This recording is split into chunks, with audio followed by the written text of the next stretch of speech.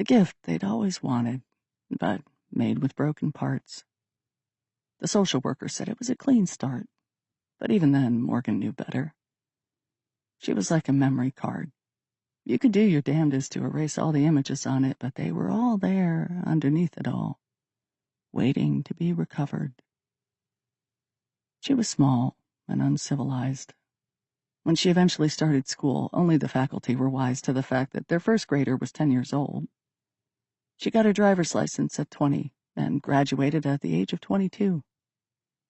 She was careful not to make any friends through it all. Or perhaps it had been less effort on her part and more the natural aversion of her peers. We learn from a young age to stay away from things that look like they could hurt us. She didn't hurt anyone until later. The ruins. She'd named it that herself, after hers truly. A nod to Byrne. It was her way of telling the universe that she hadn't forgotten about what happened to her in the little slanted house in Black Harbor. Like her, the ruins began as a blank space. It had previously been a department store with bright lights and whitewashed walls. Women in heels and black slacks offered perfume samples and makeup trials. There were jewelry cases and racks for scarves and handbags and unnecessary accessories.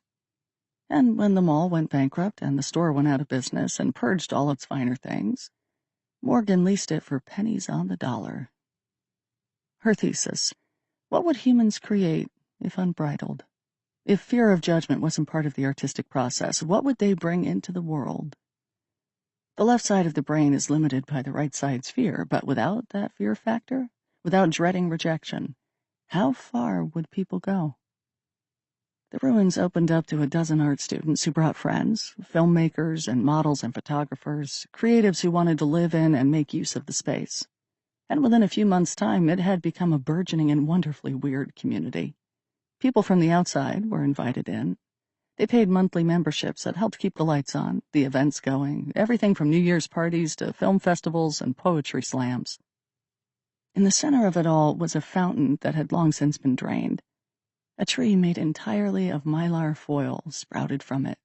Thousands of feet of fishing line draped from its branches, to which Polaroid photos were clipped. In its trunk was a hollow that held an exposed anatomical heart that had a battery pack and a mechanism inside, so it beat 60 times per minute. Beneath the tree was a light that could be changed to red, yellow, blue, or magenta to manipulate an ambiance. There was a garden of flowers made from thrift store dishes. Mannequins dressed to kill, frozen in mid-strut down an aisle fashioned into a mock catwalk. They wore electrical tape and barbed wire, a dress of singed $100 bills.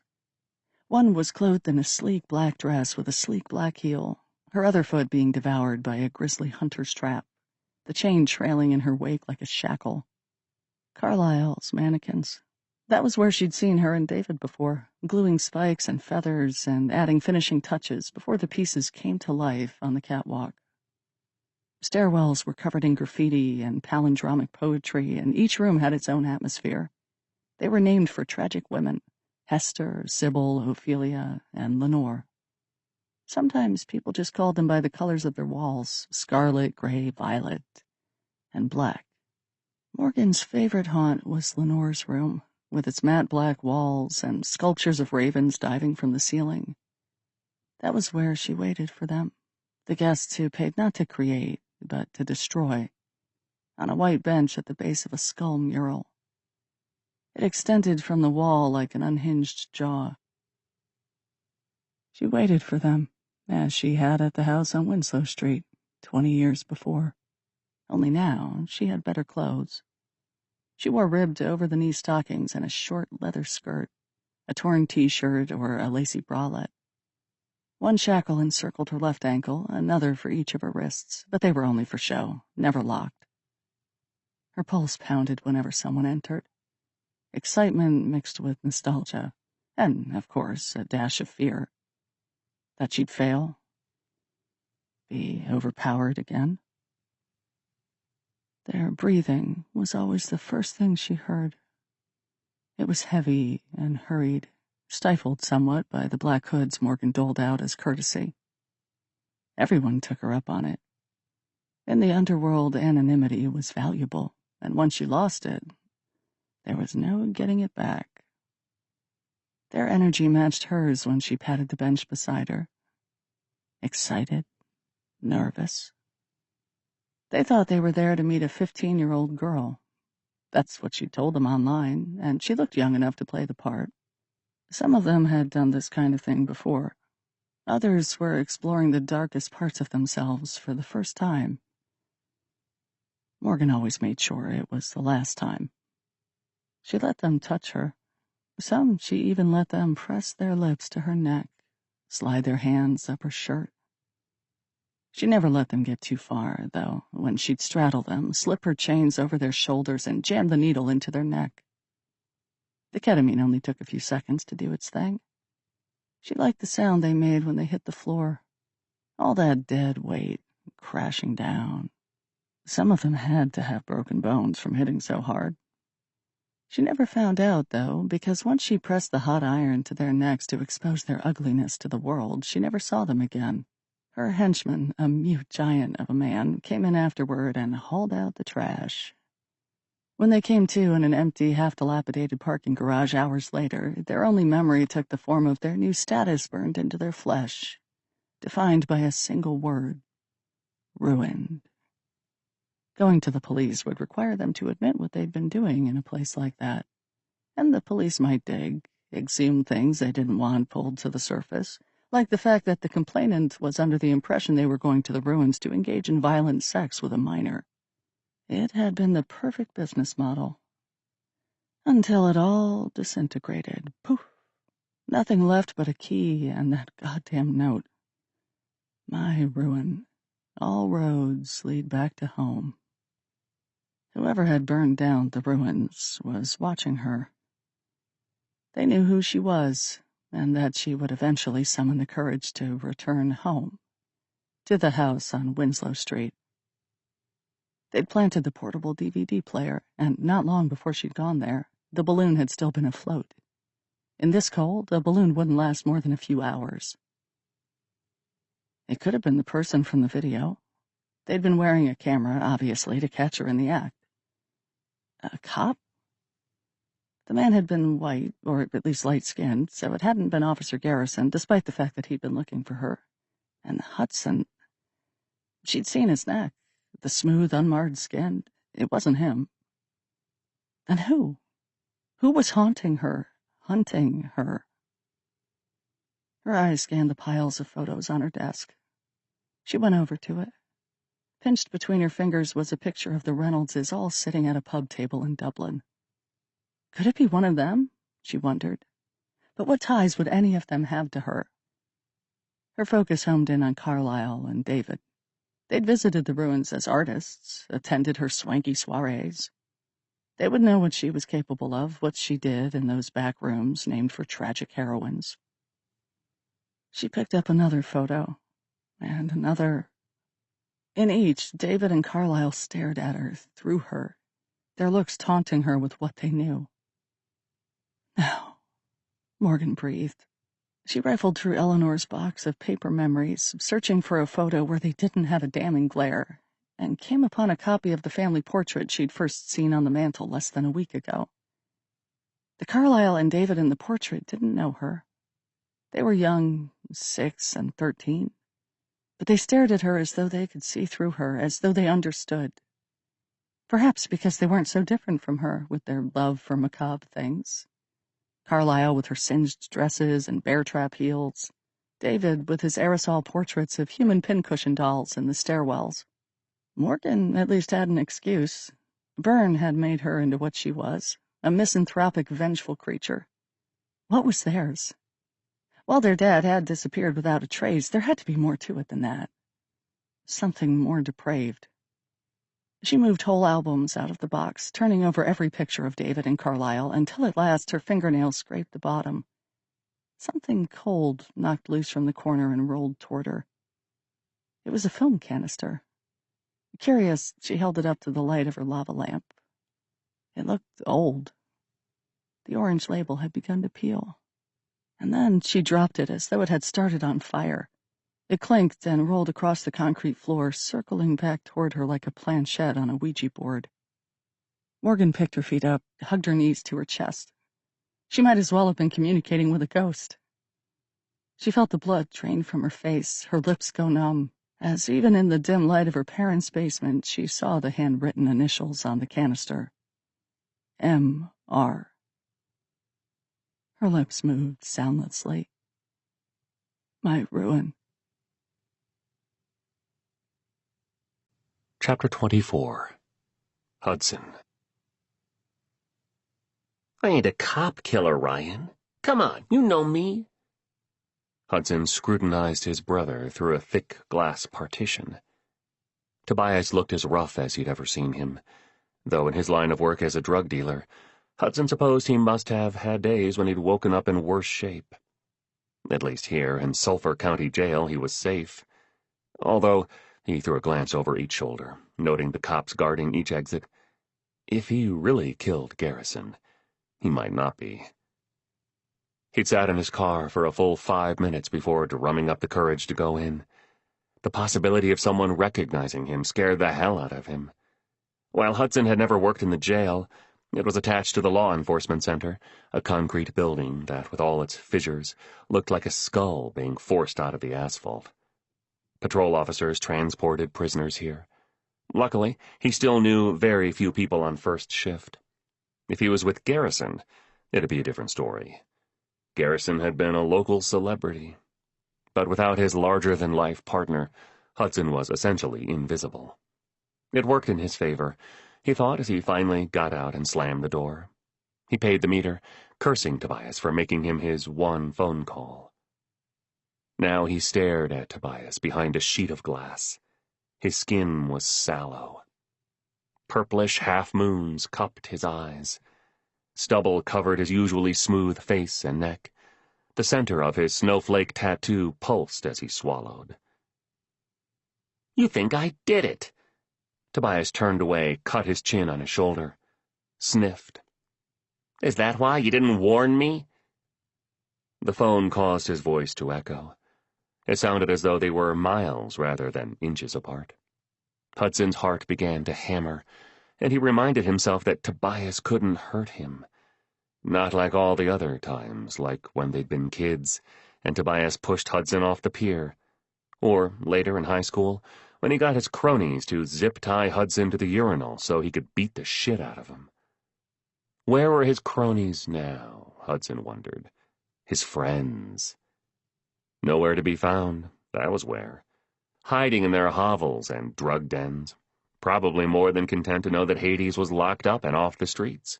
Out of sight, out of mind.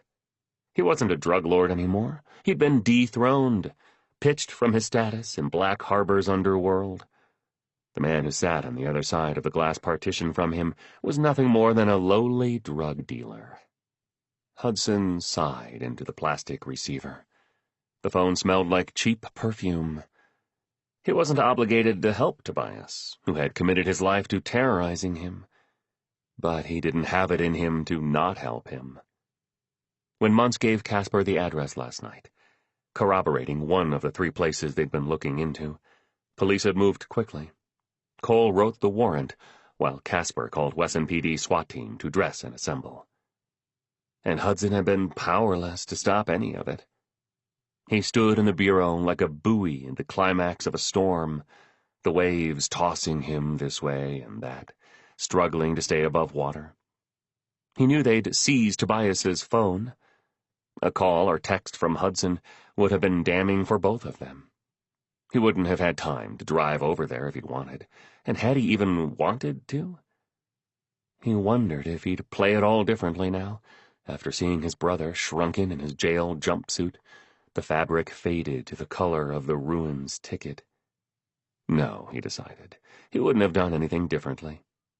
Because if Tobias killed Garrison, he should rot in prison. And if he didn't, then the truth would set him free. And yet, the truth, like killing 2 birds with 1 stone, could destroy them both. Hudson knew that. He'd known it since 11 years ago, when he first submitted his application to the Black Harbor Police Department. Being exposed as the brother of the city's most notorious drug dealer would end his career and put Tobias in a body cast, or worse. He'd be labeled a snitch, which was just about the worst thing a guy could be. "You know, he saved my life once. Your friend." Tobias's dark eyes held on Hudson's like magnets. "Saw me at the edge of Forge Bridge, 1 foot already off the railroad tie." He set his elbow on the counter, pinched the bridge of his nose, driving his knuckles into his brow. Hudson had never seen Tobias like this, so vulnerable and defeated. He furrowed his brows, trying to make sense of the pitiful man on the other side of the glass. It had to be true. Tobias never lied. "Tobias, I never knew. You never said anything. You never asked. But we're not really that way, you and me, are we? We're brothers, but we've never been brotherly." He smiled, though it wasn't a happy smile. "Not like you were with him, that Garrison character. I hated him for it a little. The affection you showed him and not me, the way you looked up to him like he was some kind of god. But I understood. We were who we were, or are who we are," he corrected. He mashed the heels of his hands in his eye sockets, smoothed out the lines of sleeplessness that creased his forehead. "When?" In his mind, Hudson saw Tobias staring into the cruel black water below Forge Bridge, where countless bodies had bobbed to the surface, bloated and nibbled on by fish. He remembered not too long ago, one corpse was recovered with a plastic bag in its throat. As if smacking the water and drowning hadn't been bad enough, the poor bastard had had to choke on garbage, too. In this frozen, coal-blackened city, everyone knew someone who jumped. 4 years ago-ish, replied Tobias. Sheila had just taken Elijah, filed for a restraining order. I couldn't come within 100 feet of my own kid. Did you hurt her? Used to. He sighed. The crackling in the earpiece made Hudson flinch. Just, either I wouldn't be home when I said I'd be, or I'd be cussing her out, calling her every name imaginable. Cracked my hand across her cheek once, split her lip. His gaze was razor-sharp, daring Hudson to judge. I never said I was a good guy. That was my main reason for being up on that bridge. I thought it might not be such a terrible thing if a guy like me wasn't walking around no more. Hudson knew the feeling. He'd never thought of himself as a bad guy, like Tobias, but he'd contemplated the second part, the not walking around no more part. Sometimes the will to quit was stronger than the will to live, especially when you came home in your funeral blacks to a cold, silent house. You said Garrison stopped you? He asked. How? He envisioned Garrison parked in the vacant lot in front of the bridge, typing up a report in his vehicle, when he saw a shadowy figure on the wrong side of the railing. The image felt like more than something he was conjuring in his own mind, and he realized, as it took the shape of a memory, he'd heard Garrison tell the story. He just hadn't known the man he'd yanked from death's doorstep was his brother.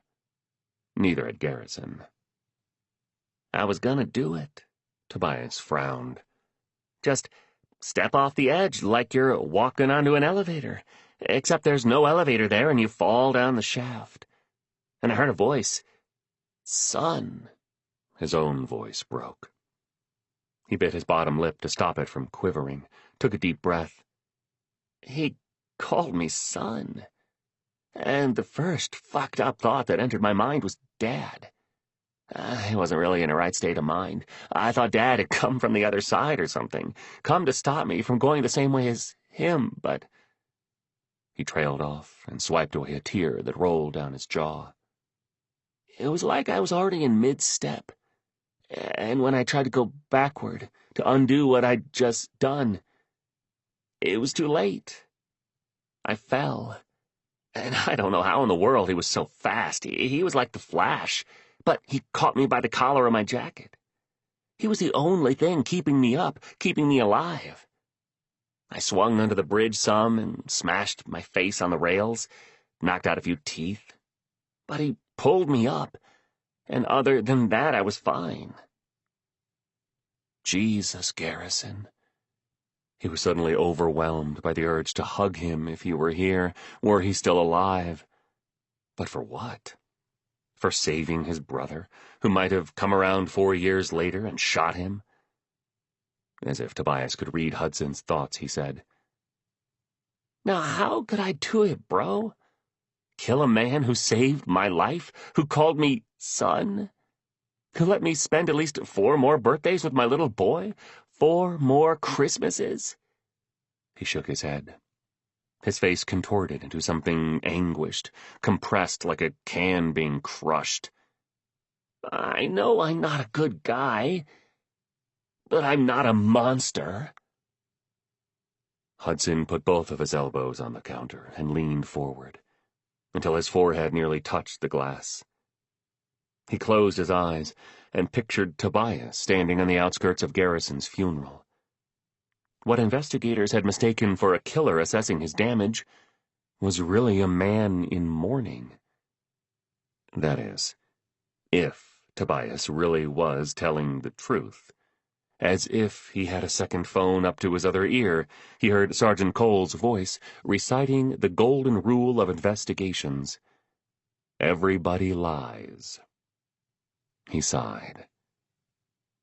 The gun that killed Garrison was a .50 caliber Desert Eagle. Why would it be in your apartment? I swear to you, Ryan, I've never seen that gun in my life. He heard Cole again chiding. That's what they all say. Then how'd it get there?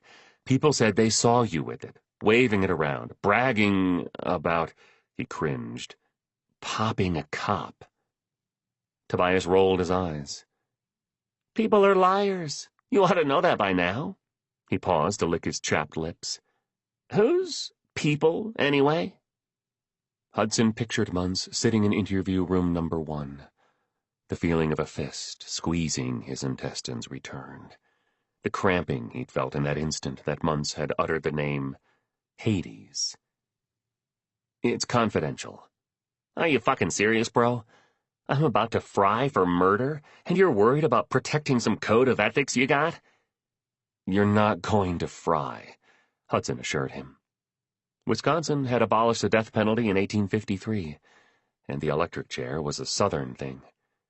It was this sort of know-it-allness that had always gotten Hudson punched when they were younger. You believe me, don't you? Tobias looked desperate, and for the first time in his life, powerless. Hudson straightened up. He raked a hand through his hair and scratched at the back of his head. Who else was in your place recently? You mean who could have dumped the gun? Yeah. Shit, people in and out of that place all day. Alice, this new girl I got, she's chummy with some seedy characters. Hudson raised a brow. You know what I mean. I'm shady, but these people are... He sucked his teeth. They leave a bad taste in your mouth, you know what I mean? He did, actually. He and Garrison arrested a woman once who was so grimy, so nasty, so sour with the smell of tobacco that his mouth tasted like he'd smoked a pack of cigarettes afterward. What do they do? He asked. Now Tobias fixed Hudson with a raised brow, a look that said, You've been walking a beat for over a decade and you don't know what people do around here? Lie, cheat, steal, you know the drill. Steal, like rob places? While Morgan had dismissed the narrative that the suspect had come in to rob the gas station, Hudson hadn't. Witnesses messed up their accounts all the time. It had all happened so fast. How would she have known whether he pointed the gun at the cashier or Garrison first? Tobias shrugged. Some, yeah. Shit, Kai's last name is Steele. The name hit Hudson like a kick to the stomach. Kai Steele was in your place? Like a rat in the goddamn walls. Motherfucker never left. Doing what? Tobias shrugged. Smoking, chillin', gelling like a felon? And if it was Kai's gun, which you say you've never seen before, your DNA won't be on it, right? I don't see how it could be. You never held that gun? Nah, bro, I'm telling you right now, I never even saw it. Hudson's mind reeled. The gun had been swabbed for DNA, but the process of getting results back could take a few weeks, and there was no guarantee the findings would be conclusive. But if he could get the police to look into Kai Steele again, and find evidence to prove the gun belonged to him, Tobias could be cleared of murder charges. He would still do 3 or 4 years for the 4 ounces of cocaine the SWAT team found in his toilet tank, unless they could trace that back to Kai, too. But after that, he'd be a free man, again. Who else? Asked Hudson. You said there were seedy characters in and out of your place all day. Shit. Tobias blew air out of his mouth. Guy named Ruiz? I think he's an informant, though, so I quit selling to him about a week ago. Destiny, she's one of Alice's friends, lives above the Moonlight Market on Main. Ronald, he stays in the back of the old Martinizing shop. He's a real piece of shit. Hudson tried on his best poker face. He was willing to bet that the Ronald Tobias mentioned was Ronald Muntz. If Tobias found out he snitched, he could send someone after him and ruin any chance he had of getting out of here. How so? He asked. Tobias's face darkened. Don't you investigate crimes against children, bro? Generally, yeah. Hudson had to admit, he was surprised Tobias knew that. He'd never mentioned his assignments to his family, which meant his brother kept tabs on him. Tell me how you feel, then, about a grown man raping his niece, who's 10, by the way, or hiring 16-year-olds for sex. Hudson clenched his jaw. He'd searched Muntz's name in Onyx, and although he hadn't come across charges for the crimes Tobias was talking about, it didn't mean they didn't happen. He just hadn't been caught. Absence of evidence is not evidence of absence. And yet, Tobias could be misinformed, or reaching. His brother was drowning, and drowning people will always pull someone else under to save themselves. Detective, you almost done? He felt the presence of one of the correctional officers. Yeah. Hudson scraped his chair back across the floor, and reached to hang up the phone. Tobias's voice was muffled on the other end. Hold up. Do me a favor, would you? Dread folded over Hudson like a weighted blanket. He brought the piece back to his ear. What? Feed Persephone while I'm gone? There's some mice for her in the freezer. Persephone is your cat? According to my rental agreement. Hudson hung up the phone. He stood and slung his messenger bag over his shoulder. As he turned to go, a knock on the glass made him turn back around. You believe me, yeah? He nodded, despite himself. He wasn't sure what to believe. Possibilities ripped through his mind. The only solid, indomitable fact was that Garrison was dead, and if his brother had in fact killed him, then Hades himself would have hell to pay. He would make sure of it. Chapter 25. Morgan. The orange film canister stared up at her from the shallow depths of her purse, a reptilian eye waiting in its cave. Or perhaps it was more of an uncharacteristic sunburst, a splash of color Morgan wouldn't normally have in her possession. The only bright shade she liked was red, like the duff hat that nested on her head and the lava lamp that currently sat shotgun. She'd buckled it so it wouldn't roll onto the floor. Globules of red paraffin wax collected at the top. Once more, her eyes scanned the handwritten MR initials on the canister's curved body. She closed the flap of her purse then, like tucking an unwanted message away in an envelope. My ruin was what Byrne had called her. No one else. But for all of Morgan's spelunking into the caverns of her mind, she could not recall her aunt's handwriting. Had her U's always had the perfect symmetry of a hook at the beginning and end of the stroke? The N was the same, a precise transposition of the U that preceded it. If the canister belonged to Byrne, what was it doing among Eleanor's things? There was only one way to find out. She had to develop it. She peered through the windshield at Exos Labs. It was a sprawling campus planted just off the highway. In the center was a glass tower she assumed was the main office building. The way the other buildings stretched out brought to mind bacteria under a microscope, spreading, until it took over all the wooded area and fields that bordered it. Morgan slammed the car door. Her boots clicked on the snow-blown walkway toward the glass building's entrance. It looked like a fortress. Somewhere a villain would stand on the top floor and look out at what lands he was about to conquer. Or like a contemporary Mount Crumpet from The Grinch. But Christopher Reynolds was no Grinch. He'd been jolly both times she met him, once as Santa Claus and once as himself at Eleanor's. She wondered if he would be at the cabin later this week. The lobby was a rotunda, wherein sat a receptionist with side-swept hair. He wore a charcoal sweater over a collared shirt. Morgan pegged him as an intern, probably a college kid earning a few paychecks during Christmas break. "Who are you here for?" he asked, hardly looking up from the book he was reading.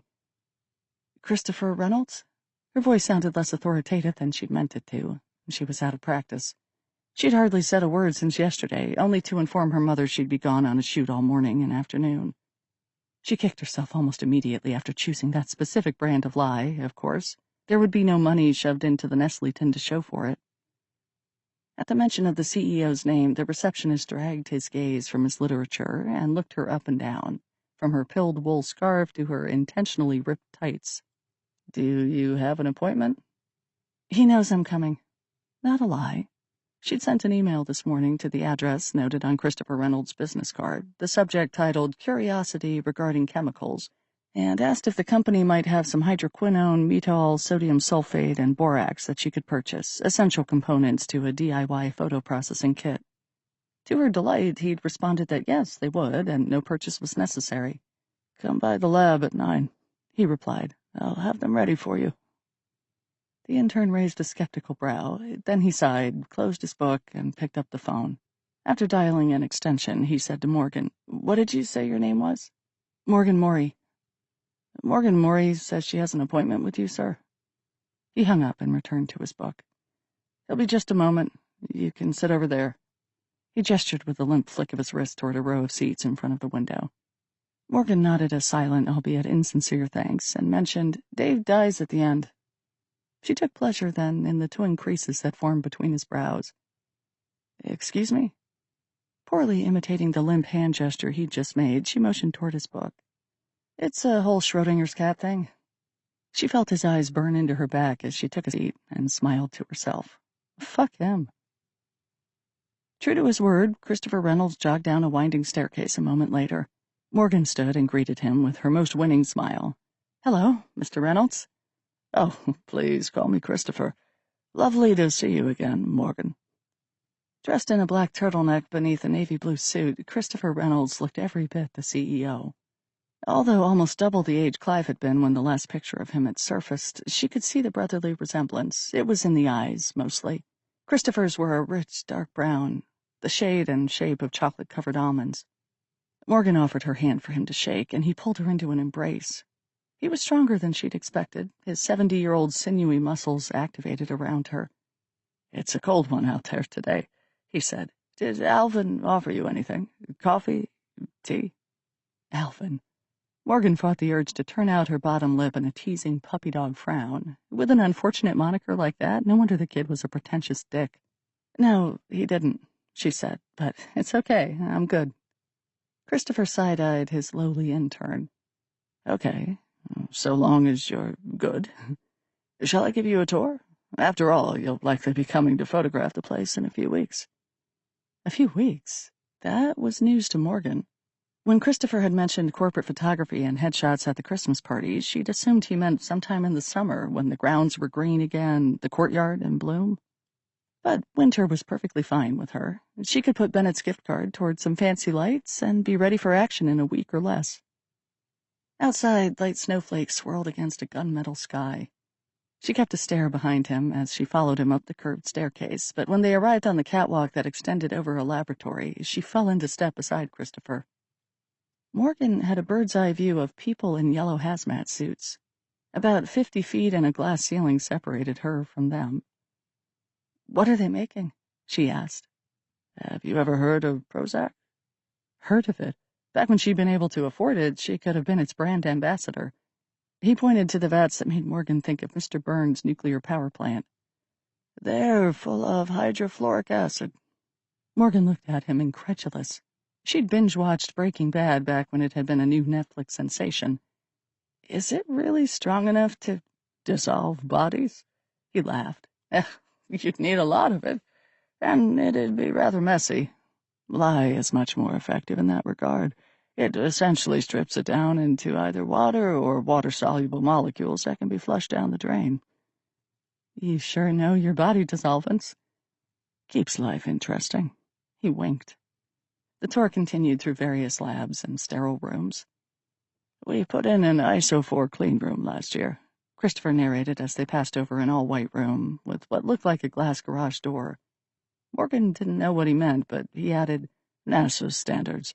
That means there are less than 10,000 particles per cubic foot of air, which, compared to 500,000 to 1,000,000 particles per cubic foot in a regular room, is pretty significant. Morgan nodded along in agreement. She got the gist of what he was telling her. This place was hella expensive. Reynolds Capital had invested a lot of money to keep this portfolio company up and running and more sterile than a bottle of Absolute. His office was in the middle of a narrow hallway, down a wing in which the walls were no longer made of all glass. He unlocked the door with his thumb, and Morgan followed him into a large, Spartan room. One entire wall was devoted to a window that overlooked a frozen pond surrounded by stalks of ice-encrusted cattails. It was beautiful. The black-and-white landscape resembled an Ansel Adams photograph. The chemicals contained in various jars and bottles were on a countertop, a black reusable bag pooled around them. All she had to do was find the handles, pull them up like a drawstring, and away she could go. But Morgan didn't want to be rude. He seemed to enjoy her company, or at least the fact that he had a non-work-related visitor. A black-and-white framed photo of a ribbon of water snaking through a valley hung on the wall above a spider plant, the only splash of color in the entire office. Morgan wandered closer to it and observed what appeared to be Christopher Reynolds' signature scratched in the bottom right corner. You took this? She asked. Guilty. He nonchalantly traced her footsteps, one hand tucked in his pocket. Had to get up at 3 a.m. and hike up before sunrise. It was worth it. Christopher beamed at the compliment. Morgan meant it, though. She would never be that skilled with a manual camera if she practiced from now until the end of her life. Another photograph, this one nearer the door, featured a sailboat. Its ghost trailed in its wake, a hazy impression of where it had been. The water was an ethereal sheath. 10-minute exposure, offered Christopher. I've got a little Pentax K1000 I've had since the 70s. These are... She was lost for words. You should submit them to a magazine. The old man looked down at the floor, as though embarrassed. He wore the emotion unnaturally, like Bennett in that cable-knit sweater. Reynoldses weren't cut out for shyness or humility. I've had a few published, by nature magazines and whatnot. I shoot for myself, though. It's amazing how all the world's secrets reveal themselves if you're patient enough. And if you look in the right places, Morgan added. When you said you dabbled in photography, I didn't realize you were so old school. He laughed. Talented. You're too kind. She almost laughed herself. She really wasn't. Tell that to all the people with ruined branded on their necks, she thought. But they deserved it. Christopher walked over to the counter, pointed to a plastic spool and the canister amid the chemicals. His eyes twinkled. I figured you might be able to use these, he said. They were just in storage. I have so many I'm tripping over them. Thank you, Morgan said, and she meant it. She figured she'd have to rig something up on her own, but an actual developing reel and tank would make things a lot easier. What film camera do you shoot, by the way? He asked. I don't know if you ever mentioned it. Oh, I don't. When Christopher regarded her curiously, she added, I found a roll of film among Eleanor's things. Thought I would develop it for her as a surprise, if it isn't corroded. Did you know? Well, How about that? He smiled, but his bottom lip quivered, revealing a row of coffee-stained teeth. Morgan paused as a chill gripped her spine. Was it the note of intrigue in his voice that caused it, or the fact that he looked like them, white-collar moguls from Chicago's business district who escaped their corporate constraints for an hour to visit the ruins? The same kind of people who entered the house on Winslow Street, trading cash and cigarettes for time alone with a little girl who'd learned not to cry or show weakness until after they had gone. Morgan swallowed the lump in her throat, suddenly intensely aware of the absolute silence. It was so quiet she could hear the snowflakes kissing the glass. Mechanically, she skirted around Christopher and scooped up the darkroom supplies. I should be going, she said. I have a shoot in less than an hour. Thank you for this. Oh, okay then. Though he seemed taken aback, he recovered quickly. I'd love to see them sometime. Morgan stopped, her hand on the door handle. See what? Christopher chuckled. His lips stretched across his teeth as he smiled. The secrets Eleanor's been keeping in that canister. Chapter 26. Hudson. His brother's last known address was a literal hole in the wall. Hudson parked across the street and 2 houses down, his SUV sandwiched between 2 cars with illegal window tint. He didn't have long before someone started sniffing. His vehicle was too clean, too prim for this part of town. How funny it was, then, that this part of town was only a 4-minute drive from Hudson's own place, and, therefore, the police department. He thought of the neighborhoods in Black Harbor like cancer cells. Once one got infected with poverty and violent crime, it spread to others. He couldn't see anything of Tobias's dwelling, only an alley disrupting 2 houses with flaking paint from growing together. It was tucked back there, Tobias had assured him, at 1104 Northridge Drive. That was the address he remembered Muntz telling Casper yesterday. Now he waited outside for a sign of Kai Steele. It was a long shot that he'd be there, but it was the only shot he had at the moment. Hudson tore his eyes from the alley and unlocked his phone. He scrolled through Kai's social media, not knowing exactly what he was searching for, but searching nonetheless. Red treads. Red treads. But even if he could find a picture of him with red shoes, or, even better, spray-painting his red shoes black, the equivalent of expecting a lobster dinner at a Denny's, it wouldn't prove anything.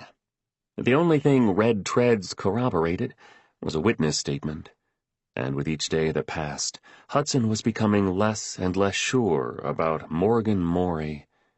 He hadn't spoken to her since the eve of Garrison's funeral.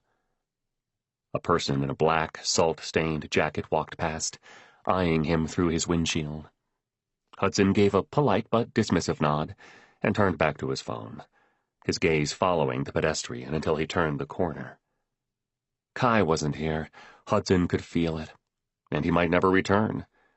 It had been a fine hideout until yesterday, when the police busted the door off its hinges. Now the place was violated, sullied, ruined. He seemed to have deleted his social media accounts, too. It was more likely he changed his name and started fresh. Kai Steele was an alias anyway, which meant Hudson would have to invent another attractive woman to send him a friend request, once he found him again. If anyone knew Kai's most recent activity, it would be the guys and robberies. Trying one last thing before he called it quits for today, he found Fletcher's number in his phone and dialed. 3 rings and a voice. Hello? Hey, Dan? Yeah? It's Ryan. Ryan? He held on the second vowel, buying him time to match a face with a name. All cops' numbers came up as unknown. Hudson. Oh, Hudson. Holy shit. His voice quieted. Hey, man. Just the guy. Has Kai Steele been up to anything lately? Has he hit any more gas stations or... Steele? We haven't seen neither hide nor hair of him in, shit, must be 3-4 weeks. Can't even say if he's still alive." Hudson sighed.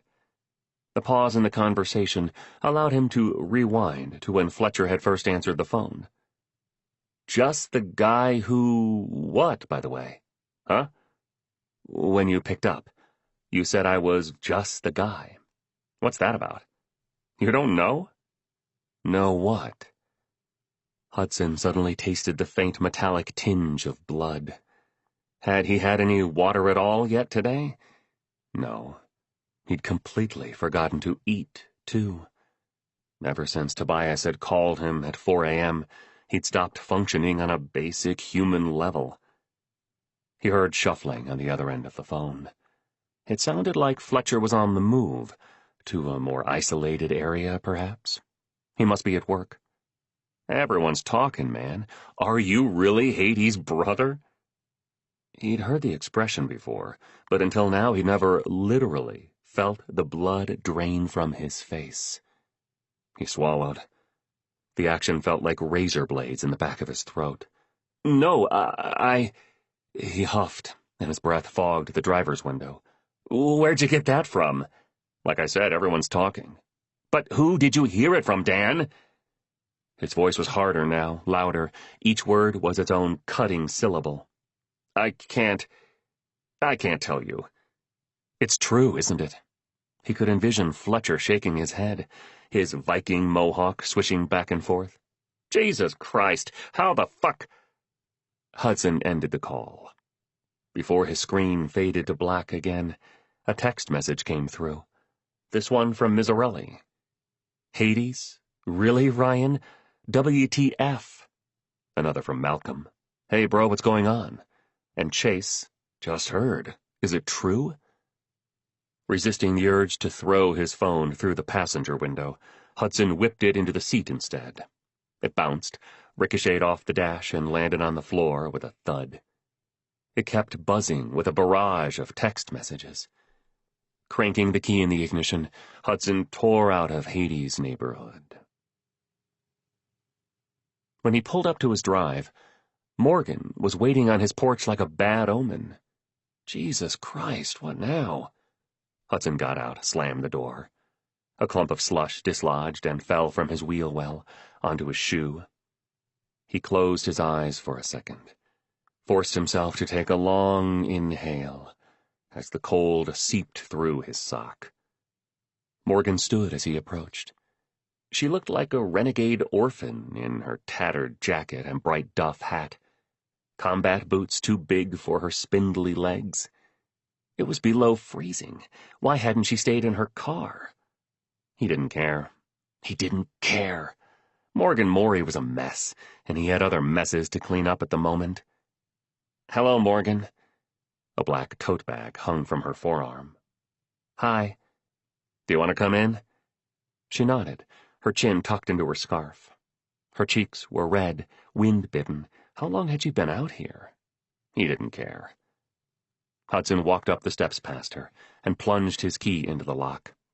His house wasn't much warmer than outside, he lamented as he tossed his messenger bag on the table.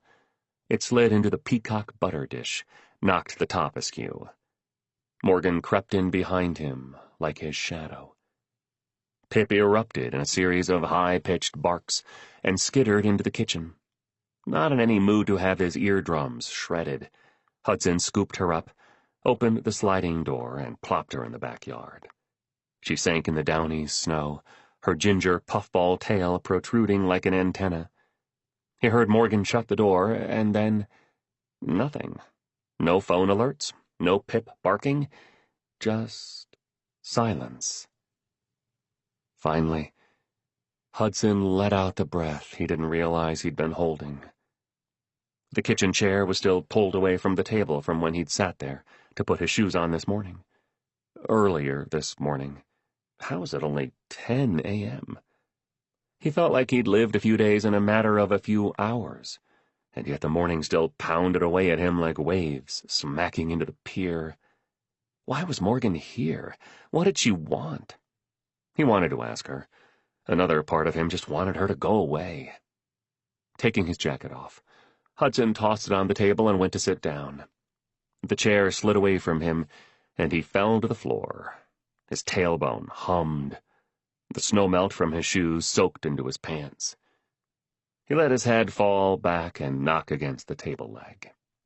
Maybe if he just threw in the towel, went to bed, he would wake up and everything would be back to the way it was before, when he and Garrison were living it up on patrol together, and no one knew his brother was Black Harbor's most dangerous drug lord.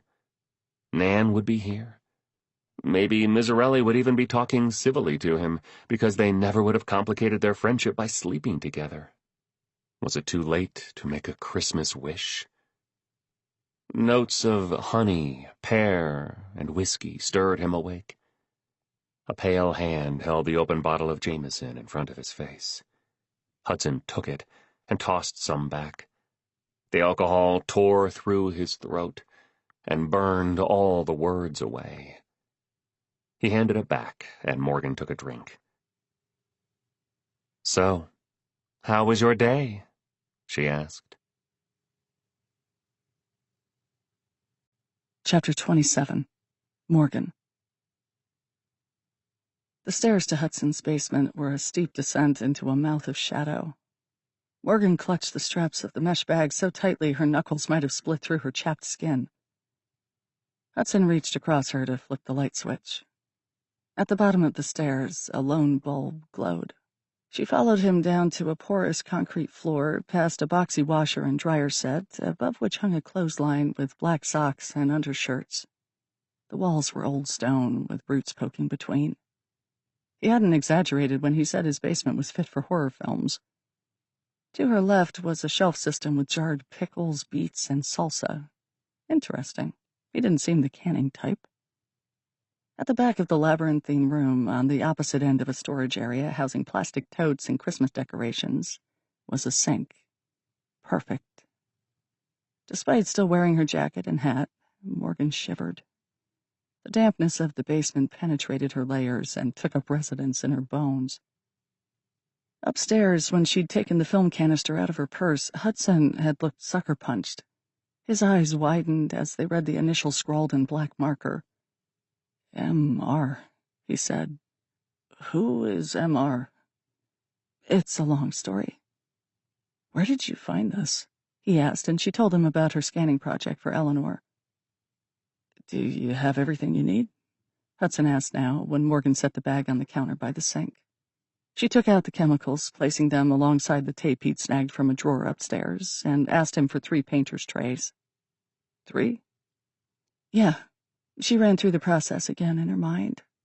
They would need 1 tray each for the developer, stop bath, and fixer. None of it meant anything, of course, if the film inside was corroded. Hudson went to find 3 clean painter's trays.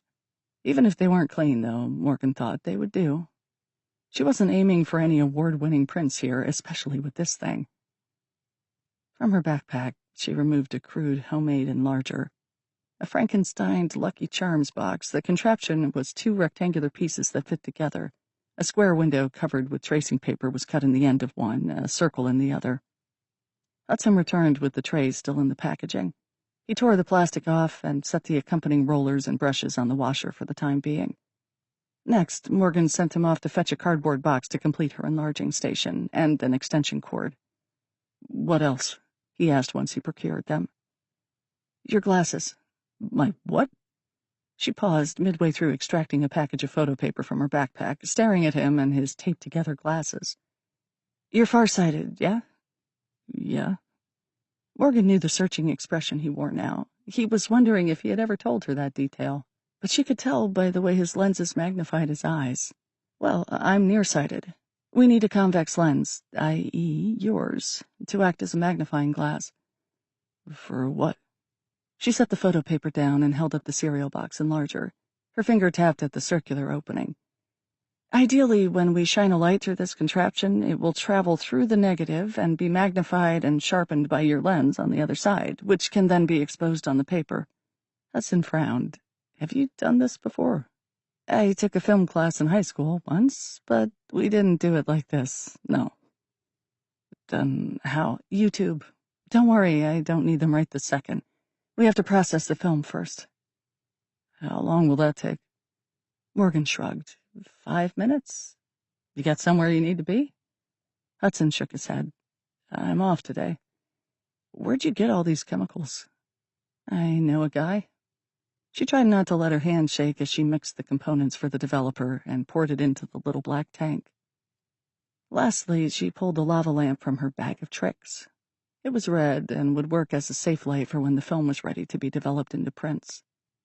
Unwinding the cord from its aluminum base, she plugged it into the female end of the extension cord and handed the male end to her male counterpart. He should know what to do with it. You know a lava lamp guy, too? Morgan smiled. This is from my own private collection. It's vintage, so don't break it.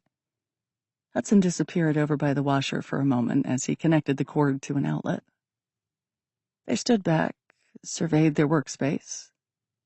The little orange canister waited front and center before an ensemble of painter's trays, chemicals, scissors, and the enlarging contraption. The trays were empty. They would mix the chemicals later, after the negatives had developed and dried. I think we're ready, said Morgan. Ready for what, exactly? Morgan reached above her head and tugged on the short, beaded chain. Lights out. It was so dark she couldn't see her hands in front of her, and deathly quiet. All Morgan heard was the sound of Pip's nails clacking on the hardwood floor above and Hudson's shallow breathing next to her. She should be more nervous, in the dark and underground, with a man she barely knew. But she did know him, kind of. She knew he was a good cop, that he volunteered at animal shelters, that he worked on cases to rescue kids like her. And, perhaps most important of all, while he had a ticket to the ruins, there was no mark on his neck. She'd made a mental map of where everything was. Her fingertips closed around the film canister, and using the scissors like a wrench, she twisted off the top. The film was so cool it felt wet as it spilled from its prison. Blindly, she found the plastic reel and fit the film into its grooves. What's that clicking noise? Hudson asked. His voice was disembodied. Morgan imagined they'd fallen into another dimension, one where people weren't people. They were just thoughts and souls in a world so deep light couldn't get through. The concept was oddly comforting. If she was bodiless, no one could hurt her, and she didn't have to hurt them in return.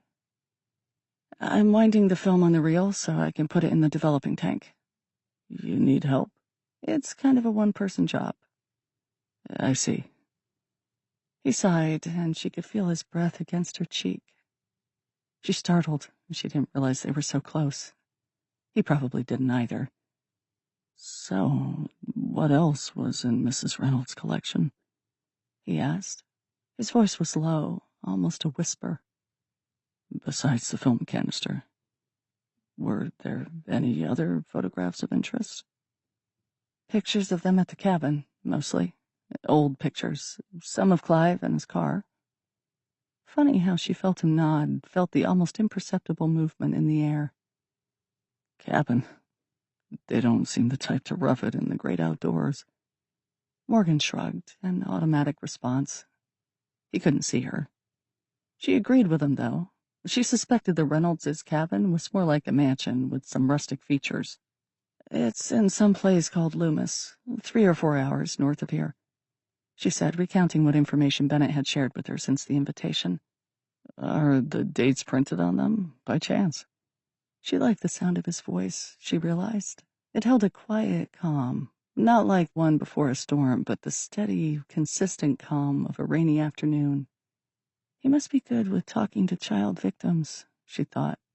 Not like the abrasive detectives who'd spoken to her during the days after being rescued from the house on Winslow Street. If Hudson had asked her for her name and to tell him what happened to her in that room, she felt sure she would have told him every horrifying detail. Instead, she'd been too scared. Scared the detectives wouldn't believe her. So she kept it inside until the monster she'd been unintentionally nurturing reared its ugly head in the ruins. Morgan turned the secured container upside down again. Some, she said finally, remembering the photo of Clive and Bennett catching fish in front of the pond. She couldn't put her finger on it, but there was something magnetic about that picture, that place with the beached canoe and the woodshed in the background, an axe leaning against its wall. Leaving the top secured, she poured the tank into the sink. She felt for the faucet then and turned it on, letting the water fill the tank through the aperture in the lid, rinsing the film clean. She repeated the ritual 5 more times. Cold water droplets stung her hands as Morgan unscrewed the cap and pulled out the reel. She unraveled the film and wandered to the area of the clothesline. End to end, she clipped the film to the cloth rope. "Moment of truth," she said, and flipped on the lava lamp. Their immediate area was bathed in a Stygian glow. The rest of the basement remained inked in shadow. Dread twisted Morgan's stomach into knots. She was afraid to look, to see a strip that had been devoured by time. But she crept closer, and instead saw blank frame after blank frame after blank frame. Fuck! The film hadn't even been shot. Her heart thrummed so hard it echoed in her head. This was it, a story not erased, but unwritten. Beside her, Hudson gasped. Oh my God. He went toward one end of the strip and positioned it toward the light. Morgan followed. She clutched his forearm like a child tiptoeing to see out an overlook, and there they were. Ghosts. That's what they looked like as her brain worked to process the negative's inverted highlights and shadows. Evergreens were white, their tops spearing an expanse of mercurial sky. A lake was a great blank swath that swallowed an entire frame. Then there was a house, a large A-frame cabin perched on a bluff. A woman in a triangle bikini lounging on a lawn chair, a drink and a magazine beside her on a resin table. The invertedness of the negative made her large sunglasses look like headlights. Judging by the clothes and the level of corrosion on some of the photos, the woman could have been the same age as Eleanor, but she wasn't Eleanor. Her face was too soft, hair too tame and straight. It looked white as snow in the negative, which meant it must have been black. There was a girl, too. She was young, maybe only 3 or 4. Chin-length hair as silken as the woman's. The same soft, egg-shaped face. The girl built sandcastles, ate a snack, held a phone up to her ear. Morgan squinted at that last one. The girl was in the middle of the woods, it appeared, someone lifting her to the height of a random payphone? The whole composition of it looked surreal. Holding the negatives within inches from her nose, Morgan scrutinized every line, every shadow, every blown-out highlight. It was the eyes she found most unsettling. All white and eerie, it looked as though they'd been intentionally carved out of every photo. Another character appeared then, when the woman, the girl, and a man all sat in a canoe. The woman and man faced each other, and the girl sat on the man's lap. He wore shorts and a t-shirt. Morgan read the strip like a book. In some photos, his face was partially obscured by the little girl's head as he leaned to whisper something in her ear. In others, he cradled her close, his chin resting on her hair, and smiled at the woman seated across from him. Morgan's breath hitched. She would recognize that golden Hollywood smile anywhere. Clive Reynolds. And then, looking more closely at the little girl, she saw it. The girl sat next to it during story time. She carried it by its arm as she collected stones from the lake shore, fished with it by the edge of the dock. Her Bart Simpson doll. The girl in the negatives was her. Chapter 28. Hudson. Are you sure it's you? Hudson asked. They were in his living room now, sitting in the same positions as last time.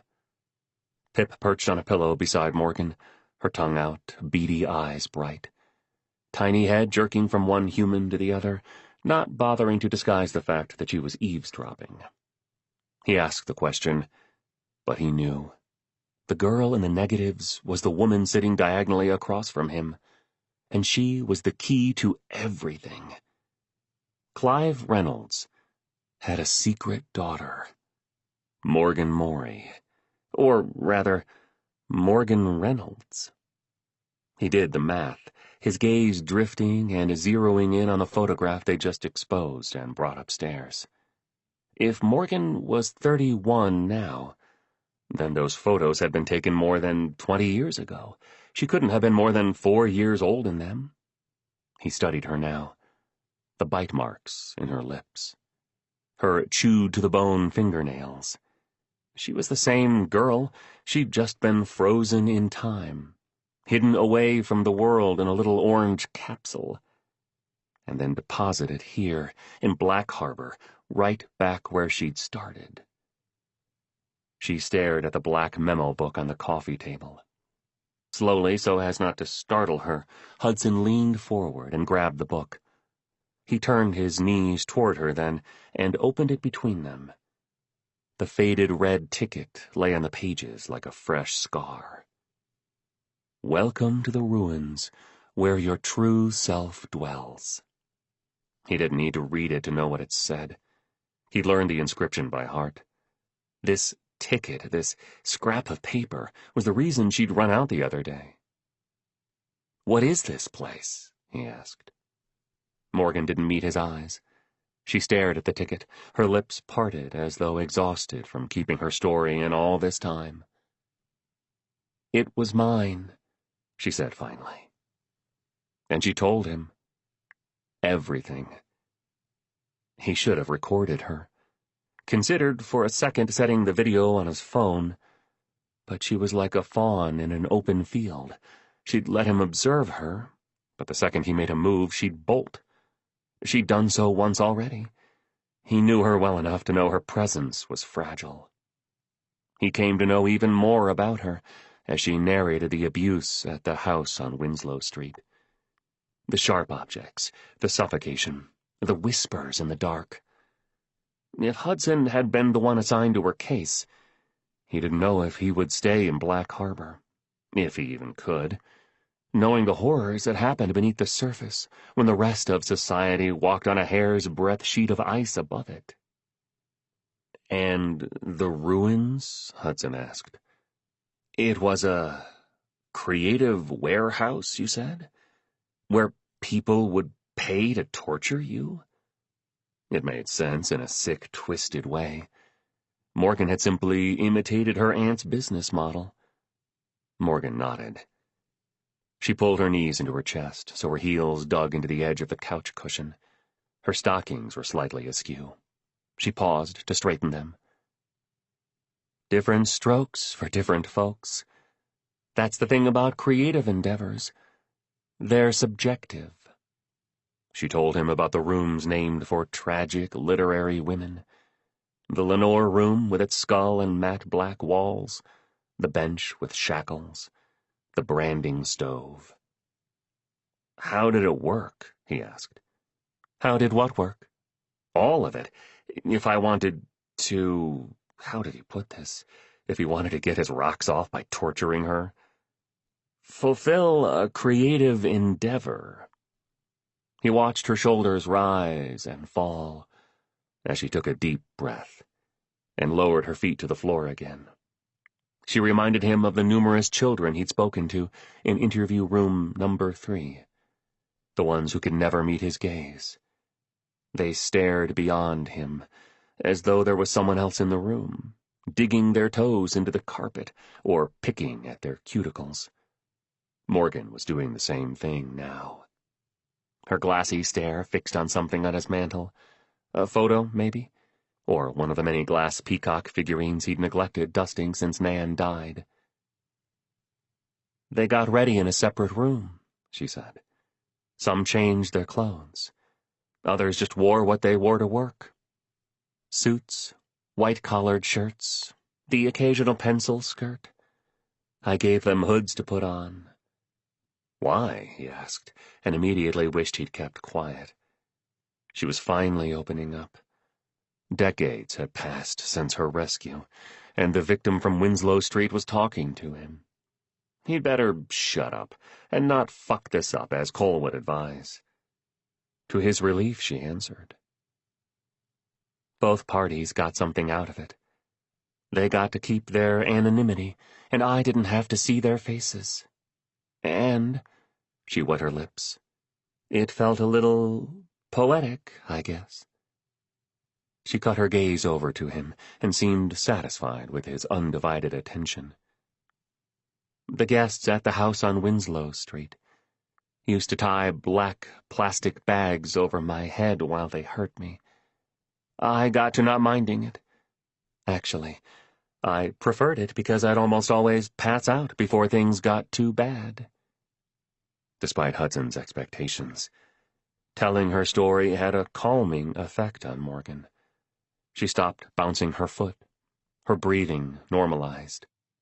He stared hard into her eyes that were the lightest shade of green, the color of a bottle lost at sea, and wondered what message they held inside. She was relaxing a little, letting her wall down. And yet, she wrung her hands, her long fingers entwining her wrists. I wanted them to feel everything, she said finally. He chanced one more question. Did anyone refuse the hood? Not breaking eye contact with him, Morgan shook her head. People are cowards. They all took me up on it. Hudson nodded. He hadn't realized he was still holding the memo book. He was afraid to shut it, that closing the book would close her, too. But to his surprise, she kept talking, the words pouring out of her. Not smooth, but steady enough. I'd be sitting down, shackled. She held up her arms as though the restraints were still there, and he noted, as he had before, that each wrist bore a matching black leather cuff. She patted the empty spot on the cushion next to her, between her and Hudson. They'd sit, and then I'd play, just for a minute or two. On his couch, Morgan hiked up her skirt.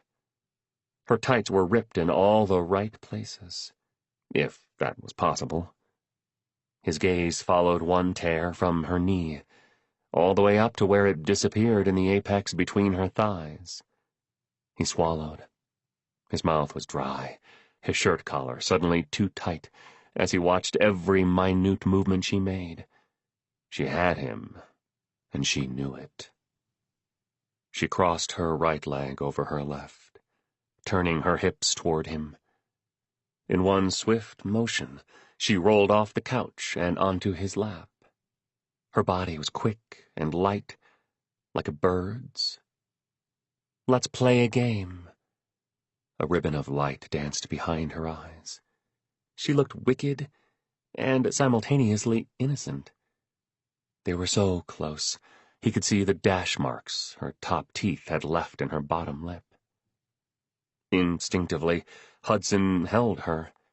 His hands cinched her waist, beneath her rib cage. She draped her arms over his shoulders, her fingertips swirling his hair. Her shirt hung loose, revealing pasties made from electrical tape, and between her breasts, the delicate lines of a serpentine tattoo. The rapid pulse of her heart, that matched his own, beat beneath translucent skin. She smelled faintly of chemicals, and something sweet. What kind of game? His breath was more of a gasp. The snakebite piercings in her lip glinted like snowflakes, beckoning him to press his mouth to hers. He wondered if she tasted like sugar. No, this was wrong. She was a person of interest in more than one high-profile case. Hudson started to pull away, when she began to move her hips back and forth, sliding against him. Jesus. He let his head fall back and felt her press her fingertips to his neck, like a gun. Hide the needle, she whispered in his ear. Holding on to his shoulders, she leaned back, and Hudson caught a fleeting smile. "You inject them?" he said. "With what?" "Special K." "Ketamine?" She nodded. "You'd be down by now," she said, throwing a glance at the floor. "And then what would you do?" The smile was back, only barely. "Poke them with a stick." She pressed her thumb to his neck. It hurt. He turned his head, but she didn't stop. "Okay," he said. But her eyes had gone onyx. She pressed harder, promising to leave a bruise with the whorls of her fingerprint. "Morgan, stop it!" He grabbed her arm. She jerked, suddenly, as though she just touched a hot burner. When he looked into her eyes this time, he saw that they'd lightened back to their original jade. A teardrop fell from her lashes and slid down her cheek. She started to shiver. "I made them symmetrical," she said softly. The teardrop disappeared in the space between her parted lips. "As ugly on the outside as they were on the inside." Suddenly Hudson understood. He thought back to his interviews with traumatized kids, the way they stared past him to mentally rearrange the objects in the room to achieve symmetry. Morgan had done the same thing with people, making their outsides match the depravity they hid inside themselves. Cautiously, he wiped away another teardrop. His thumb grazed the corner of her mouth. She opened it as though to speak, but no words came out. He leaned into her, listening. She touched his neck again, gently this time, as though to assess what damage she'd done. Her cold fingertips slid under his shirt. He inhaled sharply at the sensation. The hair on his arm stood on end. He couldn't help it. He leaned farther, desperate to be in her orbit. "Don't get too close," she warned. Why? But even as he asked it, he was beyond the point of no return. With her mouth touching his, she whispered, "Because I bite." Chapter 29. Morgan. Morgan, my darling, my ruin. Clive had a deep voice, gravelly. She remembered now. It was as though all his sentiments had expiration dates. His voice started so far down inside him that by the time the words exited his mouth, they'd already begun to fade. An incessant reminder that her time with him was temporary. He would never spend more than a couple of hours with her and her mom. Except the one time they had gone up to the cabin in Loomis. It was no wonder it felt familiar from the photos. She'd been there before, once. She was almost too young to remember, her mind a palimpsest of fond childhood memories buried by darker ones. Her past came back to her like old scars being torn open. At her mother's apartment, he read Morgan books and brushed her hair. If he stopped by after work, he brought Chinese food, noodles and brown sauce, chicken with a sweet, fried skin.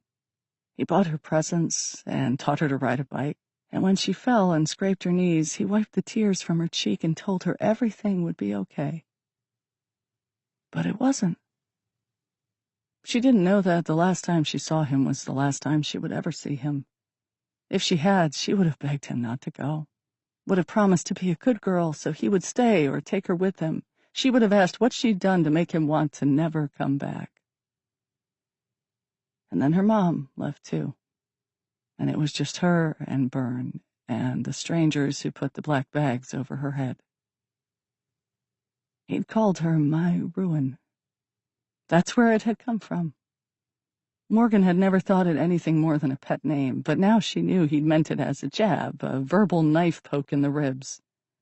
Call a spade, right? A pet name when she hadn't known any better. Now she canonized it among the classic nursery rhymes, a sinister tale masked with a light-hearted tune. Jack busted his head falling down a hill. Humpty Dumpty broke his shit. The ring around the rosy was a bubonic lesion, and pockets full of posies covered the stink of rotting flesh. The picture of her with Clive and her mother surfaced in her memory. The negative transformed the photo into an X-ray, stripped them down to their barest essentials. They were made of the same stuff. The girl with the Bart Simpson doll, the woman with straight hair, the handsome man with a winning smile.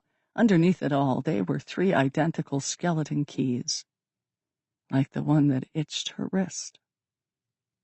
Had he been the one to leave it for her? Could Clive Reynolds, her father, be alive and searching for her? Morgan awoke, disoriented and out of place. The world around her was unfamiliar. Where were her glasses?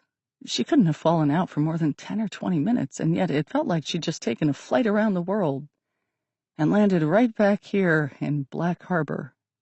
For it was Black Harbor still, without a doubt. She felt its wintry breath seep in through the cracks in the windowsill, detected the dusty smell of coal to which people become nose-blind, the stannic scent of fish blood and scales, of soil frozen under layers of ice and snow. She heard the wailing of sirens in the distance, muffled, like someone screaming into a blanket. The walls of Hudson's old house groaned as though they were in the belly of some sleeping beast. The flannel sheets grazed her skin. She was naked but for the electrical tape X's on her nipples. Turning over, she felt a stickiness between her legs, a diminishing burn. She snaked her arm out from under the blanket and reached for the nightstand, blindly searching for her glasses. She felt their round, cold frames lying atop a book. Squinting, Morgan read the spine, East of Eden by John Steinbeck. So Hudson was the read-in-bed type. His back was to her. She turned toward him again and counted his vertebrae, lightly tapping each one with her fingertip. He spasmed at first, as though he, too, had just woken up without sense of time or place or notion of who was in his bed. He moaned quietly and turned over. He was so clean, so free of marks. And yet she knew that inside he was battered and scarred, with wounds old and fresh. It had only been a week since his friend's murder, after all. And he clearly still mourned for his dead Nana. Morgan suspected he hadn't changed the house since she'd left it. A transient thought passed through her mind. Would anyone ache for her when she was gone, the way Hudson ached for his departed loved ones? Would anyone even notice if she was no longer sucking air? "Hey," said Hudson, sounding half asleep. He wasn't wearing his glasses either. Seeing his eyes without them was like noticing them for the first time. They were rich, espresso brown, not anything like the empty eyes of the people in the negatives. Morgan smiled, half of it disappearing into the pillow. "I didn't mean to fall out," he admitted. "Blame it on the Jameson," she said. He laughed softly. "You like that stuff?" she asked. "Not really," he said, and then, "There's a time and place for it, I suppose." "Like where?" The corner of his mouth quirked upward, tugged by a dream. "Like a pub in Dublin on a rainy day."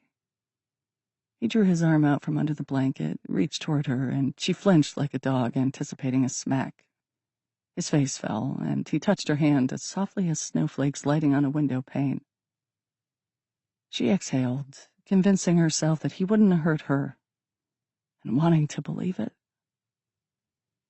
She watched his eyes flicker as he studied her, from her pale skin to the 2-headed snake that slithered between her breasts.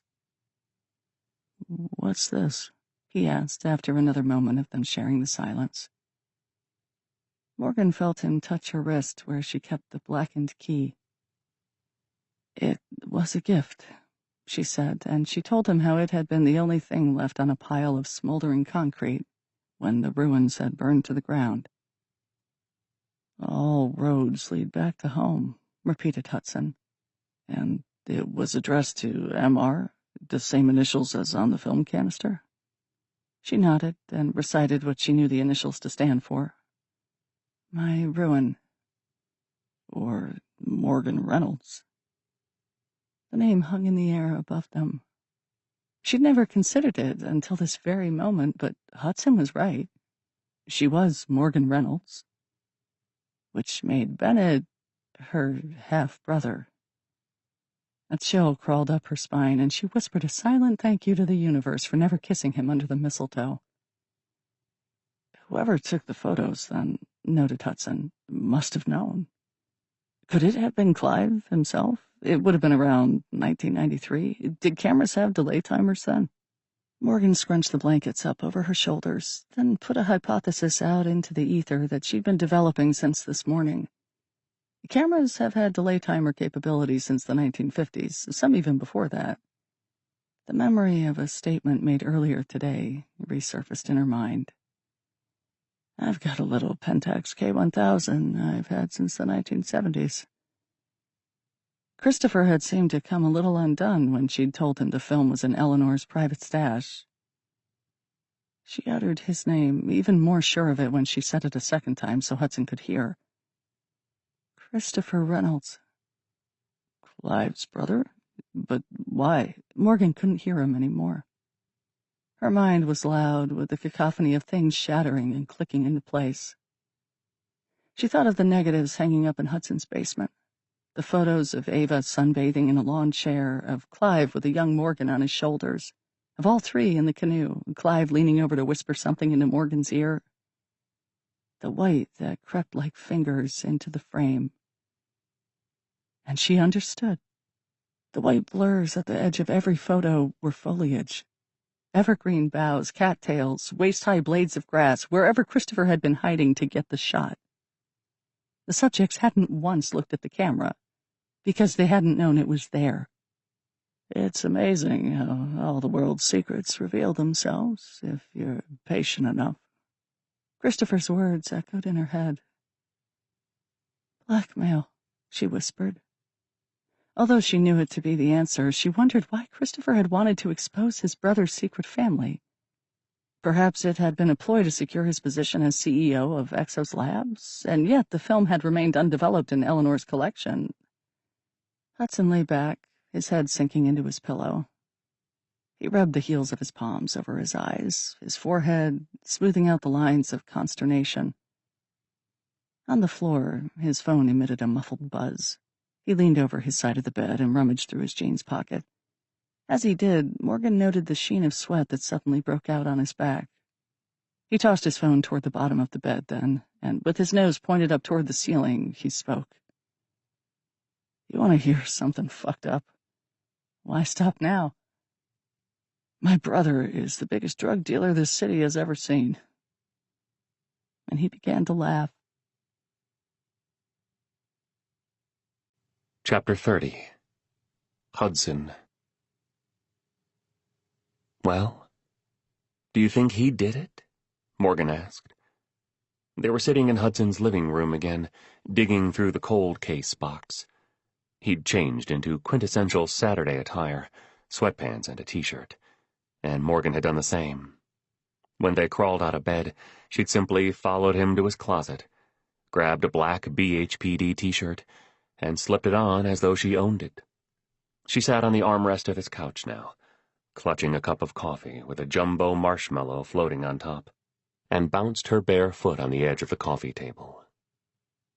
I don't know, he said after a moment. I really don't know. It was the honest-to-God truth.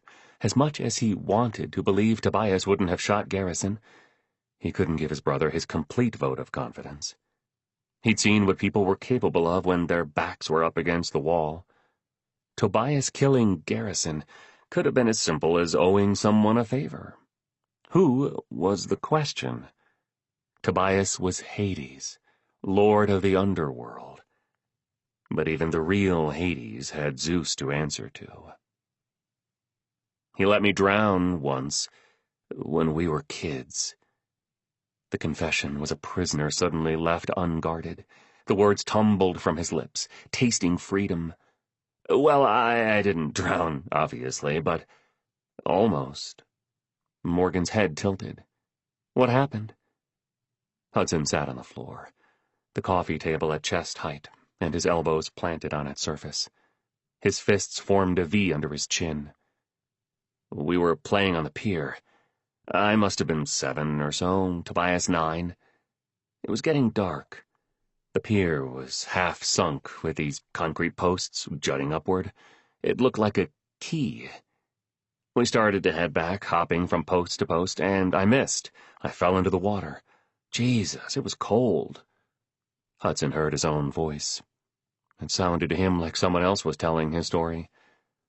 The words were a wave, slow at first and gathering speed until they crested and began to decrescendo.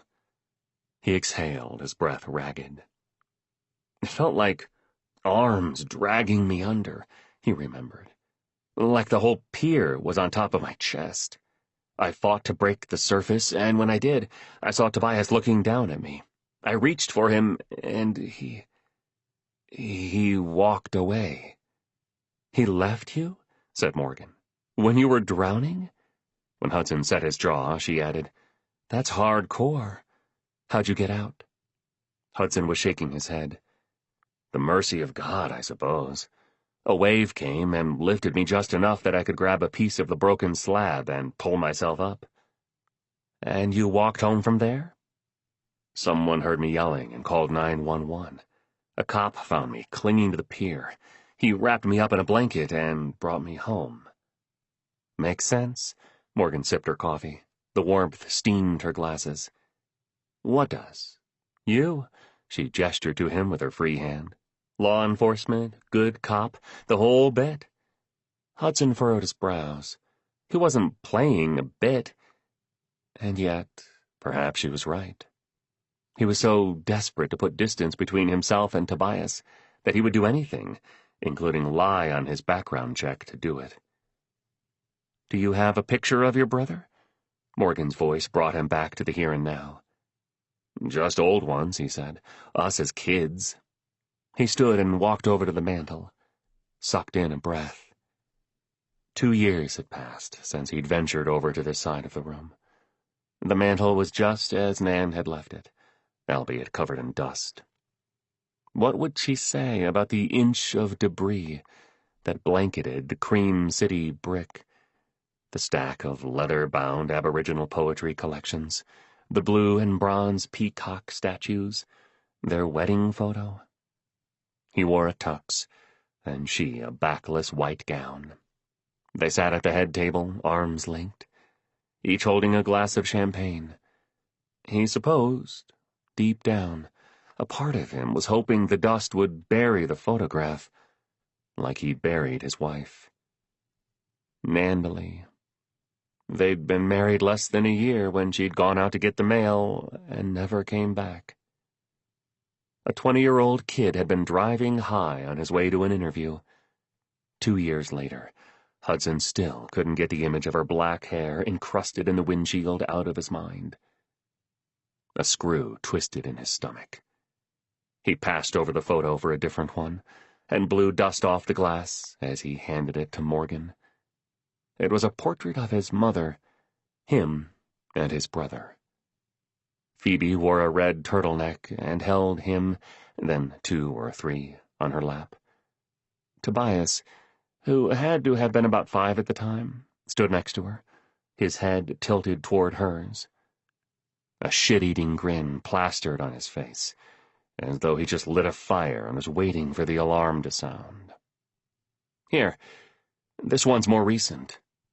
He showed her his phone with Tobias's latest mugshot. It was the same one featured on every local news station. She sighed. His face was covered. His hands. All I remember were the spray-painted shoes. I'm like one of Pavlov's dogs when it comes to spray paint. Hudson believed her. After spending so much time in a place like the ruins, where it sounded like every surface was coated in aerosol, she wouldn't have mistaken it. And there's no video? When he shook his head, she remarked. How convenient.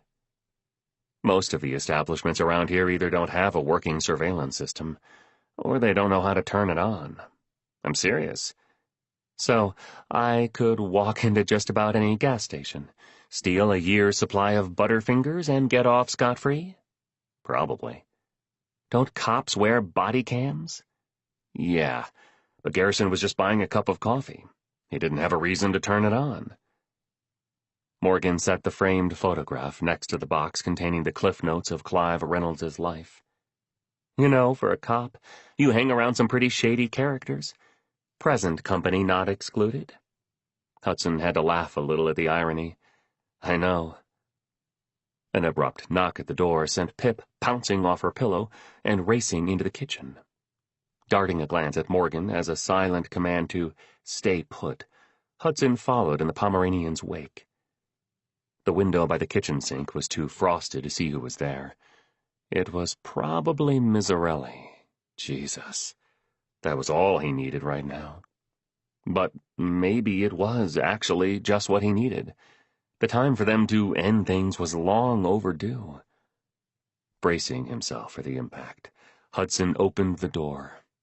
Deja vu hit him. Sergeant Cole stood on his doorstep as he had almost exactly 24 hours ago. "Sir?" His breath issued a cloud that hung between them for a second and disappeared. Cole looked as stone-faced as Hudson had ever seen him. "Do I look like a lobster to you, Hudson?" Hudson squinted as he knit his brows. Despite the negative temperature, Cole did look a bit red. Beads of sweat clung to his hairline, frozen into ice crystals. "No," he said. "Then why are you putting me in hot water?" Hudson opened his mouth to say something, though he hadn't made his mind up as to what, but Cole cut him off. "Tobias Shannon makes you his phone-a-friend, and you come running? Are you shitting me? You didn't belong there, Hudson. He might have killed Garrison. For Christ's sake, and you— He didn't!" He felt spit fly off his tongue, and shock at the sheer volume of his voice. He'd just shouted at his superior. But at least he knew the answer to the question Morgan had asked 5 minutes ago. The answer was no. He didn't think Tobias killed Garrison. And he would put all of his energy into proving everyone who thought otherwise wrong, including Nikolai Cole. "I didn't say he did." Unfazed, Cole stepped toward him. One foot crossed the threshold, then the other, and suddenly he was in Hudson's kitchen, shoving him into the wall. Hudson felt a burning pain in his ear as Cole drove his forearm against the side of his head. He heard his glasses crunch, and all he could think of in those seconds of being forced to eat the paint off his kitchen wall was, "These are my only pair." He bucked and went to elbow Cole in the ribs. But with his free hand, Cole grabbed Hudson's wrist and muscled his arm down. Hudson felt defeated as Cole managed to secure both his hands behind him. He braced himself for a knee in the back, or another destabilizing move that would bring him flat to the floor. But it never came. Instead, he felt Cole's breath hot against his neck, though it was Garrison's words that he heard. "Jesus, Hudson." For a split second, Hudson wondered if he'd blacked out. If he did, he came to as soon as Cole released him. Stumbling forward, he caught his balance after knocking into a chair, and realized the sole reason Cole had let him go. Standing in the entryway in just his t-shirt, Morgan took a sip of her coffee. "You've got quite the front, Hudson," Cole said. "You hiding some serious equipment, or what?" Morgan raised her hands and spaced them about a foot apart. Cole, shaking his head, laughed. And had he not been mortified by the consequences he was undoubtedly facing, Hudson might have laughed too. "Hello, Morgan," said Cole, and when Hudson shot a look at him as a silent, "You know her?" Cole gave him half an eye roll that said, "Please." "I'm Nick, his supervisor." Morgan raised her hand in a subdued greeting. "I intend to stay a while." Cole took off his jacket and draped it over a chair. "If you wanted to put pants on, or whatever." The two men watched then, as Morgan grabbed the chair that Hudson had caught himself on seconds earlier, and sat down with her legs apart, toes pointed like a ballet dancer. She set her mug on the floor and leaned forward, her palms pressing into the front of the seat, fingers gripping the edge as she had gripped the sheets upstairs. The t-shirt pooled like a scant loincloth between her legs. Or whatever. Cole's eyes rested on Morgan for a moment. This Coraline-esque character in Hudson's kitchen. When he turned back to Hudson, he said, "I don't think I even need to tell you, but just to kick things off, your name's getting thrown around the PD like a hot potato. And I haven't even been in at all today. That's just my phone blowing up with everyone and his brother asking if I knew you'd been to see Tobias Shannon. Speaking of brothers," he fixed Hudson with a deadly stare. "Who told?" Hudson asked, remembering the conversation with Fletcher earlier this morning. "Irrelevant. Tobias Shannon is the prime suspect in the murder of an officer. You don't think his calls and visits are being monitored?" He shook his head. "I'm sorry, but you're a moron. On top of that, you're the lead, forget that, solo investigator on the highest-profile case the city has ever seen. New recruits come to Black Harbor PD with the hopes that someday they'll get a chance to put the Clive Reynolds mystery to rest. And you're blowing it. All you had to do was stay away from Tobias Shannon, and not sleep with the key witness. So far, you're 0 for 2. Hudson sighed. He leaned against the counter, his arms folded tight across his chest. Cole had him pegged. If he closed his eyes, he would think they were across the street in interview room number 1. "How long have you known?" "That he was my brother." "How long have you been at the PD?" 11 years. "Then I've known for 11 years and a few months." "But how—" "I did your background check. It actually wasn't that hard to dig up. Found your records of when you legally changed your last name at age 18 from Shannon to Hudson, and worked backward." Hudson was at a loss for words. Cole had known this whole time, and never said anything? "They still hired me, though. How come you never told anyone until now?" Whoa, let's get something clear. I still haven't told anyone. I kept your secret for you. It was you who fucked it up. And I never said anything back then because I wanted you to have a chance. I figured there was a possibility you were joining law enforcement at your brother's behest, though he wasn't Hades back then, just a lowlife. So he'd have an inside guy looking out for him, getting rid of his scent. But when I looked at your college records and all that volunteer work, you just didn't seem the type." "Thank you." He wasn't sure if his gratitude was for what Cole had just said, or for the fact that he hadn't stood in his way of becoming a police officer. "Is that why you assigned me the Clive Reynolds case? So I could prove myself or something?" "There was that, yeah. And it was a good distraction from Garrison's investigation. Plus," he paused, and for the first time since Hudson had known him, Cole looked unsure. But Hudson hadn't come this far, screwed up this royally, to let Cole's reasoning remain a mystery. "Plus what?" Cole tilted his head to one side. He raised an eyebrow at Morgan, who raised one back. He regarded Hudson again. "You want the good news or the bad news first?" "The good news." "Okay. You don't belong in sensitive crimes." Relief washed over Hudson. He'd felt almost certain that at the very least, Cole was going to pull him from the cold case and toss him back into his current assignment. He couldn't do it anymore, especially not after knowing all that had happened to Morgan as a child. He was afraid to ask, but there was no avoiding it. "And the bad news?" "Look, I know you don't want to hear this, but you don't belong in robberies either." The statement hit him harder than the blow Cole had just dealt him with his fist. "But Garrison and I—" "What? Spent the last 4 months of your patrol career tracking a string of convenience store robberies? You make any arrests?" "No, but we got some leads." He thought of Kai Steele holding up at Tobias's place. Police had been so close to bringing him in last night. If only he could catch him, so many questions would be answered. "Leads don't put the bad guys away," said Cole. "Arrests do. And even those don't stick half the time. The truth is, Garrison was good at a lot of things, but detective work, There's a reason he was never promoted. He never wanted to. Really? Is that why he took the test? What? In all their years together, Hudson had never heard Garrison utter anything but disdain for the Bureau. Surely he wouldn't have taken the investigator's exam. Not the one you took, but 4 years ago, yeah, he took it. Cole paused for a beat and then added the obvious. He didn't pass. Hudson shook his head. He felt hollow inside, duped and cheated, as if he hadn't known the real Bricks Garrison at all. It was his friend's unapologetic disdain for the Bureau and all the people in it that compounded Hudson's guilt of going upstairs.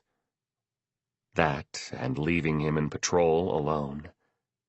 I just don't understand, he said after a moment.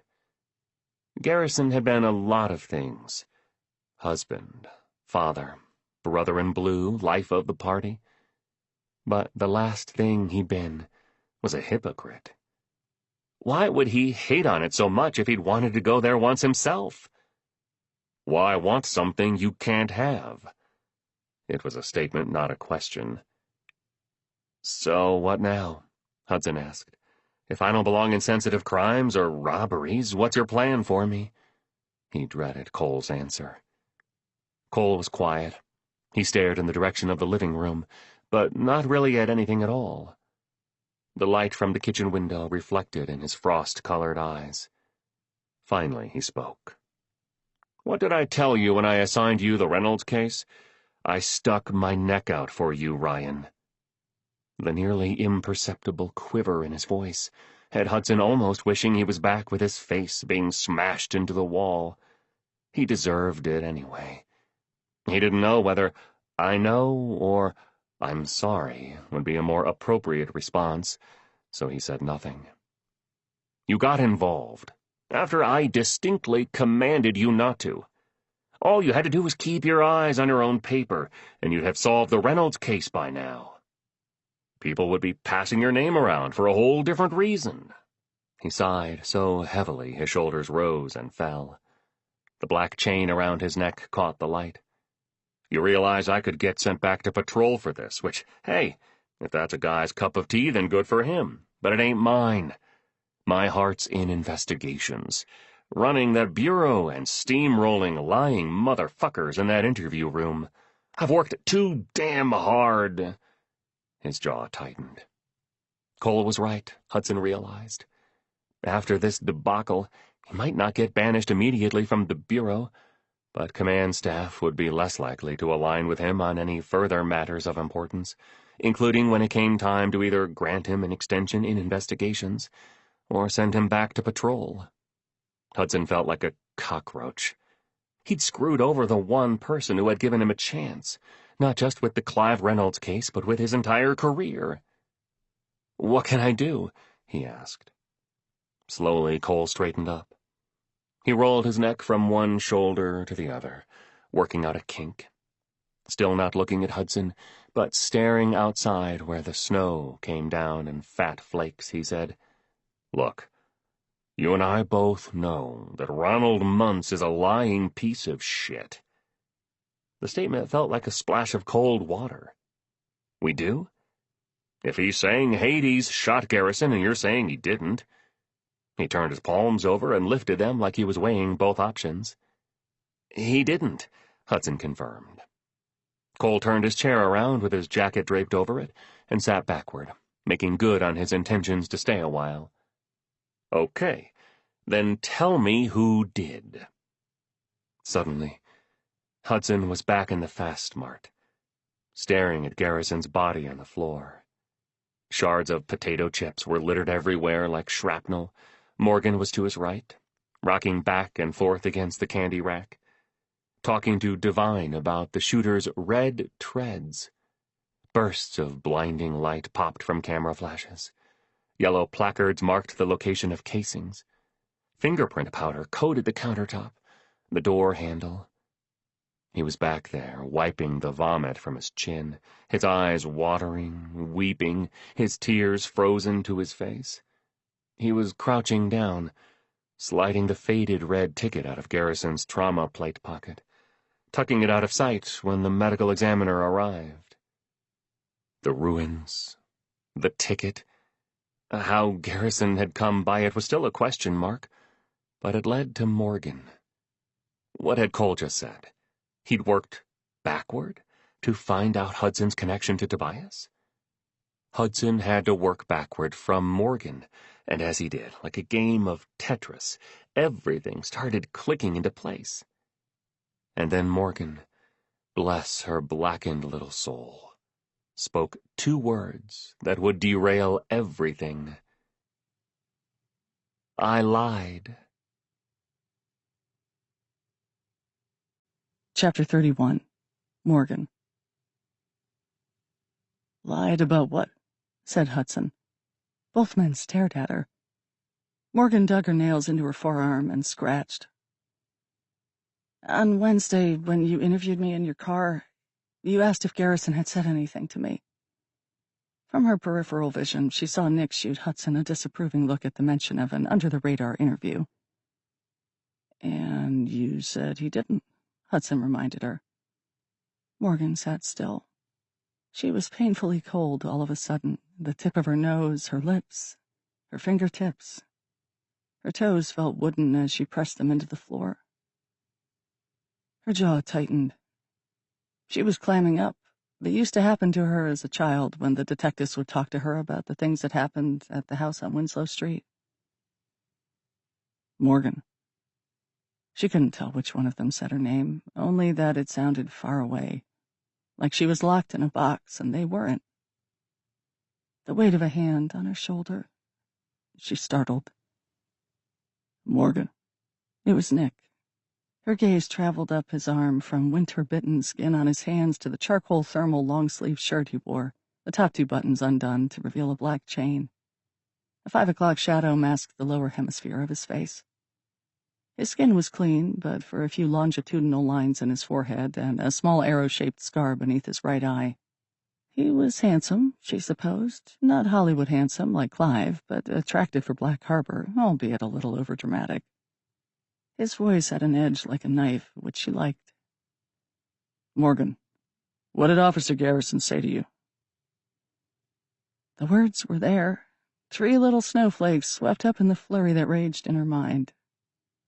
She kept losing sight of them, watching them swirl round and round. I found you.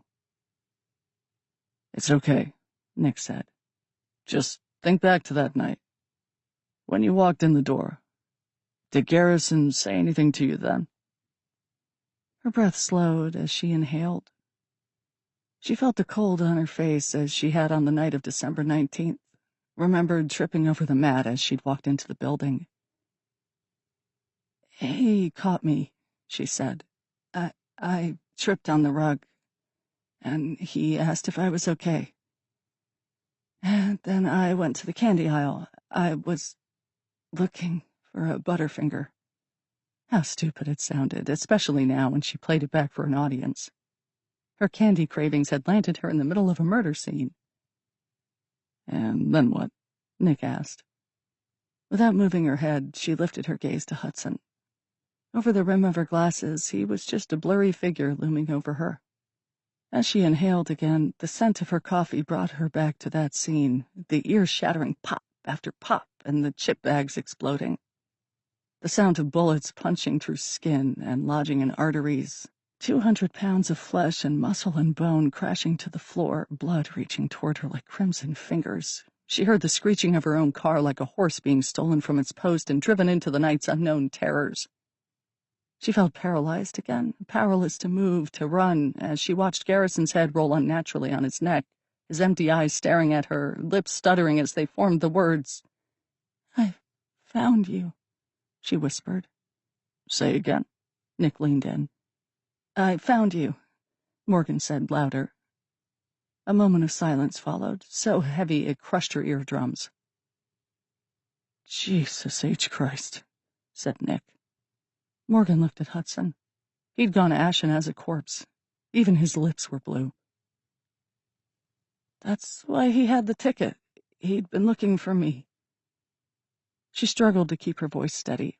Here she was in a room with 2 police officers, about to spill every last vile secret she'd so meticulously kept locked inside. It was all so off-brand for her. Of course, she'd already told Hudson most of everything, but that was different. They'd been alone, and he was like her. Strange. Adrift, misfit. He wouldn't throw her in an institution, but Nick... "Hold up, what ticket?" said Nick. Without a word, Hudson stood and walked into the living room. He returned with his black memo pad, opened to the spread with the faded piece of paper. 2 deep creases formed between Nick's brows. He stared but didn't touch it. "The ruins," he read. "I don't get it. What is this place?" Morgan looked at Hudson. He held her gaze for a beat, as though trying to decipher what she was thinking. With a sigh, he turned to Nick. "How long have you got?" Having risen to get a better look at the evidence, Nick settled back down. He rested his chin in his hand, the attentive listener. "All day." For the second time in a handful of hours, Morgan divulged her life story, starting from the beginning. She told him that her father was Clive Reynolds and her mother a woman named Ava, whose name she only knew as a curse from her Aunt Burns' lips. "Who took these?" Nick held the razor-thin strip of negatives that Hudson had retrieved from the basement. From where she sat, Morgan could barely make out the figures that she knew were her family and her. "Christopher Reynolds," said Hudson. "We think. Blackmail?" "Probably." The strip curled on the kitchen table as Nick scrutinized every photo, then went back a second time. And a third. "Son of a bitch," he whispered. His eyes flitted back and forth to Morgan, comparing her to the child in the negatives. "I remember you. That Bart Simpson doll. You wouldn't let it out of your sight." The 2 men shared a solemn look, and when Nick turned back to Morgan, he said, "I'm sorry." She watched his face cave in a little. His brows formed a V, and his mouth became a severe line. "Jesus, I wish we'd found you sooner. That your aunt hadn't had to drop dead before someone rescued you." "Sorry." The word felt like the tip of a hot blade poking a blister. Had anyone ever said it to her before? When she'd been young, people had either regarded her with pity or not at all. She was a ghost, a creepy little thing that haunted the corners of people's vision and unnerved them when they noticed her. Later, the pity morphed into fear. She'd worked hard to make it so, because if people feared her, they didn't hurt her. They just stayed away. "Thank you," she whispered, though she didn't need saving anymore. Next, she gave him the abridged version of her life after Winslow Street. She went to live with her now parents, Lynette and Bruce Mori. She grew up, she went to school in Chicago and worked at the Portrait People in the mall to pay the bills. And when the mall was all but bankrupt, the opportunity to lease a department store was too tempting to resist. "That's this place?" Cole tapped the ticket. "Yes." "And you said Garrison had this on him when—" Morgan looked at Hudson. "How are the 3 of us poring over this thing, and it isn't in evidence?" "I reacted," Hudson confessed. "If it was something bad, I didn't want Brix's family to know about it. Not from a report, anyway." "Well, was it?" "What's that?" Nick rolled his eyes. "Something bad. I assume you've done some research and haven't just been using it as a bookmark this whole time." Morgan felt Hudson's gaze shift to her. The ruins was not his secret to tell, and for all that she'd told him, there was still more. Nick dialed his sights on her, too. "What kind of seedy operation were you running?" he asked, "and why would Garrison have gone there?" "He was a PI," said Hudson. The admission sounded abrupt, as though he'd been holding it in for some time. "A PI? Brix Garrison?" Morgan was sure that if Cole had been drinking coffee, he would have spit it out. Hudson's voice was distant, like a computer with a dozen other programs running simultaneously. "We talked maybe 4 or 5 months ago about his plans for after retirement. He said he had an offer." "Jesus." Cole scratched his head, then rolled his eyes up toward the ceiling in a Lord help me moment. Okay, and he went to the ruins, or he was looking into it at least, because of you. He pointed to Morgan. The secret Reynolds kid. This is easy. Hudson furrowed his brows. It is? We need to talk to Eleanor Reynolds. Chapter 32. Hudson. The reward for information leading to the arrest of Garrison's killer had frozen at $132,000 when, in the early morning hours of Boxing Day, Tobias Shannon was booked in. After a call to an inside connection at Crime Stoppers, Cole had unearthed the fact that over half of the money had been put up by a generous private donor, Clive Reynolds' widow, Eleanor. They were on their way to the Reynolds estate now, driving along the crumbling edge of the lakeside road. Hudson had never been in Cole's personal car before. It smelled like Armor All and artificial lemon scent. A black corded bracelet with beads that spelled the name Hazel hung from the rearview mirror. The Reynolds' mile-long driveway was the sole reason their house was one of few remaining on the bluffs. The others had been vacation homes, mostly, owned by Chicago fat cats hell-bent on evading Illinois' crippling property taxes. If they only stayed on this narrow strip of Black Harbor, with their supper club and boat slips just down the quay, and didn't venture into the city, they could pretend their vacation destination wasn't a coal-blackened slum, rife with murder and mischief. Hudson never came this way himself. He had no business here, and he doubted Cole did either. The same could not be said of Garrison, however. How many times had Garrison driven this same route, navigating this disappearing road? How many times had he entered through the monogrammed black gate? And how many times had he parked on the cobblestone drive and knocked on Eleanor's back door, just as Hudson and Cole were about to do now? Cole pressed the keyless start button. There was a tick-tick-ticking noise as the engine powered down. The vehicle quieted. "You ready to do most of the talking?" Hudson stared out the windshield that was already beginning to fog. Through it, he could make out the shape of a fountain in the yard, and a trellis covered with cedar boughs. "It might be best if you start," he suggested, "since you have charisma." "I was going to say since you have a rapport with her, but sure." Cole got out and slammed his door. Hudson followed suit and fell into step with him. The walk had been snow-blown and salted, revealing the black and gray cobblestone pavers underneath, like miniature gravestones pushing up through the snow. White Christmas lights twinkled in evergreen garlands, and red ribbons that spiraled up the pillars. The decor seemed long past its due now, but it was only the 27th, the beginning of the purgatorial week between Christmas and New Year's. He noted the smithwork on the heavy oaken door. The doorknob protruded from an ornate iron backplate. Looking closely, he saw that it was a relief sculpture, with antlers that swirled like filigree and met at the crown of a stag. A keyhole was punched into the animal's chest, like a bullet wound.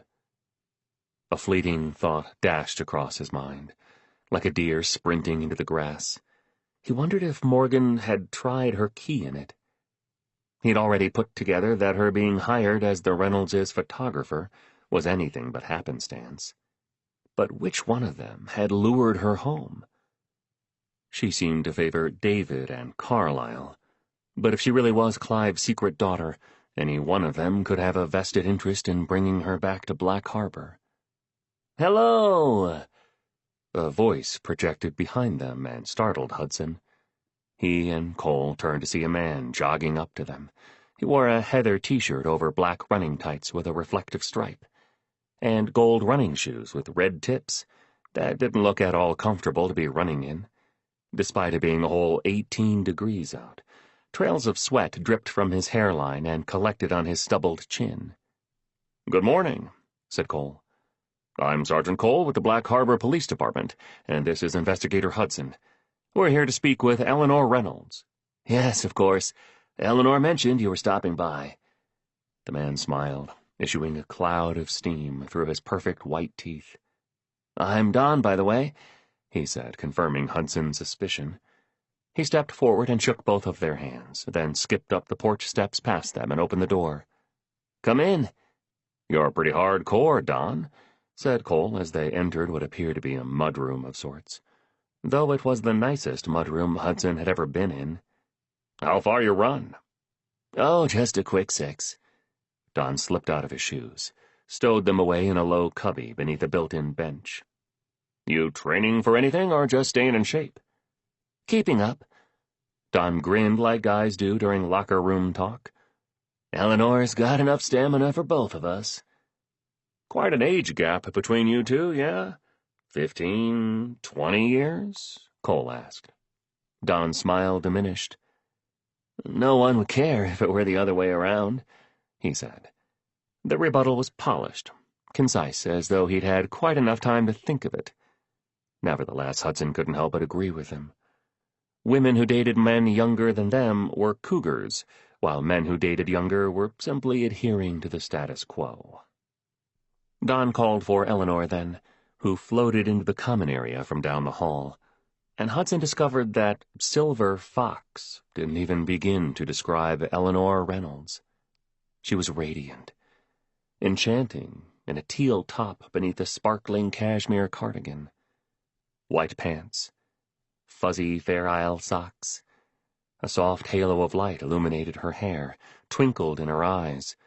She was a star. Hudson pulled his gaze from Eleanor to survey the rest of the house.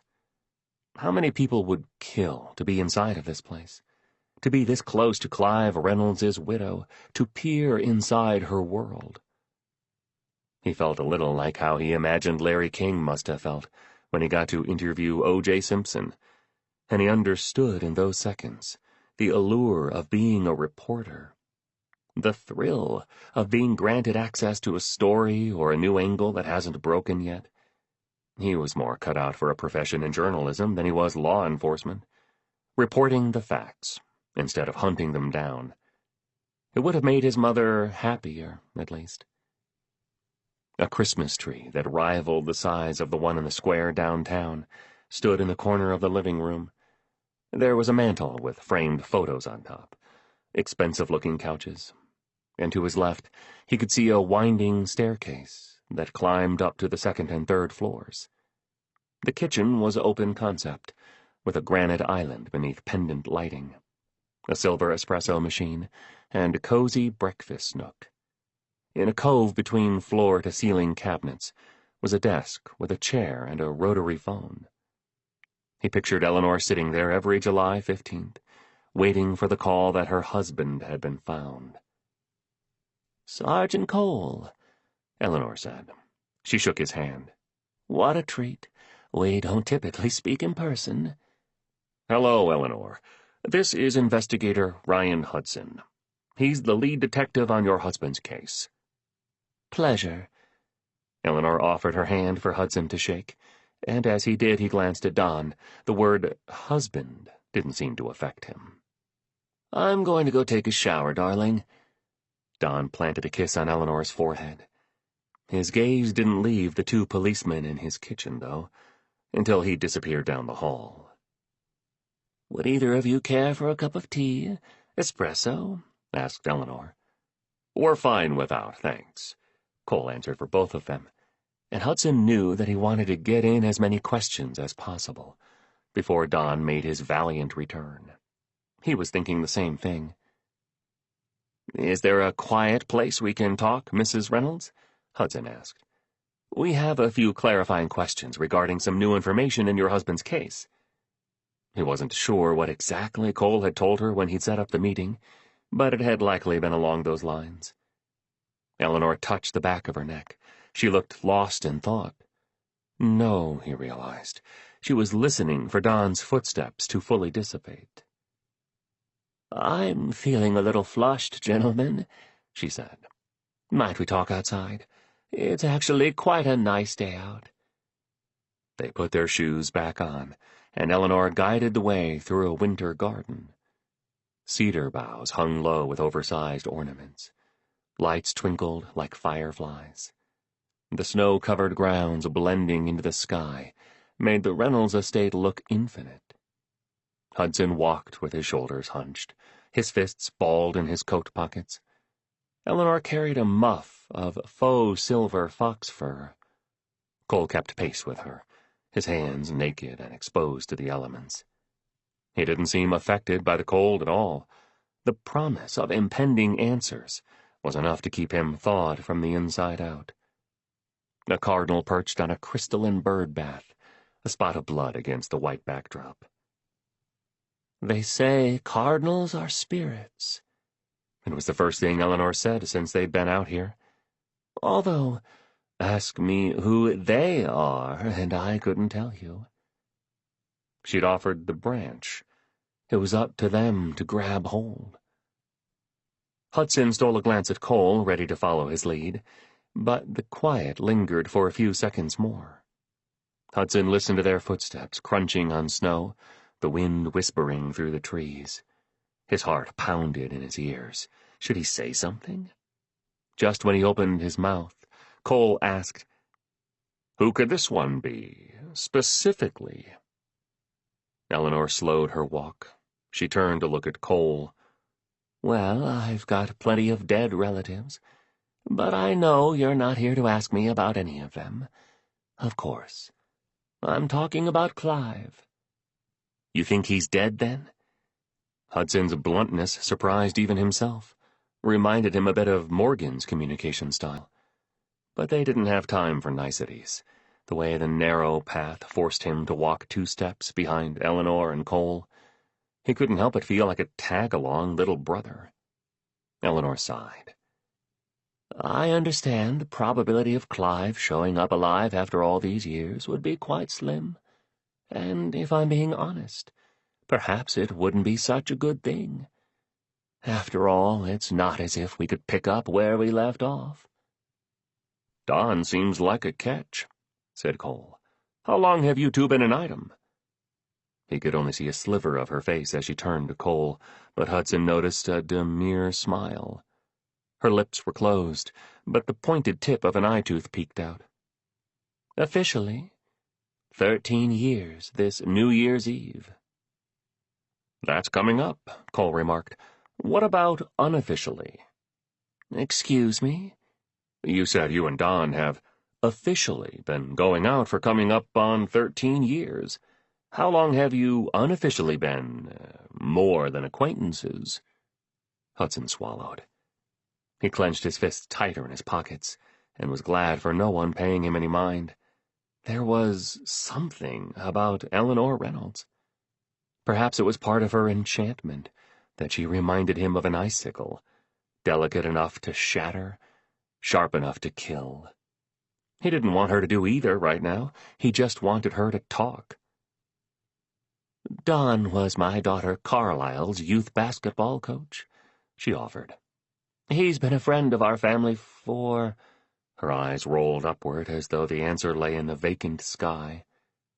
20 years, give or take." 20 years, repeated Cole. "That's a long time. So, you knew him pretty well before—" "Yes." "He was there for you when Clive went missing?" "Don is a very kind soul. It's why we're together now, but—" She stopped in her tracks, turned to face both of them. "Detectives, I hope you didn't come all the way out here to insinuate my boyfriend might have had something to do with my husband's disappearance 20 years ago, because I can assure you that simply is not the case." "No insinuation at all, Mrs. Reynolds. Just making small talk." Hudson sighed. Eleanor had a point. Don seemed protective of Eleanor, sure, but probably because he knew better than anyone the damage the investigation had done to her privacy, her character, her sure-footedness in the world. For the past 2 decades, every move she made was analyzed by public scrutiny. On the other hand, There were underground fan clubs for her, women who admired her, first for killing her husband, and second for so flawlessly getting away with it. "Cops don't make small talk," Eleanor rebutted. Cole smiled. "All right, we'll cut to it. Why'd you hire Brix Garrison to investigate your husband's disappearance?" The corner of Eleanor's mouth twitched. "Because I wanted it solved. Why else? After 20 years, gentlemen, I'm sorry, but a woman could get the idea it had fallen from your list of priorities." And she'd be right, too, thought Hudson. Such was the nature of cold cases. They were reassigned only when new information was brought to light, and pending a lull in active cases, which, for Black Harbor, was about as common as a total solar eclipse. But for someone close to the subject of a cold case that had been shelved and collecting dust, he imagined the pain must be like the persistent ache of a phantom limb. It had the power to drive people insane. And yet, Eleanor Reynolds was expertly composed. She'd had 20 years to practice, after all. "Brix Garrison was a patrolman," said Cole. "He didn't do investigations." "He never forgot about me," said Eleanor, "which is more than can be said of anyone else." She began to walk again, toward a brick shed. The stones were mottled cream and black. Hudson wondered if the black was part of the brick, or if it was spores from coal dust. The extinct coal industry left a gritty film over every inch of the city, from which even the Reynolds estate wasn't immune. "Do you know, he called every year on the anniversary of Clive's disappearance?" Eleanor said, not looking at either of them. "That old rotary phone in the kitchen. That's why I've always kept it, as much of an eyesore as it is. I know I could have given him my cell number and disposed of the thing, but—" A puff of air issued from her mouth. "I guess there was something ceremonious about it. Early on in the first weeks, even months since Clive's disappearance, I used to imagine the phone ringing. I'd pick it up, and Officer Garrison would tell me that my husband had been found, alive, and I'd be so overwhelmed I'd fall into the chair by the desk." She shook her head, turned slightly to glance at each of them. "Foolish, I know. How fantasies change when your husband disappears into thin air, and now they're both gone. Clive and the one person who knew his case as well as I did. And poor Morgan was there. How terrible." "Speaking of Morgan," said Cole, "how did you connect with her? We know she photographed your Christmas party." "Her services were a gift. From my son, Bennett. He knows my penchant for photographs. He's taken quite an interest in her." "What do you mean by interest, Mrs. Reynolds?" Hudson felt Cole's side eye like a laser beam. "They went for a drink after the party," obliged Eleanor. "And he certainly didn't object to her being invited to the cabin for New Year's. I'd say that qualifies as interest, wouldn't you?" They arrived at the garage. She punched in a 4-digit code on a stainless steel keypad. Hudson's ears pricked to the sibilant sound of locks disengaging. Cole followed Eleanor inside, but he hung back for a moment, frozen in place. Morgan never told him she'd gone out with Bennett that night. In fact, when he'd interviewed her in his car, she'd insisted she was at the Reynolds estate the entire time, up until stopping at the Fast Mart for gas. Everything in him wanted to ask Eleanor if she knew where they'd gone, but Cole might actually kill him for straying too far off the topic of Garrison, and how his death could link up with Clive's disappearance. He would have to ask Morgan later, and pray she didn't run off and ghost him again. At least he could take comfort in the fact that she didn't have the means to leave Black Harbor. He stepped into the garage and pulled the door shut behind him. They'd exited the winter garden and ended up in a showroom. There had to be a dozen or more classic cars, all covered by protective tarps. The sight was a bit unsettling. They looked like mummies kept in an above-ground tomb. An immaculate workbench and pegboard of tools spanned the east wall. "Holy shit," breathed Cole. How much money was parked in this garage, Hudson wondered. Eleanor was sitting on a fortune. "You know, the Widowmaker wasn't Clive's only love," she said. Her heels clicked on the epoxied floor as she walked a few paces in, turned around so she held both of them in her sights. She was his favorite, sure, his go-to, the one everyone knew about, but she wasn't the only one he kept close. As he listened, Hudson got the feeling Eleanor wasn't just talking about Clive's classic car collection, and if he'd picked up on it, then Cole definitely had. "Mrs. Reynolds, are you saying Clive had a mistress?" The antiquated word tumbling from his mouth, and the company of vintage cars discombobulated Hudson. He felt as though he'd time-traveled backward to a different decade. Eleanor smiled as though he'd said something cute. "How'd you find out?" Cole said. "Oh, come on, gentlemen. A woman knows when her husband has stepped out, especially one like Clive.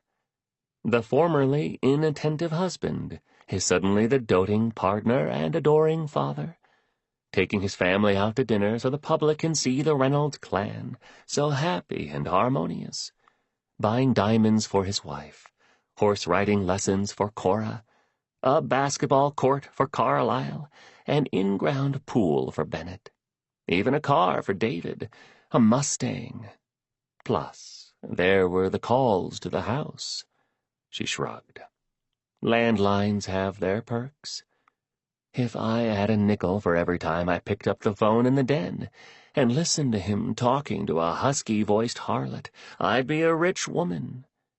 She paused, angled her chin, as though reminding herself that, yes, she was a rich woman. "Sounds like Clive wasn't too good at covering his tracks," remarked Cole. His voice sounded farther away. Hudson hadn't noticed he'd moved to stand next to a car. His hand was poised to lift up the covering. "Chevy Camaro. My grandpa used to have one of these. May I?" Eleanor nodded. Cole peeled away the tarp, revealing a cerulean blue finish and a stripe of chrome at the bottom of the frame. He whistled. Hudson didn't know Cole to be a car guy, but then there was a lot he didn't know about the sergeant. Why he chose to waste his life in Black Harbor, for one thing. Reliving a Groundhog's Day of crime, drugs, and lies over and over again. For what? He supposed he could be asking the same of himself. Then Cole reached into his back pocket for his cell phone. Either someone from work was trying to get a hold of him, or something in the Reynolds' garage had caught his attention. "Back to the night of the 19th, Mrs. Reynolds," said Hudson. "You didn't notice anything out of the ordinary, perhaps?" "You mean besides having 40 people inside my house?" Eleanor shook her head. "You know, it's usually rather quiet around here. Just me and Don, and Bennett if he's visiting a portfolio company in town. He stays in the guest house, though. We don't often have guests, but I suppose it's fun to pretend, once in a while, that things are a certain way, especially during the holidays." She sighed. The shadow that darkened her face was gloomy. For once, under the bright white lights, she looked her age. Wrinkles branched from the corners of her eyes. Hudson knew what she meant. The first Christmas after Nandali passed, he went to the tree farm like they used to, picking out the perfect Douglas fir while Pip bopped around in the snow. He decorated it with the ornaments from the basement, strung lights across the mantel, and sipped hot cocoa while watching National Lampoon's Christmas Vacation. He'd been more aware of Nan's death that day than he had throughout her entire funeral. Without his wife, Christmas was a joyless, lonesome time. Eleanor had a family to be strong for, though, and Hudson, he had nobody, especially now that Garrison was gone, too. "I know what you're thinking," Eleanor said. She looked pointedly at both of them. "From your perspective, a woman I hired to photograph my Christmas party became a witness to the murder of a man I also hired to put my husband's cold case to rest. Is that it?" "You hit the nail on the head," confirmed Cole, who had returned to stand next to Hudson. Eleanor nodded. "And you think they're connected?" "Think is a strong word," said Cole. "We're exploring whether or not they could be." "Tell me, what connections are you exploring, then? Do you believe it's possible that whoever killed Clive, if that's what happened, shot Officer Garrison, too, all these years later?" "We don't know," Hudson said honestly. "The cases are more than likely connected," said Cole. "For all we know, Clive's been alive and well all these years, caught wind of Garrison sniffing around, tracked where he'd be, and—" He snapped his fingers to mimic a gun going off. It wasn't the first time Hudson had heard that particular theory. They'd discussed a half-dozen scenarios on the short ride over. Eleanor didn't appear to be rocked either, and Hudson suspected the same scenario had crossed her mind, if only fleetingly. And yet— "You arrested someone, though," she said. "Shannon, wasn't that his name? Toby or Taylor?" Hudson bit his tongue. Tobias, he wanted to say, but uttering his brother's name would feel like locking him in his cell for good. "We're not convinced he's our guy," said Cole. Eleanor nodded. "If you're seriously exploring the possibility that Clive is alive and did away with Officer Garrison," she said, "then you know the human remains found in the Porsche do not belong to my husband." "We're still waiting for the results," started Hudson, but Cole talked over him. "Not a chance. We're waiting for confirmation on the identity, but the long bones are too short to belong to Clive. Which, since we're here, we might as well ask, do you have any idea who it could be?" "The victim in Clive's car?" Hudson and Cole both nodded, while Eleanor slowly shook her head. "Think back," said Cole. "I know it's a long time ago. But did Clive have any enemies, friends who he might have gotten into a tiff with?" "Besides his brother? No." "His brother?" said Hudson. "Christopher?"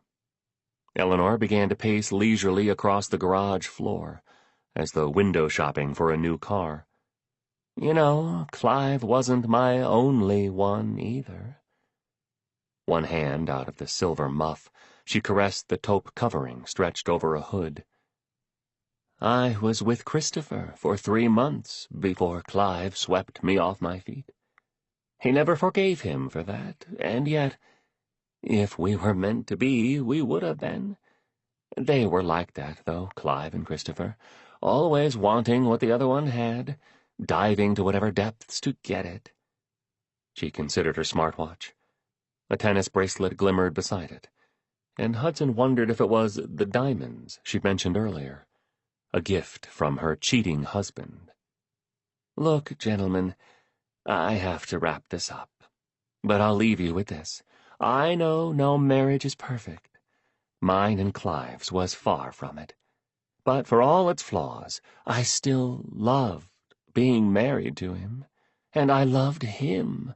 I loved what we'd built together." Hudson and Cole exchanged glances. She walked past them, toward the door, and reached for the handle. "Just one more question." Cole's voice prompted her to pause. "Why didn't you say anything? When Officer Garrison was killed, why didn't you come forward about hiring him as a private investigator, instead of waiting for us to connect the dots?" Hudson held his breath. "Because I knew you would," said Eleanor. "For years I've been blamed for my husband's death. I am the Black Widow of Black Harbor. Whether he's dead or alive, Clive isn't coming back. And now, with another dead body discovered in the Porsche, and the knowledge that my desire for answers could have led to Officer Garrison's death, I just wanted to wash my hands of it. I know it's selfish. But I hope you can understand." "We can," said Hudson for both of them. Eleanor nodded a silent thank you. They followed her outside, back into the biting air. It felt even colder now than it had 15 minutes ago. Falling into step behind Eleanor and Cole again, Hudson looked toward the house. The windows were portals into empty rooms. Broken clouds reflected in the glass, giving them a similar inverted effect as the negatives. He squinted. The skin on the back of his neck prickled, as his eyes made out the silhouette of someone watching them from the guest house balcony.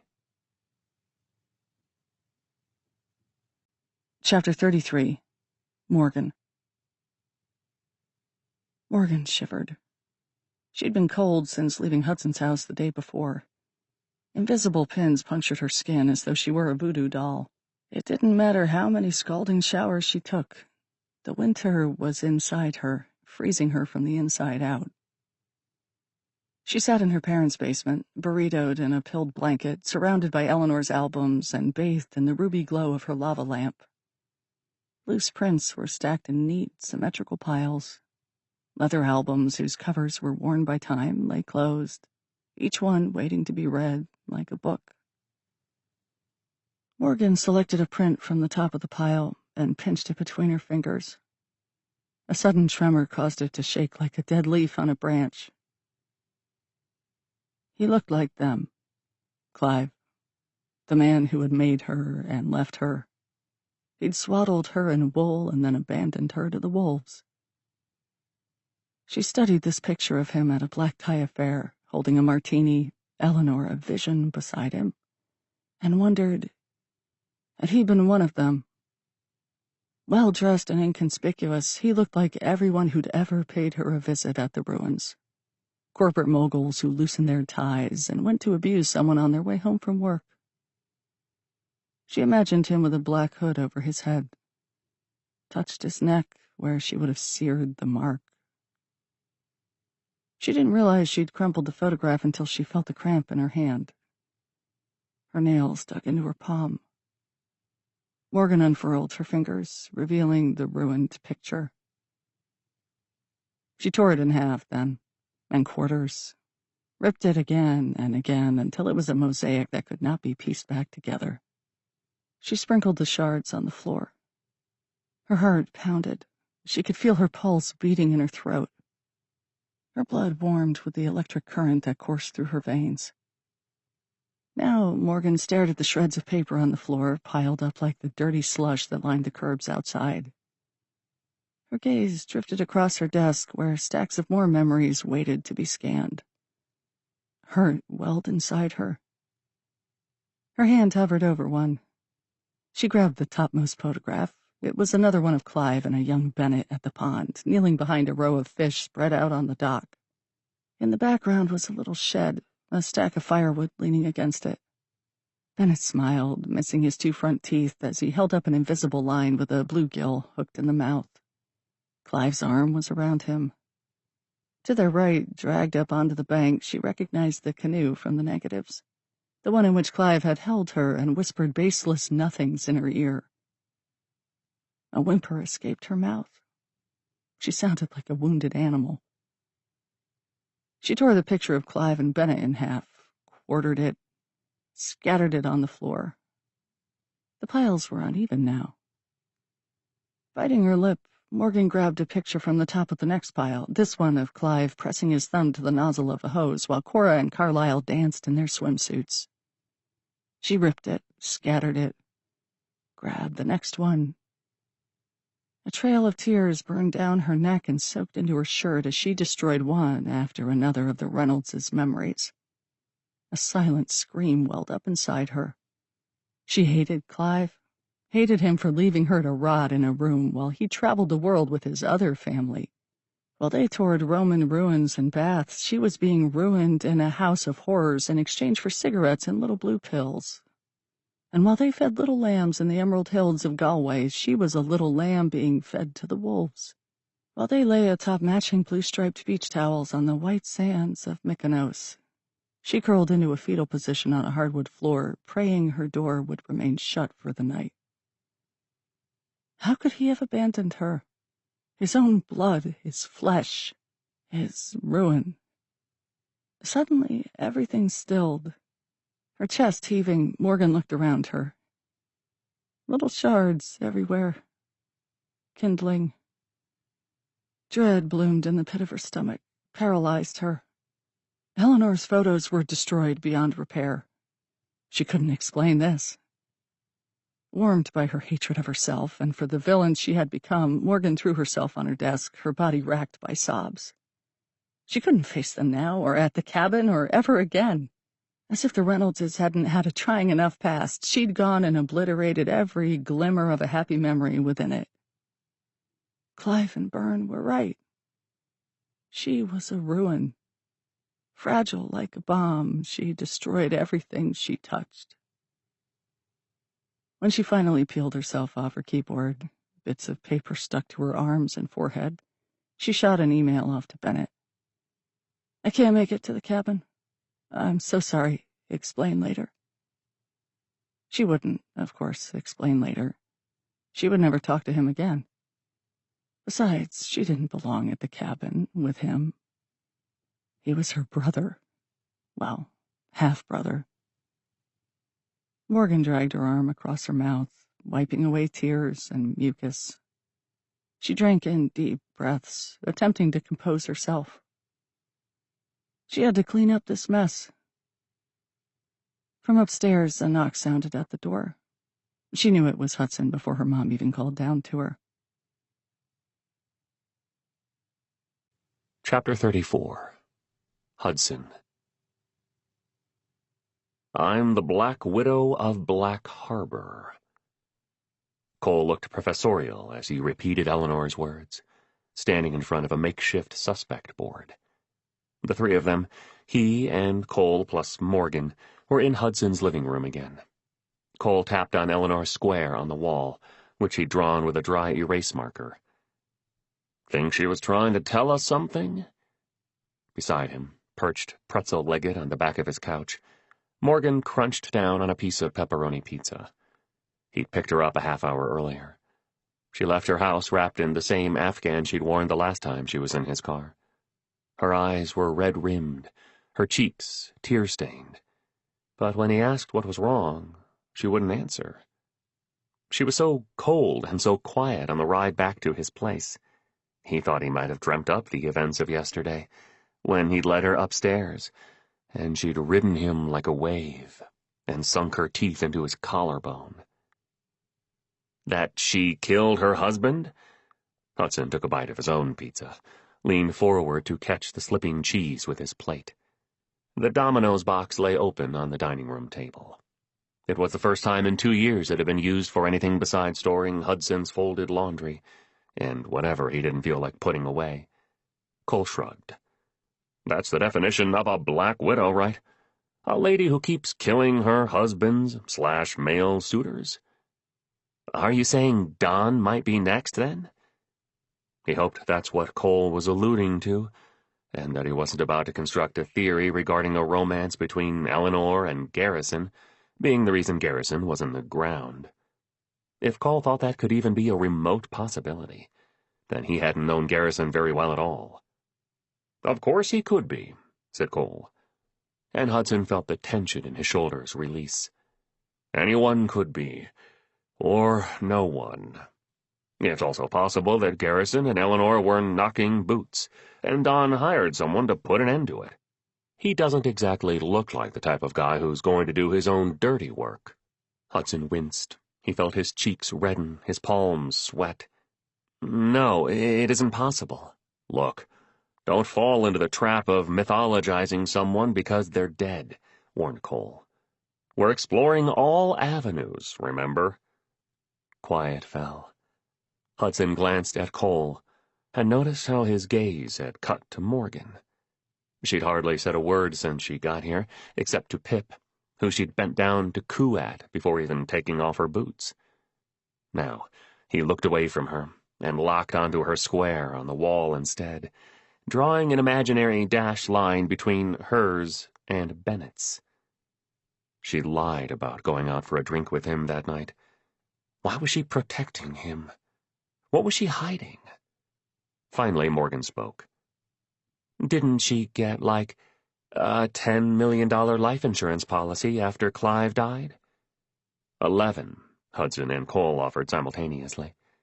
She let a beat of silence pass, and then, what happens if you take out a life insurance policy on someone, and they turn up alive? Do you have to pay that money back? Cole's brows scrunched toward each other.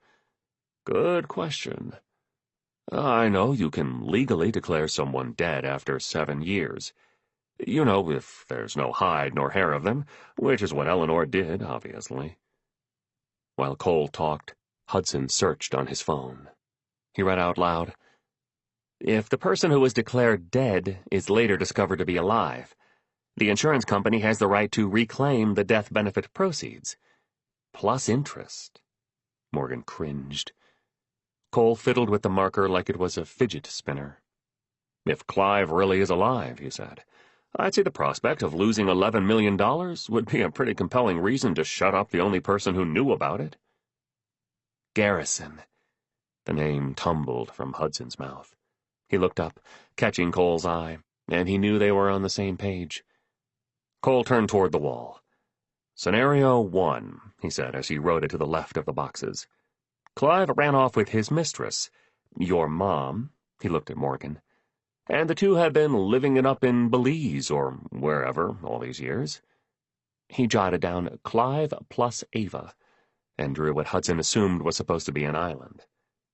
Garrison discovers that Clive is still alive, communicates this to Eleanor, who then tells Don. They take care of Garrison, so the information never gets out. Hudson nodded along. It was plausible. Of course it was. His mind went back to the cold case box, stuffed full of Clive's financials, the monthly withdrawals for $10,000, and the one that had been skipped around the same time he'd reported his Porsche stolen. He'd be willing to bet the withdrawals were money orders sent to Ava to keep her quiet about the affair, and their shared child. But why had he stopped? Had Eleanor found out? According to his bank statement, it certainly didn't look like he'd run out of money. But Hudson also knew that just because a bank account looked in the black didn't mean there wasn't a sucking hole of debt in a different one. The Widowmaker, he said. What about it? Cole asked. Do you think it was really stolen? He filled Cole and Morgan in on what he'd just run through in his mind, concerning Clive's recurring withdrawals. Cole turned to the wall. He tapped Clive square with the marker. You saying our boy Clive might have committed insurance fraud? Hudson nodded. Eleanor's a smart lady. I doubt she gave Clive total control of the accounts. She would have caught on to the fact that a mysterious 10 grand was disappearing every month. After all, she knew he had mistresses, and that Ava wasn't the only one. But money orders are near impossible to trace. He might have been sending it to Ava to keep her quiet. Hush money, said Cole. Sounds about right. So, Ava ditched Black Harbor, leaving little Morgan with her POS sister, and demanded Clive send the money directly to her account, so he wouldn't know she skipped town. Right, said Hudson. Though he was still working through the scenario, the pieces seemed to fit. And you think Eleanor found out? Cole asked. Hudson shrugged. Something threw a wrench into it. As soon as he said it, he thought of the torque wrench in the back of the Porsche. Could Clive Reynolds have killed the victim in the passenger seat? And if not Clive, then who? He pushed the question aside for a moment and caught his bearings. Something happened. Perhaps Clive decided he needed Ava out of his life for good, so he was going to pay her off. Or maybe Ava found out about another mistress and gave Clive an ultimatum. Either way, the most likely scenario is that Clive needed a large amount of money to send to Ava. He glanced at both Cole and Morgan to check that they were in agreement. If you owe money, the easiest and quickest way to raise it is to cash in on your most valuable asset. Cole was nodding. He knew no one would believe he'd sold that Porsche, so he phoned it in as stolen. He was up at his cabin at the time for the 4th of July. He made the insurance claim on the 5th, after they returned to Black Harbor. So who'd he get to do his dirty work? Cole asked. You know, drive the car into the lake. Hudson's eyes roamed the squares on the wall. Christopher, Blake, Bennett, Don, David. He wasn't trying to be chauvinist, but he didn't find it at all likely any of the women could have beat a man to death. And yet Eleanor had been quite the athlete once. In the 1970s and 80s, she'd been the star hitter for an All-American women's softball team, according to what he dug up in several online articles. If she could swing a bat, she could swing a wrench. But Eleanor had been up at the cabin that weekend. There was photographic evidence to prove it. And so had Clive, David, and Christopher. Bennett was simply too young to have done such damage, and neither Don nor Blake was in the picture yet. His gaze drifted lower, to the bottom left corner of the wall, where Munce's and Tobias's squares buddied up next to each other. Ice formed in the pit of his stomach. Tobias had been walking the razor's edge of the law since the day he was born. Hudson wouldn't put it past him to have taken a payout in exchange for dumping the Porsche.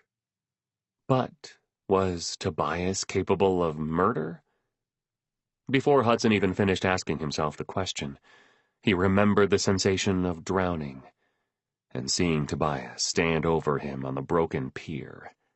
The answer was crystal clear. Yes. So our hypothesis is that Clive needed a large chunk of money to pay off Ava, Cole recapped. He committed insurance fraud by hiring someone to get rid of his Porsche, and then reported it as stolen. Yes, said Hudson. Not bad. I'm with you. Unless he wasn't paying her off, said Morgan.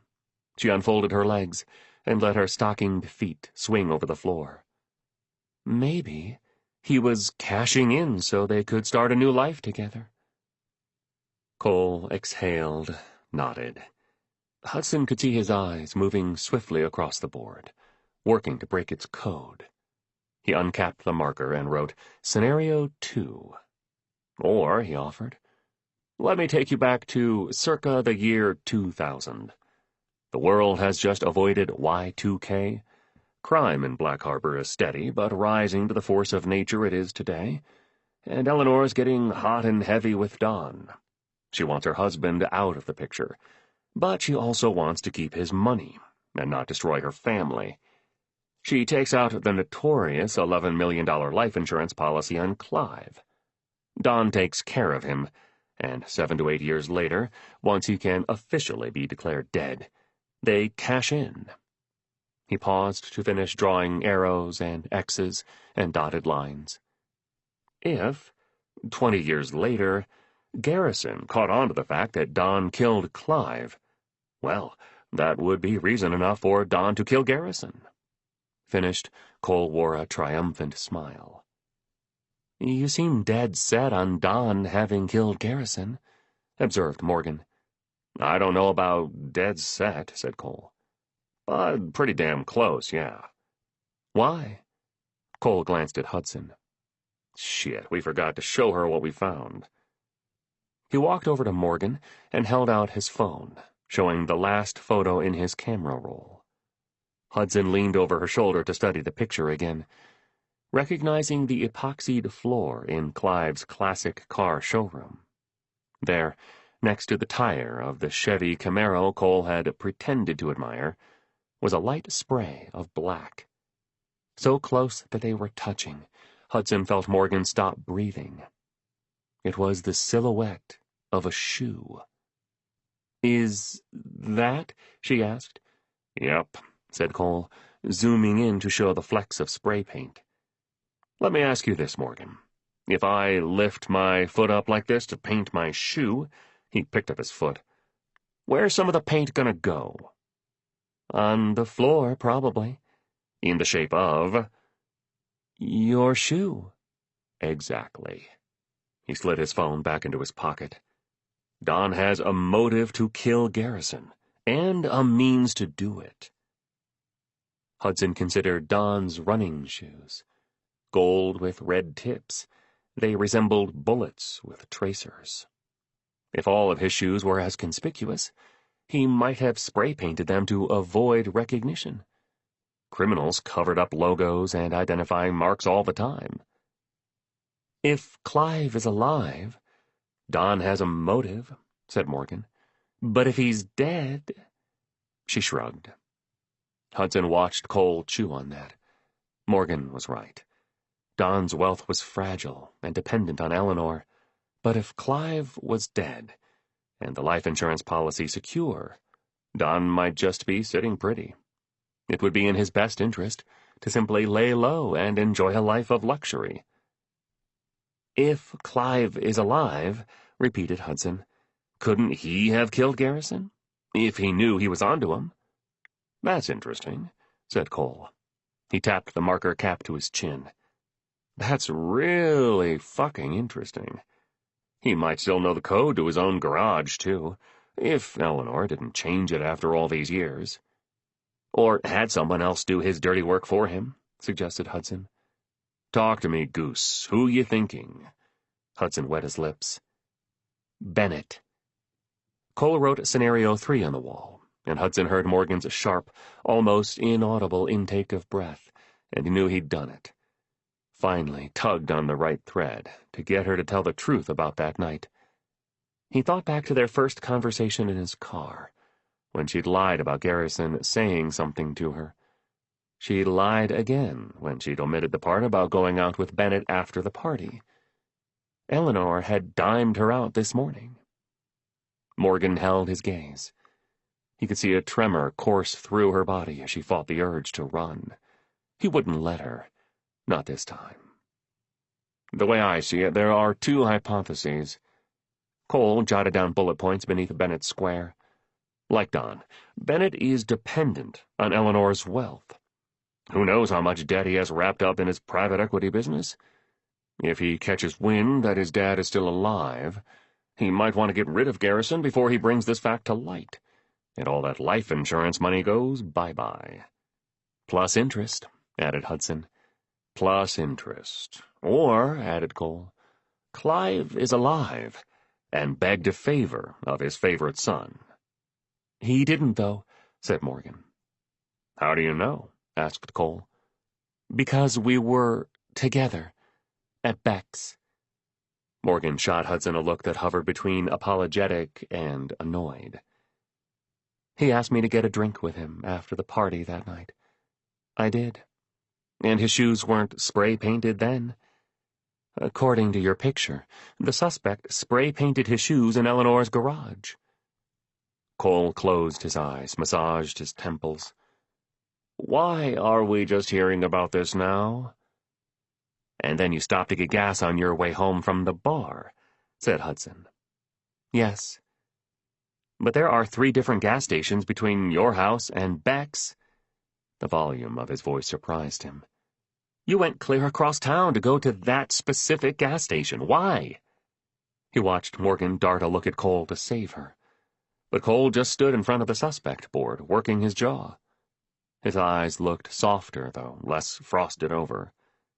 When had the two of them switched roles of good cop, bad cop? I took a detour, Morgan stammered.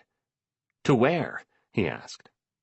She turned her wrist over to reveal the top of the skeleton key, and he knew. Home. The house on Winslow Street was Morgan's home, thought Hudson, no matter how hard she tried to forget it. And someone knew. Someone wanted her to go back there. I just waited in my car, said Morgan. I thought about going inside, but I couldn't do it, not in the dark. And then on Christmas Day... She leaned over the edge of the couch and reached into her canvas bag, extracting what looked like a portable DVD player. She handed it to him. The thing felt like a block of ice. The ruins is outside your jurisdiction? She asked. Hudson nodded. What is this, 2001? Said Cole. He crept closer, his eyes no doubt fixing on the post-it note stuck to its base. Wanna play? Facing them, Morgan snaked her pale arm over the screen and hit the play button. "Jesus," Hudson whispered when it was over. Cole pressed play again and watched it a second time. "What'd you stick him with?" he asked, his eyes not leaving the screen. "Ketamine," she answered. "Branding iron?" The hiss of the man's flesh was audible again. "Yes." "You always brand them on the neck?" Morgan nodded. "What harm is there to being branded if no one can see it?" "He had a mark on his neck." Cole's soft tone implied he was talking to himself, but Hudson recalled the description given by the Fast Mart cashier. That, along with Muntz's statement, was enough to arrest Tobias, whose throat was inked with a snowflake tattoo. "I think what Morgan's trying to tell us, Hudson, is that whoever shot Garrison could very well be the person in this video. Is that correct?" Cole's eyes flicked toward Morgan, who shrugged. "So the question we need to answer is, who goes to this place? Had to be either a cop or a criminal." Hudson frowned. "He was wearing a camera." "One of those button cameras, I bet." Cole turned to Morgan again. "We use them over in SIU sometimes. Our informants wear them. It fits in the buttonhole of your shirt." "That's why I thought it might have been one of you," Morgan admitted. "A cop, like shutting me down or something." "Well, he was white or light-skinned," said Cole, "which rules out Garrison." Hudson flinched again at the heinous consideration of Garrison setting foot in a place like the ruins. "And it definitely wasn't either of us." He tugged down his shirt collar to reveal the unmarred skin. Hudson considered doing the same, but stopped. She knew what he looked like. "It might have been David," offered Morgan. "David Reynolds. I've seen him and Carlyle at the ruins before." "The black sheep." Cole scratched his chin with the marker cap. "Clive Reynolds's scorned son passed by for heir to the family business." "He didn't want it," said Hudson. Cole tilted his head. "Even if that's true, it doesn't sound like Clive even asked him." "But why kill Garrison?" Hudson asked. "What would have been his motive?" Cole looked at Morgan. "That's what she's going to find out. That invitation to the cabin still open?" Morgan shook her head. "I emailed Bennett just before I came here. Said I couldn't go." "Well, tell him you had a change of heart." "Not going with him. He's your half-brother. I know. Just don't fuck him and you'll be fine. As for us..." He turned back to the whiteboard. "There's someone else we've been neglecting." Hudson's gaze followed Cole as he tapped on Muntz's square. "Someone on this wall coerced this asshole to frame Hades. Now who was it? And how are we going to get Jabba the Hutt to talk?" The idea that came to Hudson was so absurd, yet so perfect, it almost took his breath away. "We're going to squeeze him." Chapter 35. Morgan. "You're gonna need more than caffeine to get through this weekend." Bennett grinned at Morgan from the driver's seat as she lowered the Starbucks cup from her mouth. She smiled back, trying to mask her nerves. They'd just pulled onto I-94, the beginning of a 190-mile stretch of highway between Black Harbor and Loomis, Wisconsin. The Reynolds' cabin overlooked a 2,400-acre body of fresh water named Lake Nokobe. It was remote. It was wooded, and according to Google, it was 20 degrees colder than even Black Harbor. "You Reynoldses like to settle on lakes," Morgan noted when Bennett emailed her the details last night. "LOL, it's where we dump all the bodies," he replied. "I'm sure it will be great," she typed back. "I always wanted to do something like this. Investigate your family.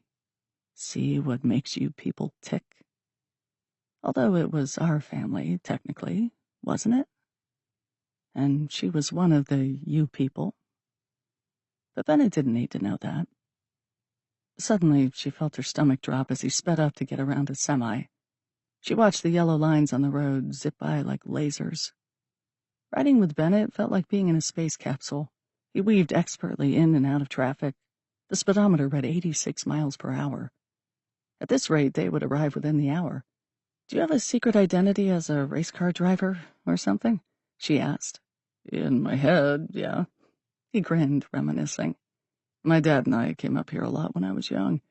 He used to let me drive when we got farther north and the freeway quieted down. A secret he took to his grave, I'm sure. My mom would kill him to this day if she found out." A knife of silence sliced between them. Bennett looked suddenly sullen, as though the memory had taken something from him. He swallowed, and then, "I'm really glad you decided to come. Usually everyone's paired up but me." "Really?" Morgan knit her brows. Bennett was handsome, with a full head of hair, a winning smile, and money in the bank. How was he as single as she was? "But Carlyle and David," she pointed out, "are basically a couple," he said, and Morgan was jarred with the memory of the two of them holding hands at the Christmas party. "Then there's Blake and Cora, Mom and Don, and me. Sometimes Uncle Christopher shows up, but he's not exactly who I want to bring in the new year with, if you catch my drift." Morgan forced a smile. "Well, you don't have to resort to Christopher this year." "Yes, thank you for that. Speaking of, what made you change your mind?" "About?" She was buying herself time. She knew what he was asking. He wanted to know why she'd emailed him yesterday to tell him, "Plot twist, turns out I can go up north with you after all, if the invitation is still open." "You know," said Bennett, "the plot twist." "Oh." She looked away, touching her chin to her shoulder. A piece of hair fell over her face, and he tucked it into her cap. The gesture was soft and sentimental and wrong, but he didn't know. And that made it a little heartbreaking, too. If they weren't brother and sister, would she? Cocksure and charismatic, Bennett was the antithesis of herself. Morgan knew that if other women were to see her with him, their claws would come out. She had to admit she liked the thought a little bit, that someone else could want something she had. Not that she really had him, but still. He didn't know that. And then there was Hudson. Moody, mercurial, and so damn unsure of himself. So like her. The two of them were more like siblings than she and Bennett, and yet when she was with him, they made a symmetry together she couldn't explain. Everything felt at equilibrium. He'd become less pathetic to her since she'd discovered Nan was the name of his dead wife and not his dead Nana. Not that losing your grandmother wasn't traumatic, but it was a little more expected than losing a spouse. Now that she knew that dark, depressing detail about him, it was impossible not to see it in everything he did and everything that surrounded him, from the peacock ornaments to the dusty wedding photo on the mantel. "Hey." She raised her eyes to look up at Bennett. He should have been focusing on the road, but instead he was focused on her. "You okay?" "Yeah." Morgan shook the unsordid thoughts from her head, forcing them to scatter. "I'm sorry, for the plot twist." "You keep me on my toes. I love that about you." Love. She withered at the word. Evergreens frosted in purest white snow drifted by. A winter wonderland. Sometimes it was easy to forget there was a whole beautiful world not far beyond Black Harbor. She couldn't help but wonder who she might have become if she'd grown up here, just a few miles out of the city. "So, do you still have that stellar brown and orange ski suit?" She recalled a photo of Bennett posing in a retro ski suit, no doubt a hand-me-down from someone who'd been alive in the 1970s. The photos, along with 479 others that she hadn't torn to shreds, were all digitized and saved onto a crystal USB drive. The originals were separated into black photo-safe boxes in Bennett's trunk. She was done with the Reynolds family after this weekend. "I guess you'll have to wait and see." A corner of Bennett's mouth lifted. "You know what's crazy?" he said after a minute. "I feel like I've known you. You know, there are some people you meet and you just feel this instant connection." Every nerve in Morgan's body twinged. "Deja vu?" she suggested. "Yeah, kind of. There's just this voice in my head that insists I've seen you before. I don't know. Maybe I'm crazy. Or maybe we were snails together in another life. Bennett laughed. Could be. His eyes glittered as he scanned her from her combat boots to her stocking cap. She wondered what he was thinking, but then she really didn't have to wonder. Ever since the knee brush at the bar, the near kiss under the mistletoe, and not to mention the expensive new camera, Bennett Reynolds had made his intentions quite clear. Just don't fuck him and you'll be fine. She bit her lip and stole a side-eyed glance at Bennett as he drove. There was no doubt in her mind he'd been looking forward to getting her alone and seeing what she was made of. And if Morgan was being honest with herself, she was too. It was only 4 p.m. when Bennett's Porsche wound whisper quiet down snaking, curling roads, and yet the sky had darkened to the color of a bruise.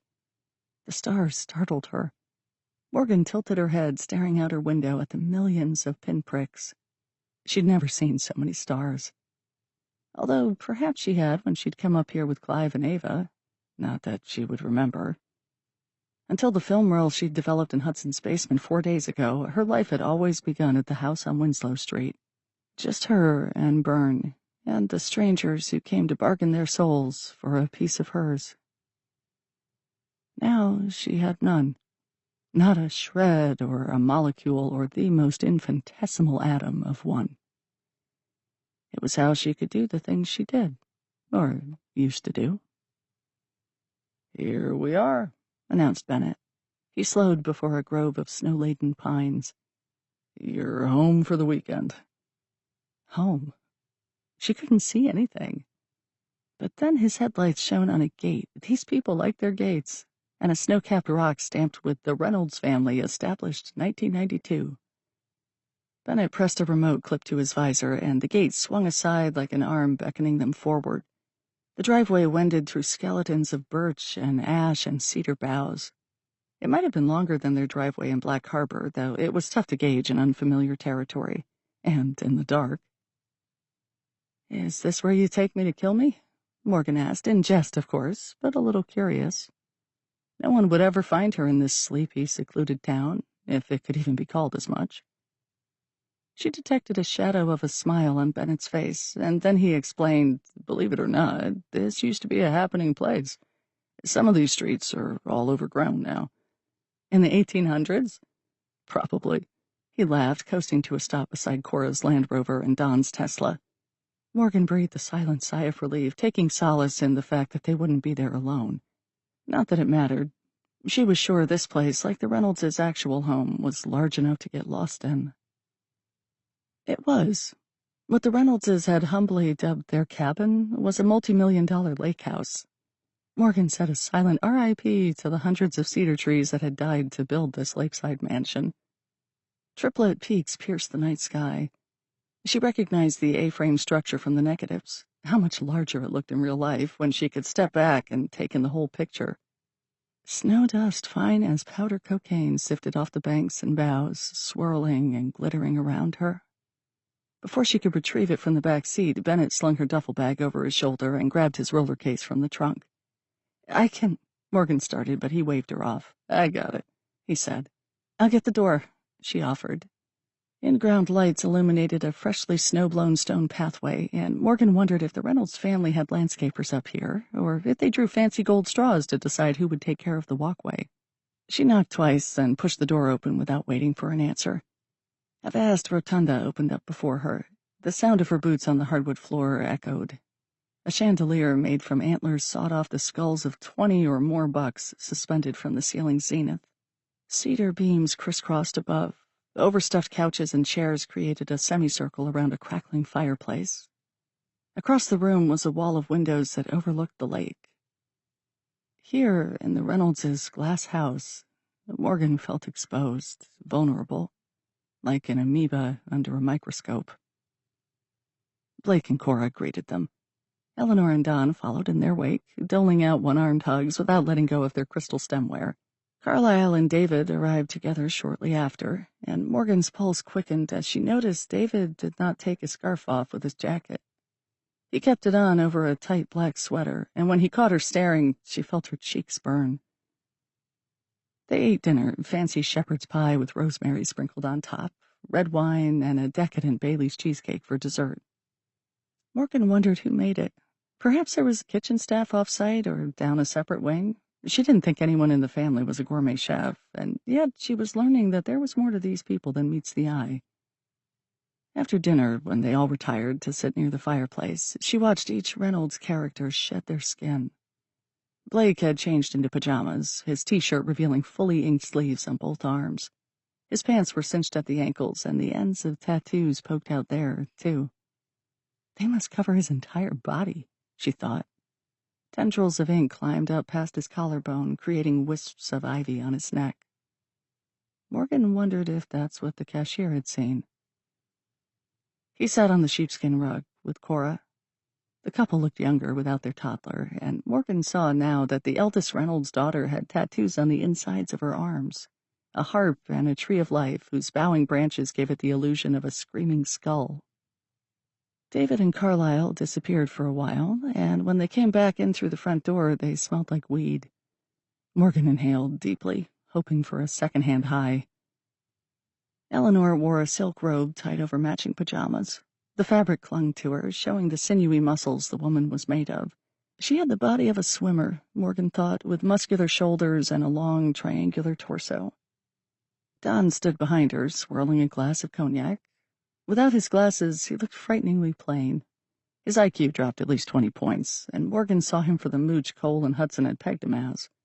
He'd hitched his wagon to Eleanor 13 years ago, allegedly, although probably longer than that, and was now in her rustic-inspired mansion drinking expensive liquor and smoking even more expensive cigars. Not bad for a former intramural basketball coach. Cora clapped her hands together, demanding everyone's attention. "Let's play a game," she announced. The words raised Morgan's hackles. She stood so close to Bennett that she felt his body heat more than she felt the fire. Imagine sparks dancing off the staticky fibers of his sweater onto her. She knew there was more to this game than Cora was alluding to. Just like the entire glass wall, the Reynoldses did nothing small. And then she felt the gentle caress of Bennett's finger against the inside of her palm. And she knew there would be only one objective in this weekend-long game. Hunt or be hunted. Chapter 36. Hudson. The serrated, high-pitched sound of a zip tie splintered away the silence. Hudson set the duffel bag onto the floor. His shoulder burned from having hauled it the 2.5 blocks from where they'd parked. It was -27 without the wind chill. The tip of his nose was ice cold, as well as his fingers, but the rest of him was thawed from the exertion. He looked down, his eyes having adjusted to the dark now, and hoped his cold-blooded cargo hadn't frozen to death. As if in answer, the bag moved. "What the fu—" Another whine of a zip tie. Cole grabbed a T-shirt from off the floor and stuffed it in Muntz's mouth. The large man writhed and kicked his bare feet against the mattress, but he didn't scream. Not that anyone would hear him if he did. Muntz lived in the back entrance of a Martinizing shop.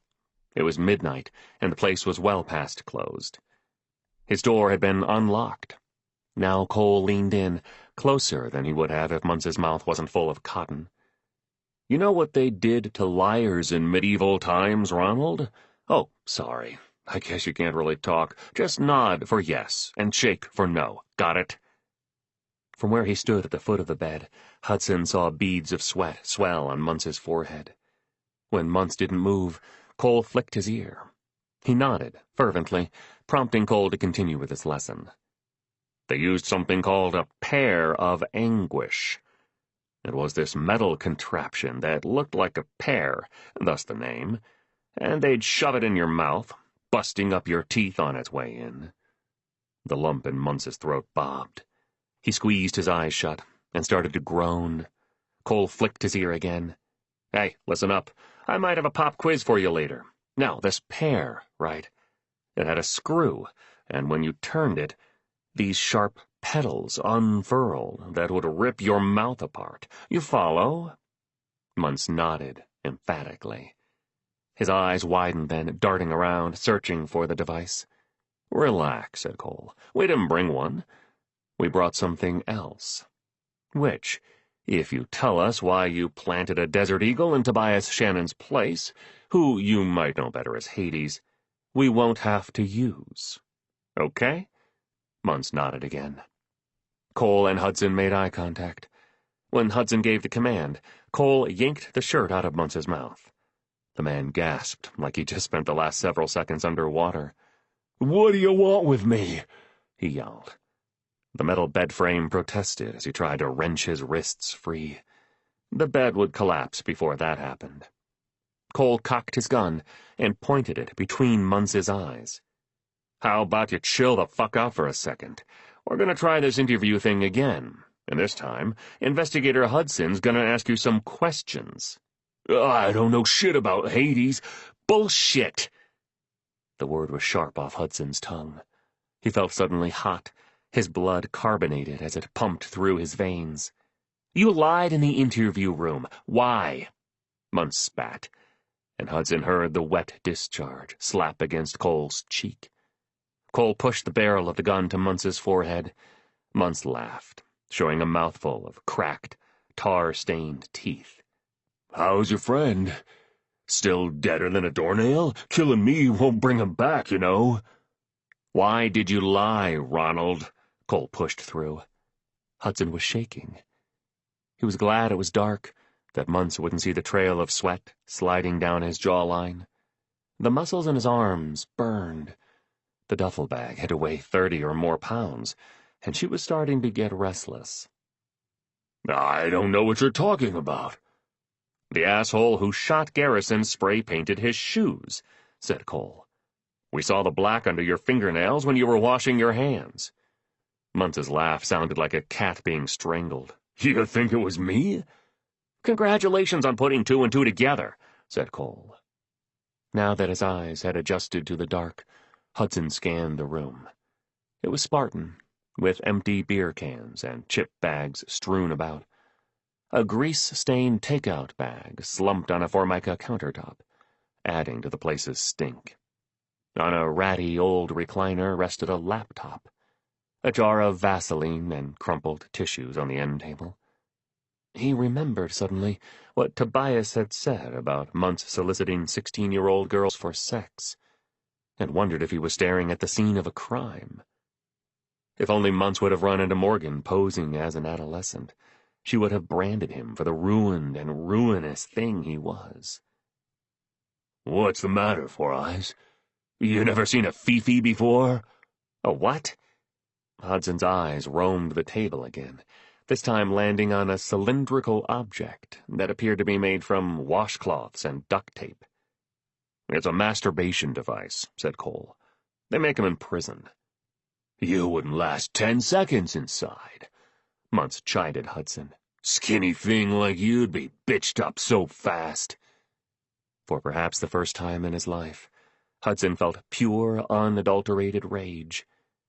He thought of Garrison lying face up on the grimy gas station floor, of Tobias sitting behind a glass partition, of a young Morgan crying herself to sleep in her childhood torture chamber, his sweet Nandali lying lifeless on the concrete. His anger awakened every cell in his body, compelled him to hoist the duffel bag onto the mattress, drag the zipper across it, and let the 10-foot-long serpent spill out onto the rumpled blankets. Persephone was a boa constrictor, pale as moonlight with rivers of black, creating a diamond pattern on her scales. When Hudson had coaxed her into the bag with a frozen mouse back at Tobias's place, all he could think of was how her skin reminded him of Morgan, white as snow, smooth as a scar, black ink on her flesh. Muntz shrieked and began to kick wildly. The snake recoiled, only to wrap around his thick ankle. "Get it away from me!" Cole stuffed the shirt back into Muntz's mouth, kept the gun trained on his forehead. "Her name is Persephone," said Hudson. And she isn't too happy that Hades has gone away. If you help us clear his name, maybe she'll forgive you." "The black under your fingernails, was it spray paint, Ronald?" asked Cole. He yanked the shirt out of Munce's mouth. "Talk! Spray paint?" Munce's forehead wrinkled. His eyes swept back and forth, searching his memory. "No, it's grease, man. I'm a mechanic." "And a hitman." "A hitman? No, you got it all wrong." "You know, Persephone can smell a lie. You feel her tongue flicking against your skin?" On the bed, Persephone undulated like a wave. She was one long muscle, tightening and curling, slithering under the blanket. Munce's planet of a face imploded. He looked like a jack-o'-lantern 2 weeks after Halloween. "Yeah, it's grease," insisted Munce. "I work on cars and shit." "I didn't know a practicing mechanic was eligible for unemployment," said Hudson. He'd done his homework earlier, going through the recycling bin Munce had dragged to the curb. The guy was collecting $600 a week, and spending it on Cheetos and malt liquor, apparently. "I work off the books at my buddy's garage." Something changed in Munce then. A delayed reaction to knowing he'd been caught, perhaps. "That's where he found me. I guess all these years later he knew I wouldn't be good for nothing more than fixing cars." "That's where who found you?" Cole still held his gun, but it wasn't trained on Munce anymore. The barrel was lowered toward the edge of the mattress. "Mr. Reynolds." "Clive?" said Hudson. Jesus, he knew it. The wrinkles in Munce's forehead deepened. "No, Christopher." The name slammed into Hudson like a bullet. Vertigo claimed him. His chest heaved beneath his jacket, and his head felt fuzzy. The room began to tilt, as pieces of the investigation fell into place. He heard Cole speak, but it sounded like they were underwater. Every word had a muffled, disorienting quality. Of course. Christopher had taken the photos of Clive with his secret family. Suddenly, he saw his life flash before his eyes. Not his own life, but Clive's. All his memories, his secrets, immortalized in tiny purple negatives. "Ever want with you?" He caught the end of what Cole was saying. Munce shook his head. "Get it out of here, please," he shouted. "As soon as you talk, Persephone goes back in the bag." Hudson watched Munce's Adam's apple bob in his throat. He half expected him to spit again. Instead, he said, "He said he needed a favor, gave me a gun, and the address of where to plant it. I thought that was it. Then the day after I'd done it, he came to me again and said I had to tell 5-0 that it was Hades who shot that cop." He closed his eyes, no doubt trying to shut out the feeling of a boa constrictor entwining herself around his legs. "He said to get in a fight or something, so I could make a bargain. He didn't want me just going up to the counter and confessing. That would have raised a red flag, he said." "Why would you do all that for him?" Cole asked. "Why not just head out of town and turn him in?" Munce laughed. "Where am I gonna go, and who would believe me? That's how he got me after he killed Dez." "He killed who?" said Hudson. "When?" He searched his memory, trying to recall what Christopher Reynolds looked like. He had to be in his 60s by now, if not older. Fat tears rolled down Munce's cheeks. His face, neck, every inch of exposed skin, glistened in the hoary moonlight that filtered in through the shoebox-sized window. "He came to the shop I was working at 20 years ago. Needed to get rid of this Porsche, a classic, 1978 Widowmaker. He wanted to sell it for parts." He bit his lip, fighting back a whimper as Persephone began to coil around his leg. "My buddy Dez noticed a pair of panties on the floor by the passenger seat and a training bra, like for a younger girl." He writhed as the snake tightened. The zip ties cut into his wrists. "Dez threatened to call the cops, turn him in for child molesting. We both knew who he was. I mean, Clive Reynolds was the only guy rich enough within a 1,000-mile radius to own a Porsche 930 Turbo, and his brother was never far from him, classic coattail rider. So Des made him a deal. He wouldn't tell if Chris left him the car. He'd have sold it out of state, I'm sure, made a mint. He sighed, hot air and phlegm rattling in his throat. I take it Chris didn't like the ultimatum, said Cole. Muntz shook his head slowly. His eyes glazed over as if he'd slipped into a trance. He opened his mouth, but his words hung suspended for a moment, his memories from one single day 20 years ago coming back together. Hudson had no doubt it was the first time he'd recounted it out loud. He snapped, he said finally.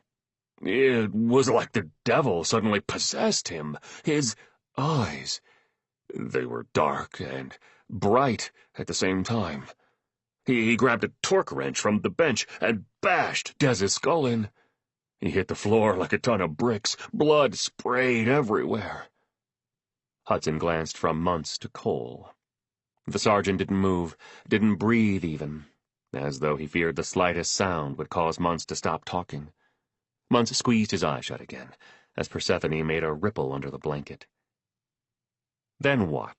Cole dared, when Muntz went mute for 30 seconds. The silence pulsed. Ronald? He told me to make it all disappear, Muntz blurted. The car, the wrench, the blood. He said if I didn't, he'd tell police I killed Des. Because who would they believe?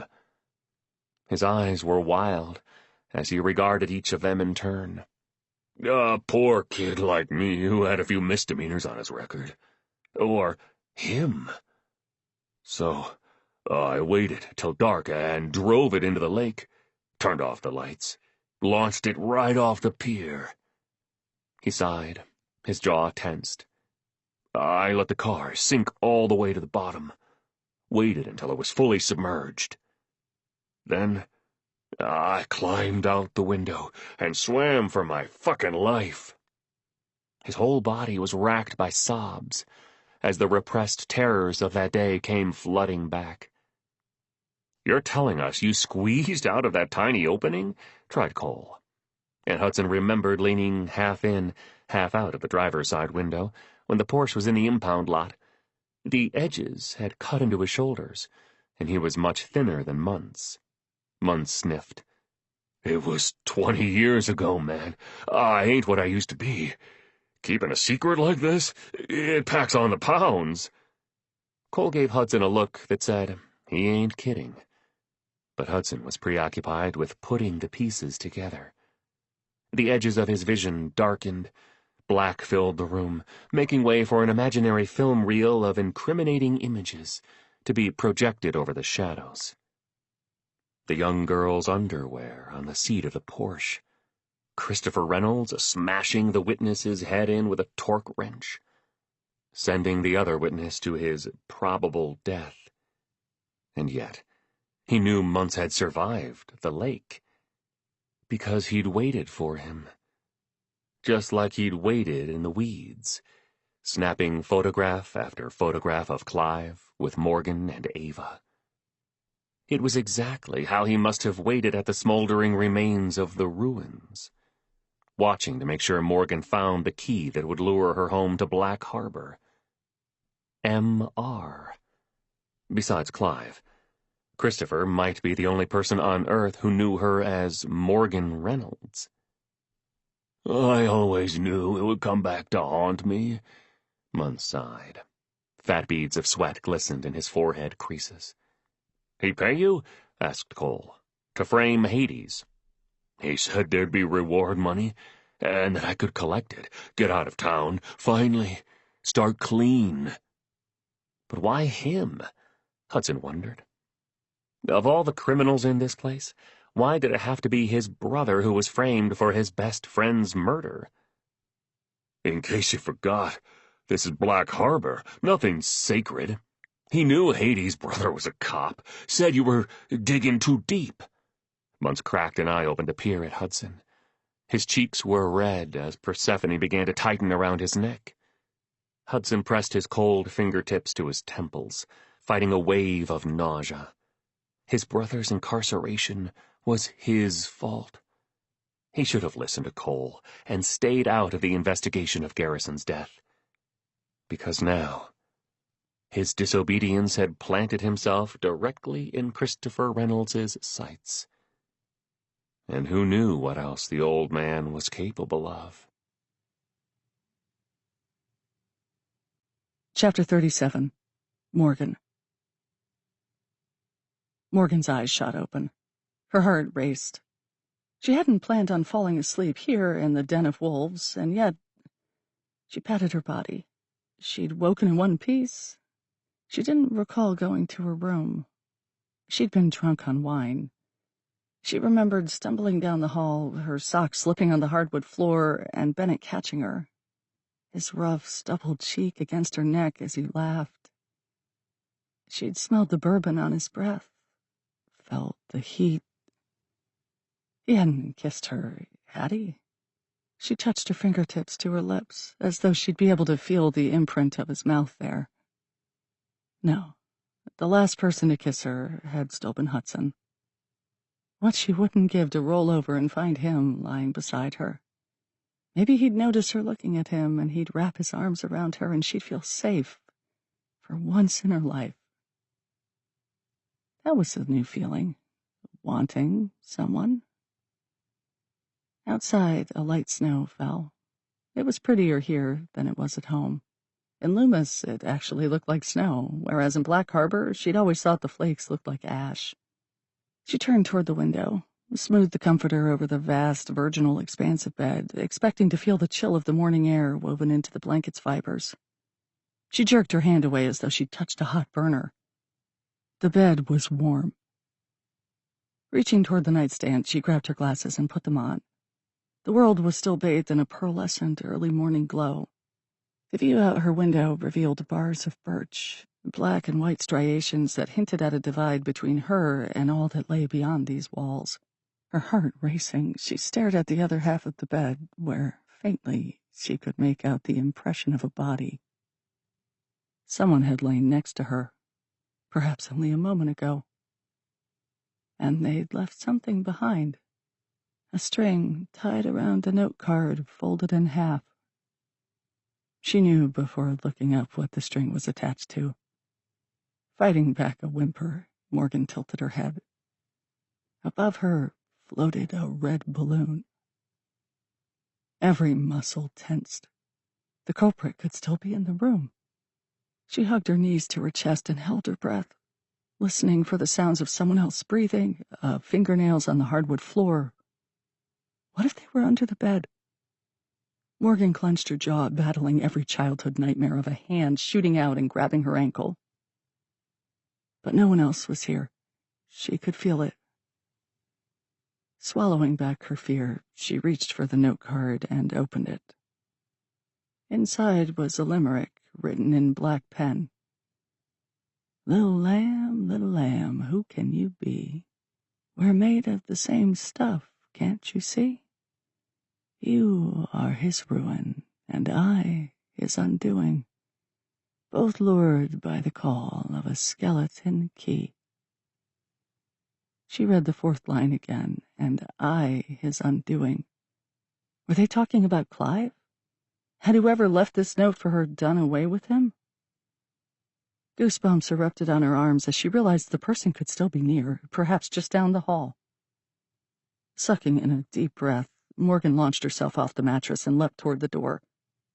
To her relief, it swung open. She shut it behind her and held the knob. She half expected the knob to turn from the other side, but it didn't. Her throat burning, every nerve ending in her body electrified, Morgan hurried on cat's feet down the corridor. The doors to the other bedrooms were closed, not even cracked. It was dead quiet in the house. She was both glad and unnerved for that. The kitchen didn't smell like roasted coffee beans, and there was no fresh fruit on the island.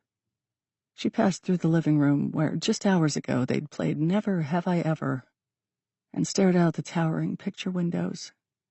In the light now, she could see the expanse of the frozen lake. It was a gray and white world out there, with a smattering of evergreens. Birch trees, although probably stunning in the fall, looked like bones jutting out of the snow. The silence was so absolute it was suffocating. The West Wing opened up to her like an invitation. She vaguely remembered Bennett's tour from last night. The study and the sauna were both down this way, and Eleanor and Don stayed in the last room on the left.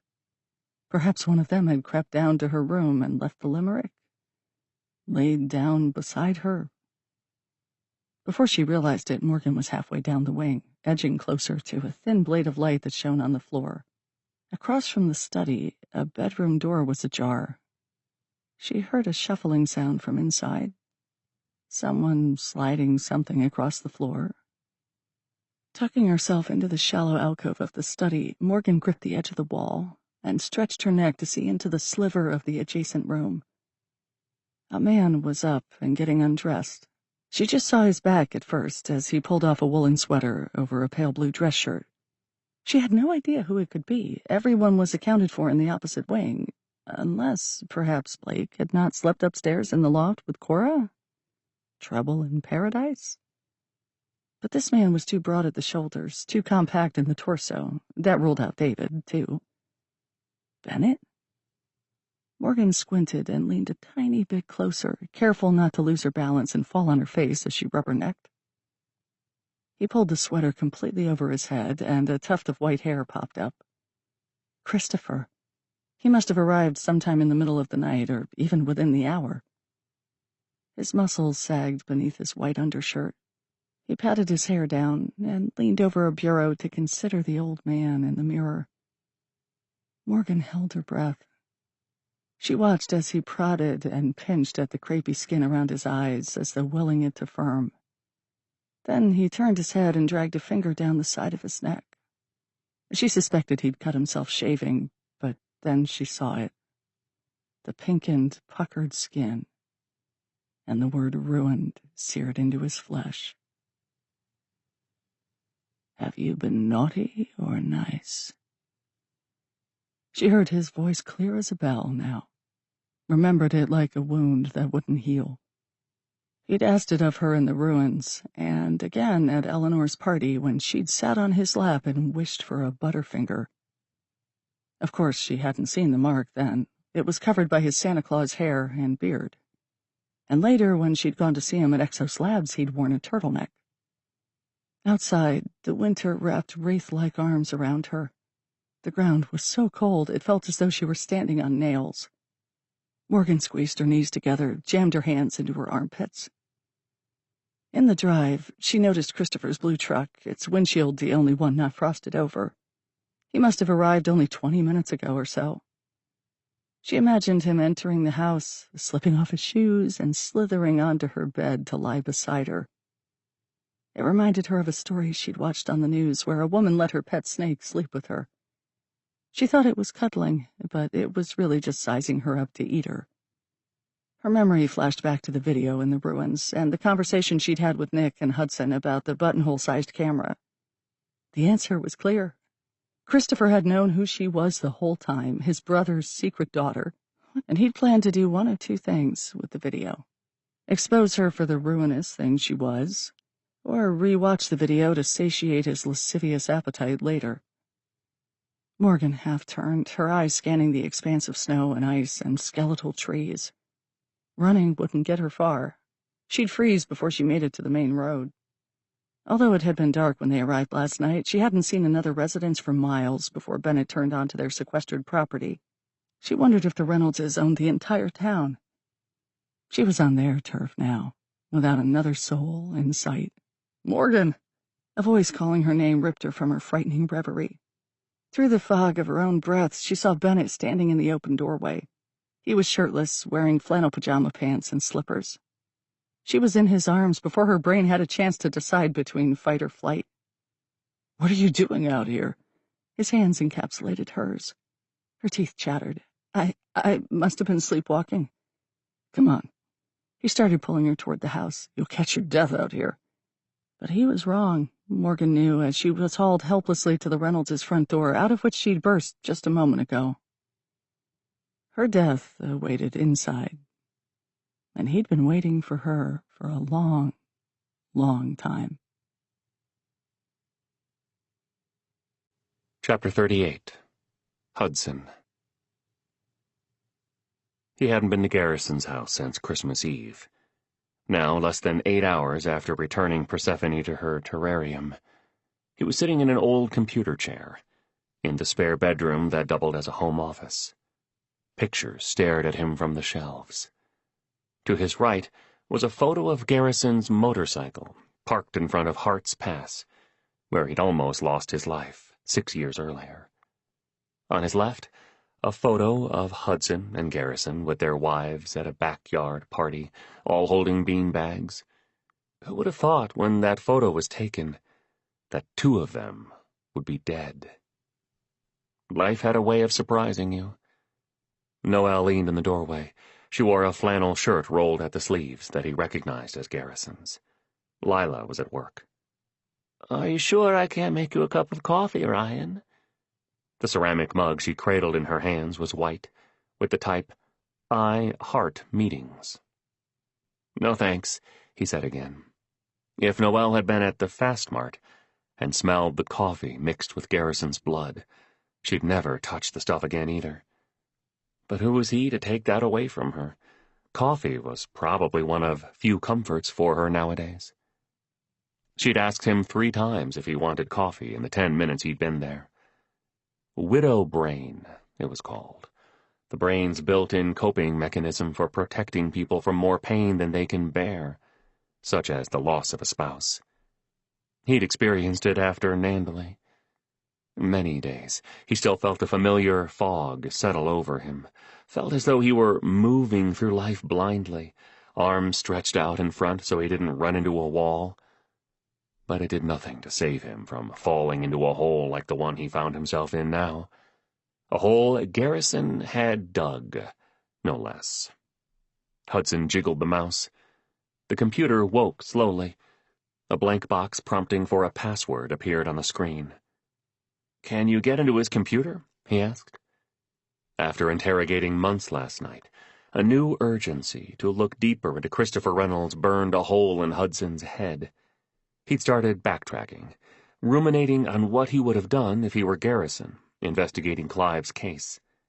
He would have started as he had, checking the old reports for who had been interviewed and who hadn't, for anything that might have been missed or misconstrued. Everything Hudson had been given to him by Cole, inherited from the investigators before him. But now that he knew Garrison's connection to Eleanor, he knew that Clive's widow must have given Garrison something that put him on a path to the ruins. Biting her lip, Noelle came forward. "Let me tell you something about my husband," she said, picking up the keyboard and flipping it over. The flat underside revealed a notebook page cut in half, with every login and password Garrison could ever have used, taped to it. "He absolutely hated remembering passwords." Hudson shook his head, allowing himself a small smile. "So old," he chided. The desktop faded in, with all of Garrison's browsers, applications, and folders. Some folders were labeled with various vacations. Cabo, San Lucas, Seattle, Italy, El Rey. Hudson repeated the last one under his breath. "El Rey," he said, then to Noelle. "Is that the name of a place?" Her brows knit. She frowned. "Nowhere we've been together." Hudson clicked on the folder. It held dozens of documents, old photographs and newspaper articles. He opened an article that filled the entire screen, with a grainy black-and-white photograph of Bennett Reynolds, dressed in a suit and tie, sitting with his hands folded in front of him at a long, sleek desk. The headline read, "Reynolds Royalty. The rightful heir claims his throne." "Eleanor Reynolds," he whispered, putting it together. Bennett looked hardly old enough to have graduated college in that photo, and yet as his eyes skimmed the columns of text, Hudson learned that Christopher Reynolds had acted as interim CEO of Reynolds Capital between the years that Clive was gone and Bennett was ready to step into his father's shoes. "What's that?" Noelle's voice jarred him from his reading. "El Rey is code for Eleanor Reynolds," Hudson explained. He paused, and then, You knew he was working this for her, didn't you? Noelle looked a little ashamed. She sighed. I'm sorry, Ryan. He asked me not to say anything. To anyone. No, I'm not... He wasn't... what? Blaming her? Mad at her? Upset with Garrison for keeping this secret? How could he be, when he'd been sleeping with Miserelli for the past 6 months? But this was different. Garrison was dead, because of what he'd gotten himself into. And Hudson was... well, he was alive, for now. It's bad, isn't it? Noelle chewed on her lip. He was finding some pretty crazy stuff. Dark stuff. Like what? He went all the way to Chicago one day. Came back with this ticket. Hudson's pulse quickened. The ruins? She nodded. What is that place? Like you said, dark. He didn't have time to explain it all now. He needed to know something from her, though. Did he ever say if he'd gone in there? The place was burned from the inside out, I guess. He found the ticket in the parking lot. Hudson nodded, her statement confirming his belief that Garrison wouldn't have ventured into that kind of place on his own. He scrolled through endless rows of documents. There were bank records and statements, insurance claims. He clicked on one that showed Clive filing for bankruptcy on one of his portfolio companies. And then a month later, another one.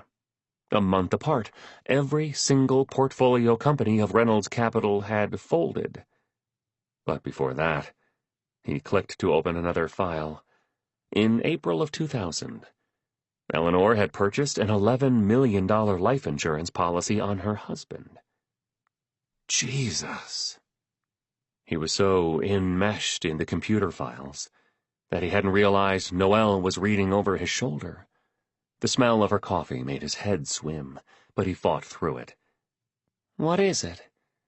Hudson squinted, zoomed into a space on the scanned-in application form where Garrison's handwriting noted, Clive's password, red_canoe78. Eleanor's password, red_canoe78. What does that mean? Noelle asked. It means Brix was onto something. Hudson breathed. He was going to prove Eleanor Reynolds was innocent of her husband's murder. The discovery made him feel weightless, like he could rise right out of Garrison's chair.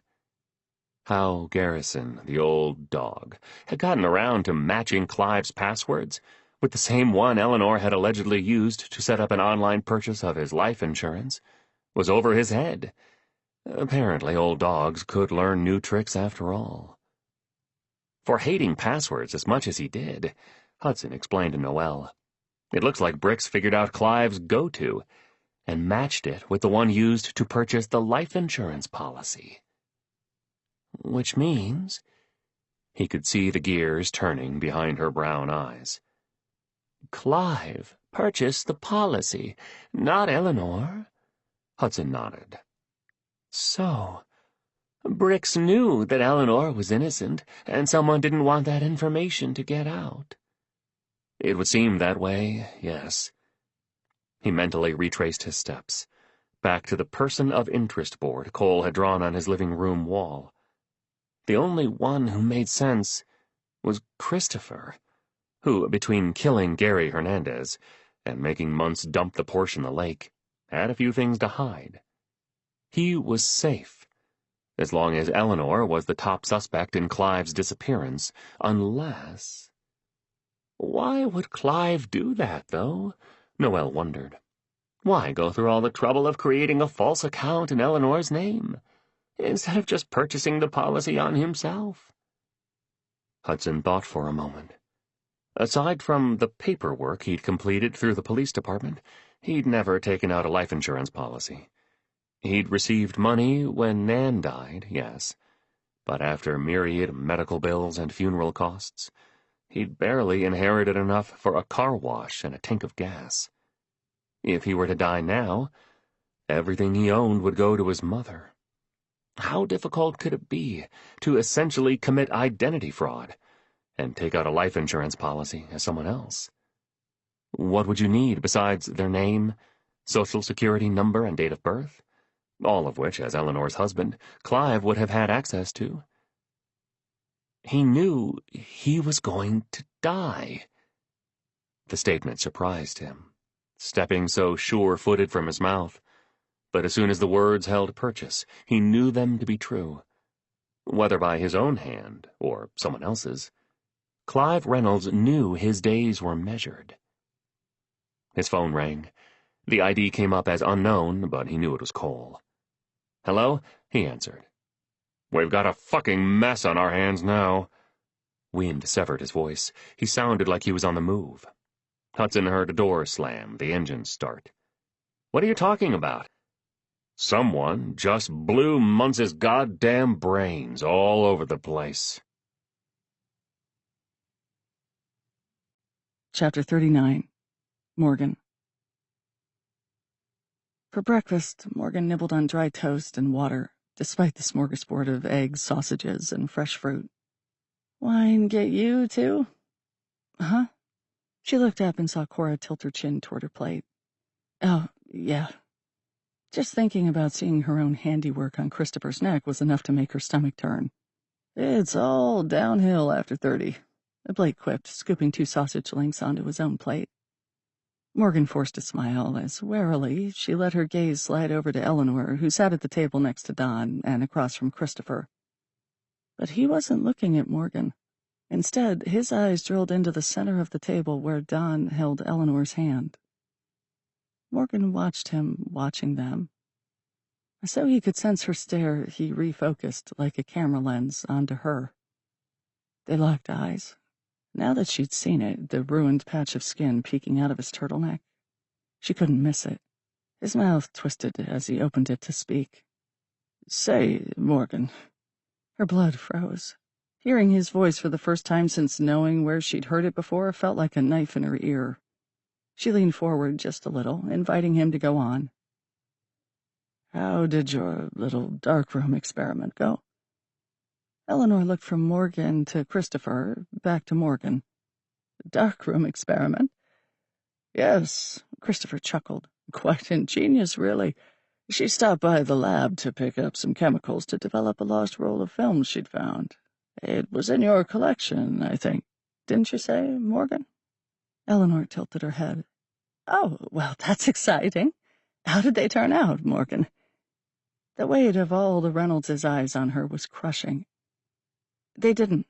She lied and summoned an appropriate frown.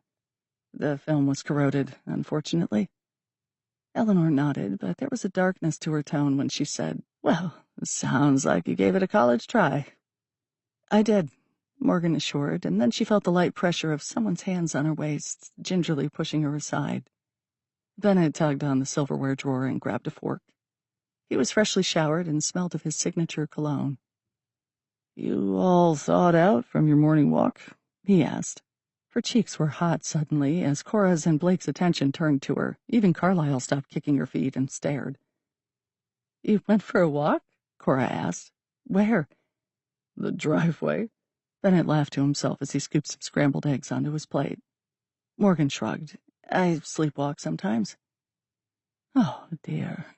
Morgan heard Eleanor breathe. "Are you all right, Morgan? No frostbite. No, I wasn't out there long," Morgan promised. "Probably only 30 seconds before Bennett found me."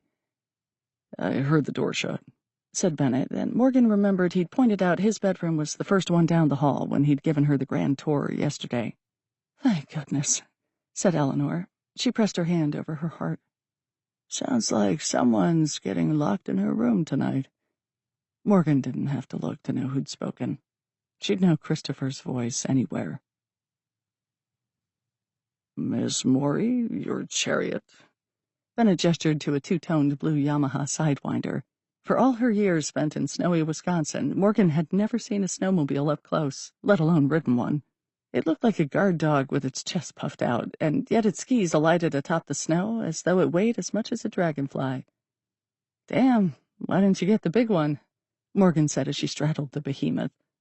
She put on a bulbous blue helmet and for a second indulged her imagination and pretending she was an astronaut exploring the planet Neptune. where the lakes are cold enough to shatter bones. Bennett climbed on and sat in the space in front of her. He flipped the switch, and the machine purred. Morgan looked around. The Reynoldses were a caravan of matching snowmobiles. She wasn't the only one riding doubles. Eleanor hugged on from behind, her cheeks already rosy from the cold. Could he really be a cold-blooded killer, this man whom Eleanor cozied up to? She contemplated, thinking back to 2 days ago, mapping out possible scenarios in Hudson's living room. Could he have done away with Clive all those years ago? And what about David? Although he didn't fit the description of the man who had killed Officer Garrison, Eleanor had made it apparent in her conversation with Hudson and Nick that there was no love lost between David and his father. Perhaps he had murdered Clive in a fit of rage. Christopher wasn't outside the realm of possibilities either. She remembered the old photographs of him. He'd been larger than Clive back in the day, making up for what he lacked in looks with muscles. She wondered if his jealousy of Clive stealing Eleanor had finally reared its ugly, homicidal head. Morgan. She shook herself back to now. Bennett laughed. You ready? She gave him a thumbs up, and they took off. Could you outrun the cold? It was a legitimate question she grappled with as she and Bennett flew through the trees faster than the speed of sound. Although perhaps her retained warmth had something to do with the many layers she was wearing, including a pair of Bennett's sweatpants over her leggings. She wondered how long they would be out here. With all its ice and snow-laden boughs and sticks thrusting upward from the banks, this place was a hazard. She didn't know much about nature, but she knew its golden rule. The more beautiful something is, the more deadly. Up ahead, she saw Carlyle's toboggan hat whipping behind her like a flag. Cora and Blake were too far ahead, blue dots in the distance. Eleanor and Don brought up the rear. Come on, Bennett yelled into the air, as though she had any choice but to move with him. I know a shortcut. He dove down a short but steep slope. Above them, Morgan heard Eleanor and Don whiz by. She mimicked Bennett's movements as he leaned left and then right, dodging brambles and branches. Adrenaline surged through her body. She held on tight, probably squeezing the air from his lungs to keep from being flung off. You okay? Bennett called. She nodded, though she didn't know if he could see it. What's that? She asked, suddenly pointing up ahead to a small building that looked like it was made of Lincoln logs. An old post office, Bennett explained. This was all a little town once. What happened to it? She didn't have to see him to know his face was split into a wolfish grin. People like me? Private equity guys? Business people who saw an opportunity for profit. The county makes more off the taxes on these lake houses than they ever did with the whole town. So, money really can buy everything. What do you think, Morgan Mori? I think I'm in the wrong line of work. Bennett laughed. After the holidays, I'll take you on as my apprentice. How about that? She forced a grin, and for a moment the wind froze her face that way. They sped on through the graveyard of a town where he pointed out an old, dilapidated bait shop, a hardware store, and a library. Then something appeared that felt like an unsettling brand of déjà vu to Morgan. She knew this place. A frozen pond with a dock and a little lean-to shed. It looked smaller in real life than it had in the photographs. A pile of logs was stacked along one wall, a long-handled axe splitting the topmost one, as though whoever had last swung it called it a day and simply never came back. This is your pond, she said, remembering scanning old photos of Clive and Bennett, holding up fishing lines of bluegill and perch. Bennett laughed. Sure is. Man, we used to spend a lot of time out here. You and your dad? Yeah. A canoe that might once have been fire engine red was beached on the shore. It looked cut in half, its tail end stuck under the ice. Who knew how long ago the little boat had been abandoned? Left to the weather and the elements and the solitude. Morgan felt sorry for the thing. And then, as they continued to careen through the woods, she was struck by a memory so vivid, so real, that she almost fell off the machine, for all by its lonesome, amidst the birch trees, stood a blue box. It looked like a vintage parking meter, and yet she remembered being lifted up as a child, someone's hand guiding hers as she dialed a number on the keypad. The memory was immortalized in a negative, even. Clive had taken her there. What is that? She asked Bennett, pointing to the thing that was now behind them. What? He turned to look over his shoulder. That blue box back there. Oh, I think it's a call box or something, for police back in the day. There's a phone in there? Probably not anymore. He laughed as they blasted through a mound of powder. Why, you want to call in to report a crime? Perhaps someone's stolen your heart, Miss Mori? Something like that. Morgan brushed the joke aside with another forced smile and took note of her surroundings. Her wrist itched where the key was kept. She would come back later, alone. Chapter 40. Hudson. Hudson was disoriented. It felt as though he'd never left Munce's apartment, and now he was back in the dingy unit, the reek of blood and feces potent enough to choke. His eyes watered, blurring the scene before him. Ronald Muntz had devolved into a gelatinous pool on his mattress, his left eye socket blown out by a .45 caliber bullet. A matte black Glock lay on the floor, just beneath Muntz's meaty hand that hung off the mattress, his fingers bloated to resemble blood sausages. A camera flash lit up the scene as an evidence technician photographed a note scrawled on a tearaway receipt book. I have seen and said too much. Emmy Winthorpe stood next to the corpse, measuring the state of decomp. He heard her say the words possible suicide and self-inflicted gunshot wound. Cole stood beside him. Self-inflicted, my ass, he muttered. He sounded rough, like he'd swallowed a cup of sidewalk salt. This is not good. Hudson shook his head, agreeing. At least there's the interview with Casper, he suggested. It was their one saving grace. People would focus on the incident of Muntz's arrest and subsequent snitching, which would all lead back to a motive of retaliation, the suspect being someone who wasn't too happy about Hades' incarceration. Because in Black Harbor, snitches got more than stitches. They got splattered on the walls. The buck would stop at a motive for vengeance. No one would have to know that he and Cole had scared the truth out of Muntz just hours prior. It was selfish, he knew. But Hudson couldn't help but feel relief in knowing the law's eyes would be on someone in Tobias's circle instead of himself. And then, like the answer to a math equation suddenly clicking into place, he knew that this was the kind of thinking it took to survive in Black Harbor. Dog eat dog. Christopher? Hudson whispered, out of earshot of the others. He and Cole had receded to the edges of the scene. That'd be my bet, replied Cole. I already sent Fletcher and Devine to bring him in for questioning. But won't they ask? I'm their boss, Hudson. You know, not everyone questions authority figures. Believe it or not, some detectives actually just do what they're told. Hudson winced. If he'd stayed away and hadn't wandered off the rails of the Reynolds cold case into Garrison's investigation, Muntz might be alive. Tobias might be free. And yet, by the same token, if he'd assumed the same tunnel vision as the investigators before him, the case would be no closer to being solved. Garrison would still be dead. Morgan would still have been victimized. Clive Reynolds would still be a mystery. Muntz and Tobias had themselves and the lifestyles they'd chosen to blame. He was tired of being held accountable for the way other people messed up their lives. That was self-inflicted. A ringtone that Hudson recognized from Guardians of the Galaxy alerted Cole to an incoming call. Hey, he answered, and paused for a beat. Shit. Okay. Thanks, bye. He isn't home?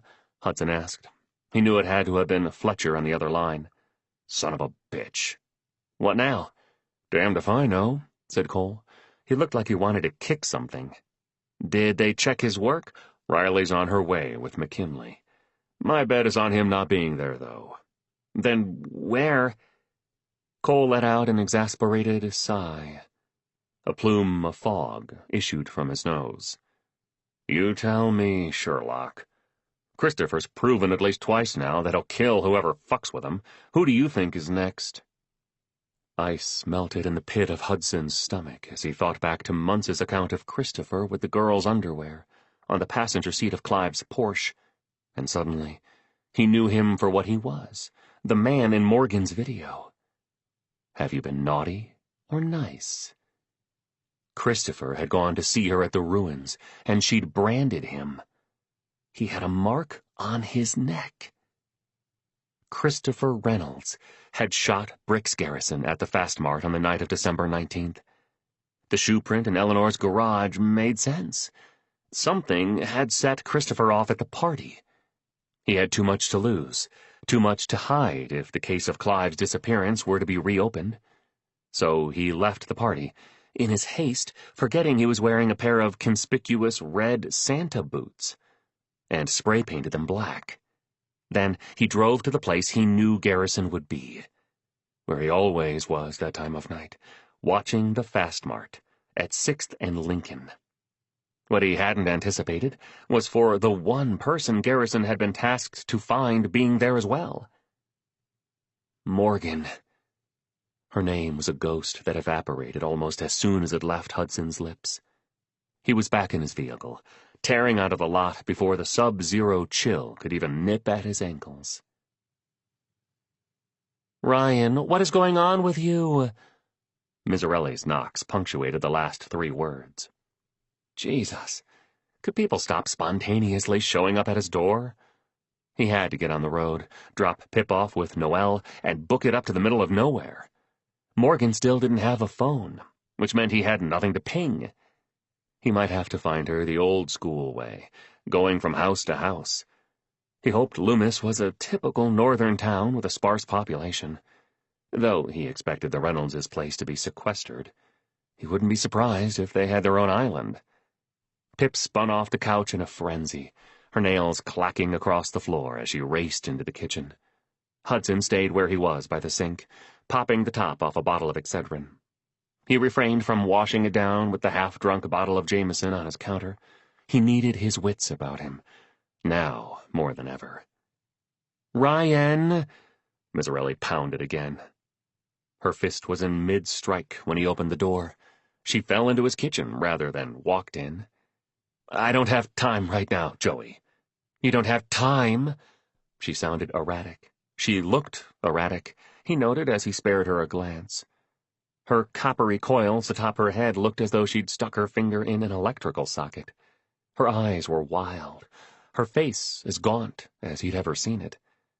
When was the last time she'd slept, he wondered. He could probably review all her unrequited phone calls and text messages and find the answer to be not in the past week. "You don't have time?" She laughed. "You don't have time. Ladies and gentlemen, the ever-evasive, what do you want?" She charged him, backing him up against the wall as Cole had done on Saturday. It was Thursday now, New Year's Eve. "I want to know what the hell is going on. First off, your brother, Tobias Shannon, Hades? Are you effing kidding me?"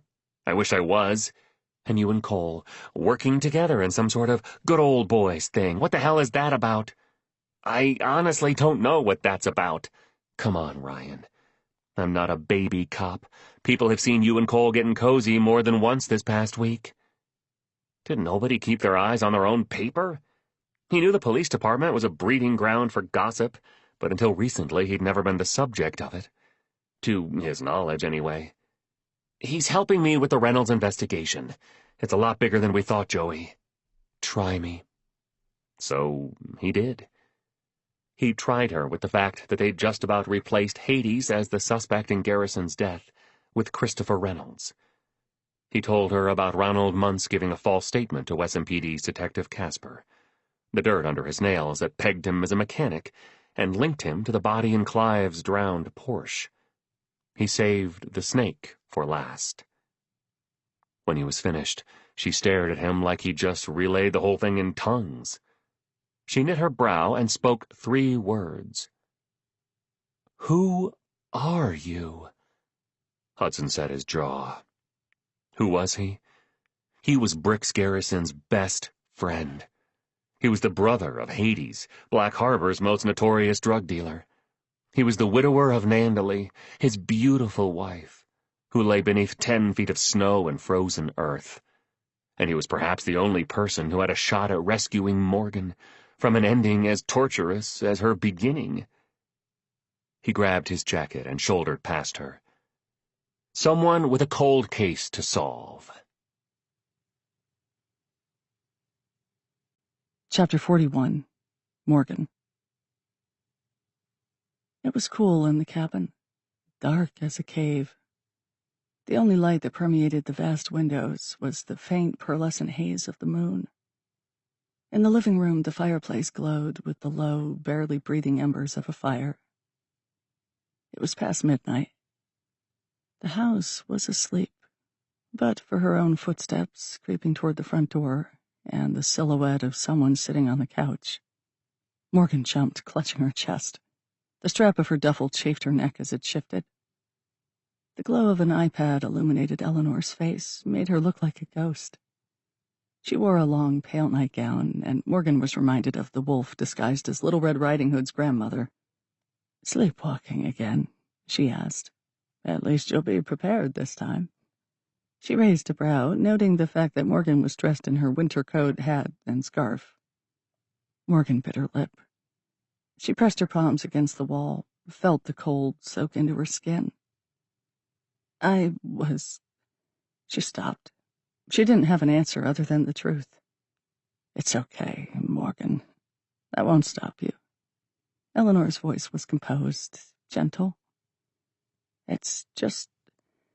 I've never thanked you for the scanning project you did for me.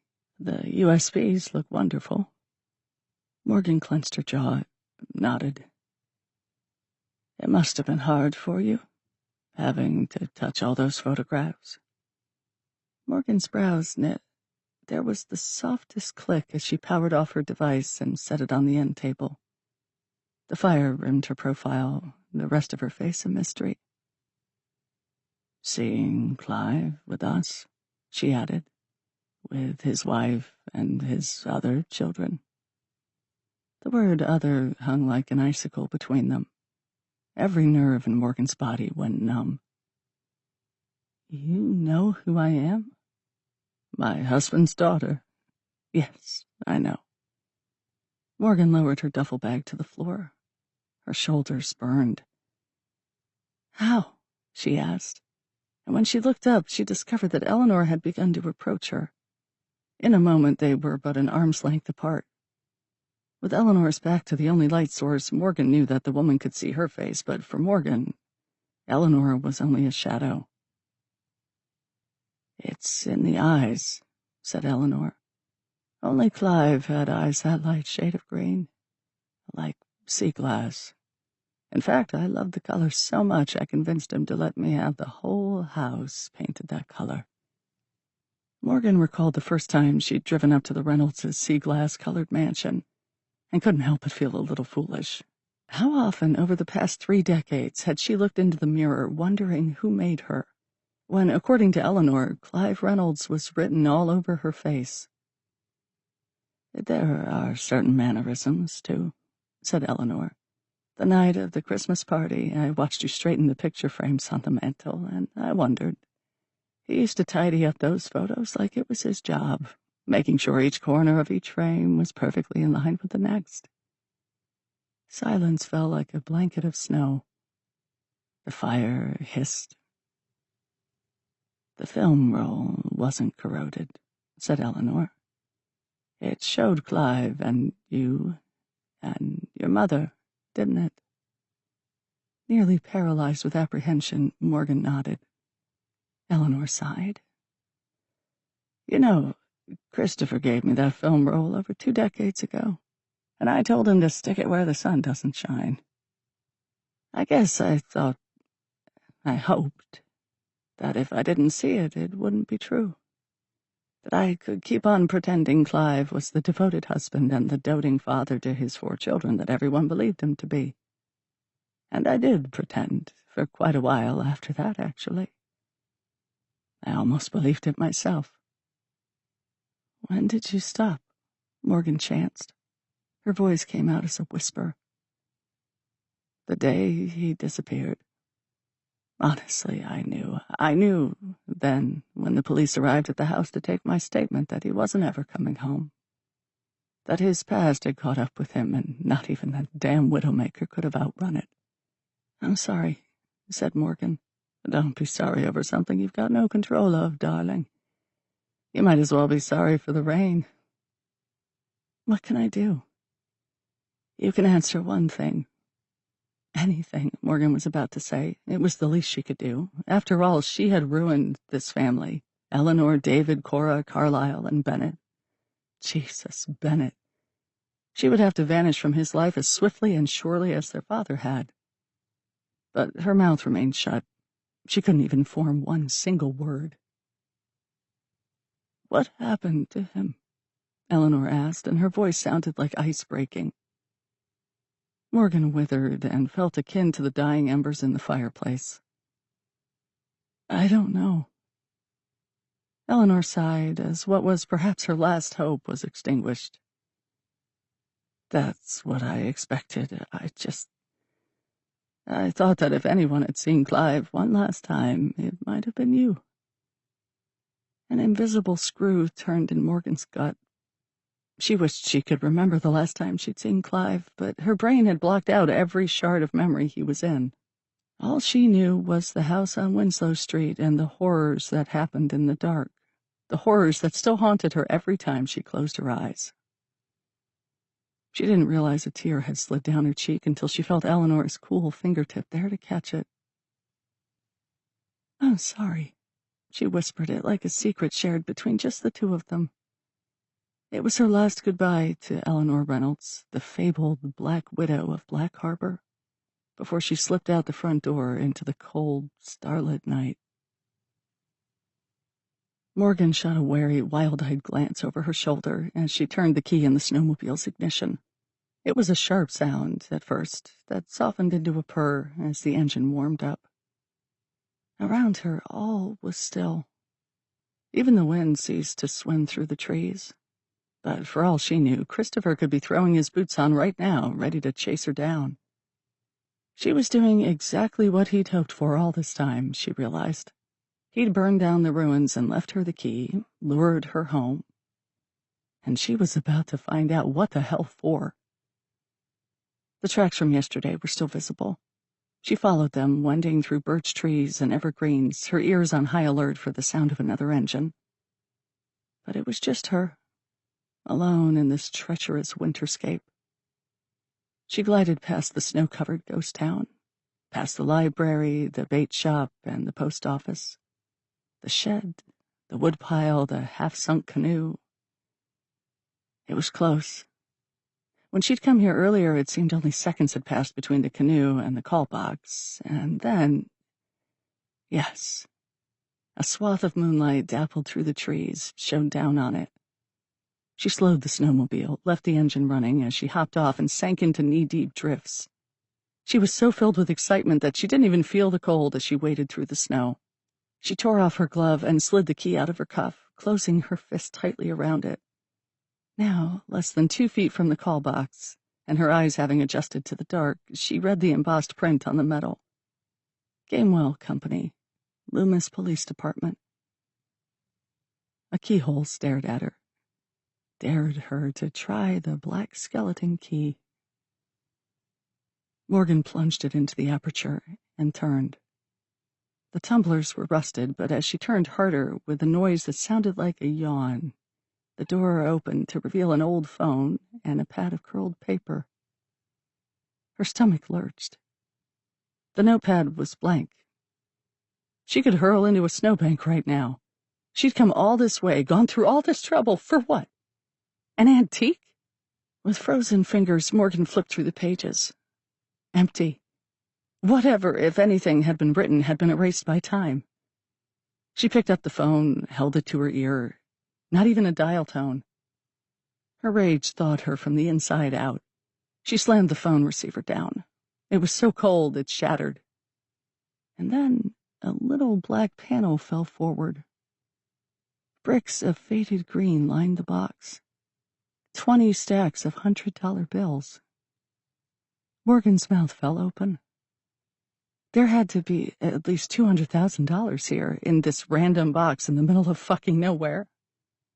She blinked, half expecting it to disappear, but it didn't. She noticed a black moleskin journal tucked in the corner.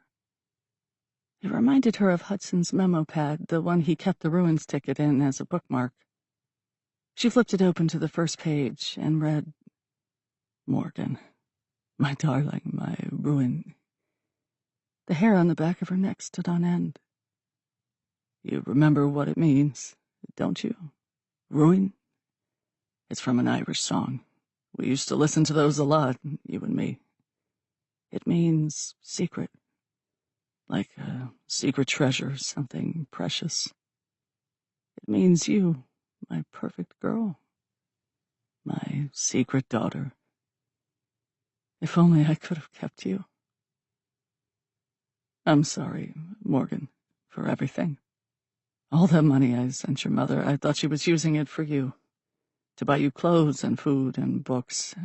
I didn't know she'd left the country and abandoned you to the care of your aunt. And I use that word care, ironically, Morgan, I do.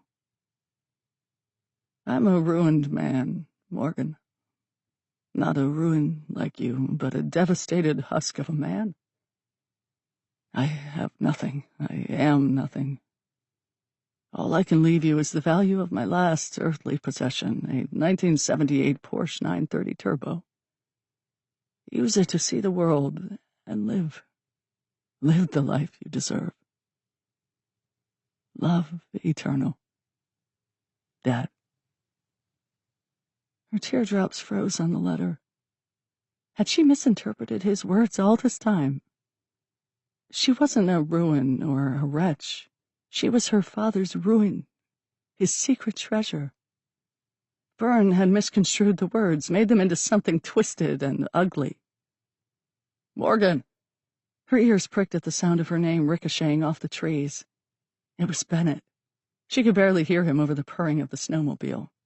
Morgan! He was getting closer. Shoving the journal back in the box, she slammed the door and turned the key in the lock. Morgan, please, stop. The key was stuck. She jiggled it, but it wouldn't budge. Fuck. Morgan! She turned. He was closer than she thought and closing in. He stopped in his tracks like a hunter who's just startled a fawn. His skin was pale in the moonlight, his hair matted to his forehead. He'd left the house in such a hurry he hadn't even zipped his jacket. His pajama pants were tucked into his boots that were now filled with snow. But he smiled. It was a slow smile, aged like a fine wine. Horror set into Morgan like rigor mortis in a corpse. He'd been waiting to break out that smile, she realized, ever since he'd tied the key to a red balloon and left it on a smoldering stairwell. She realized something else, too. She'd been played hard, and she'd lost at her own fucking game. No, it was never her game. It was Bennett's. It had always been Bennett's. He paused in his advance. They were within spitting distance of each other now.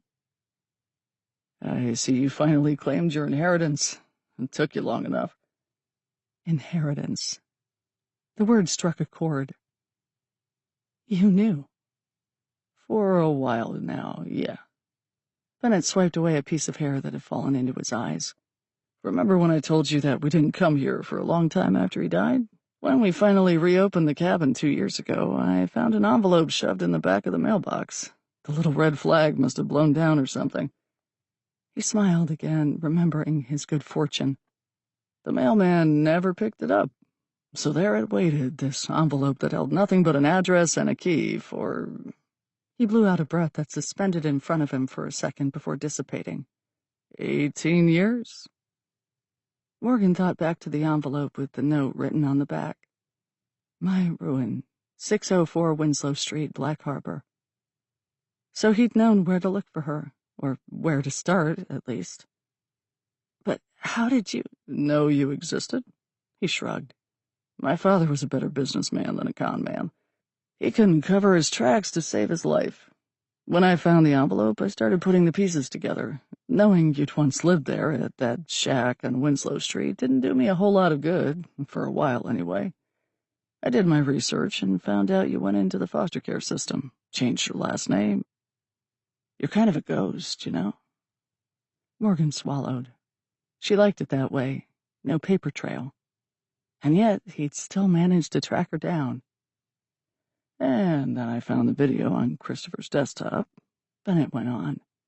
It's amazing what turns up when you stop searching. He laughed and rolled his eyes as though to say, "Oh, that Uncle Christopher."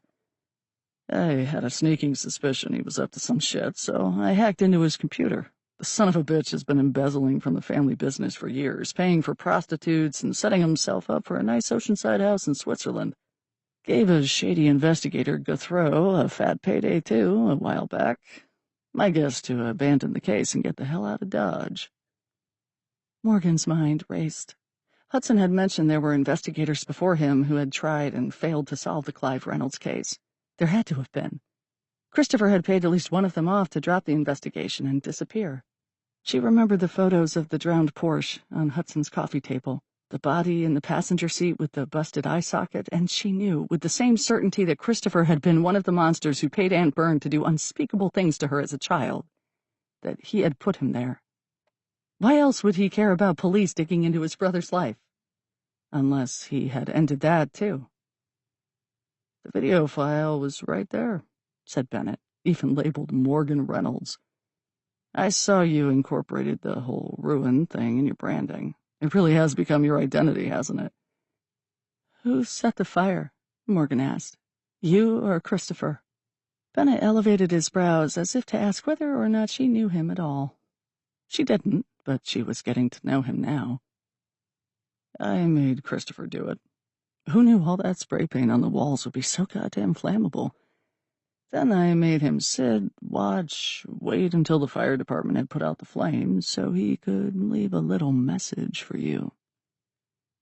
All roads lead back to home. You were blackmailing him. The answer was obvious now.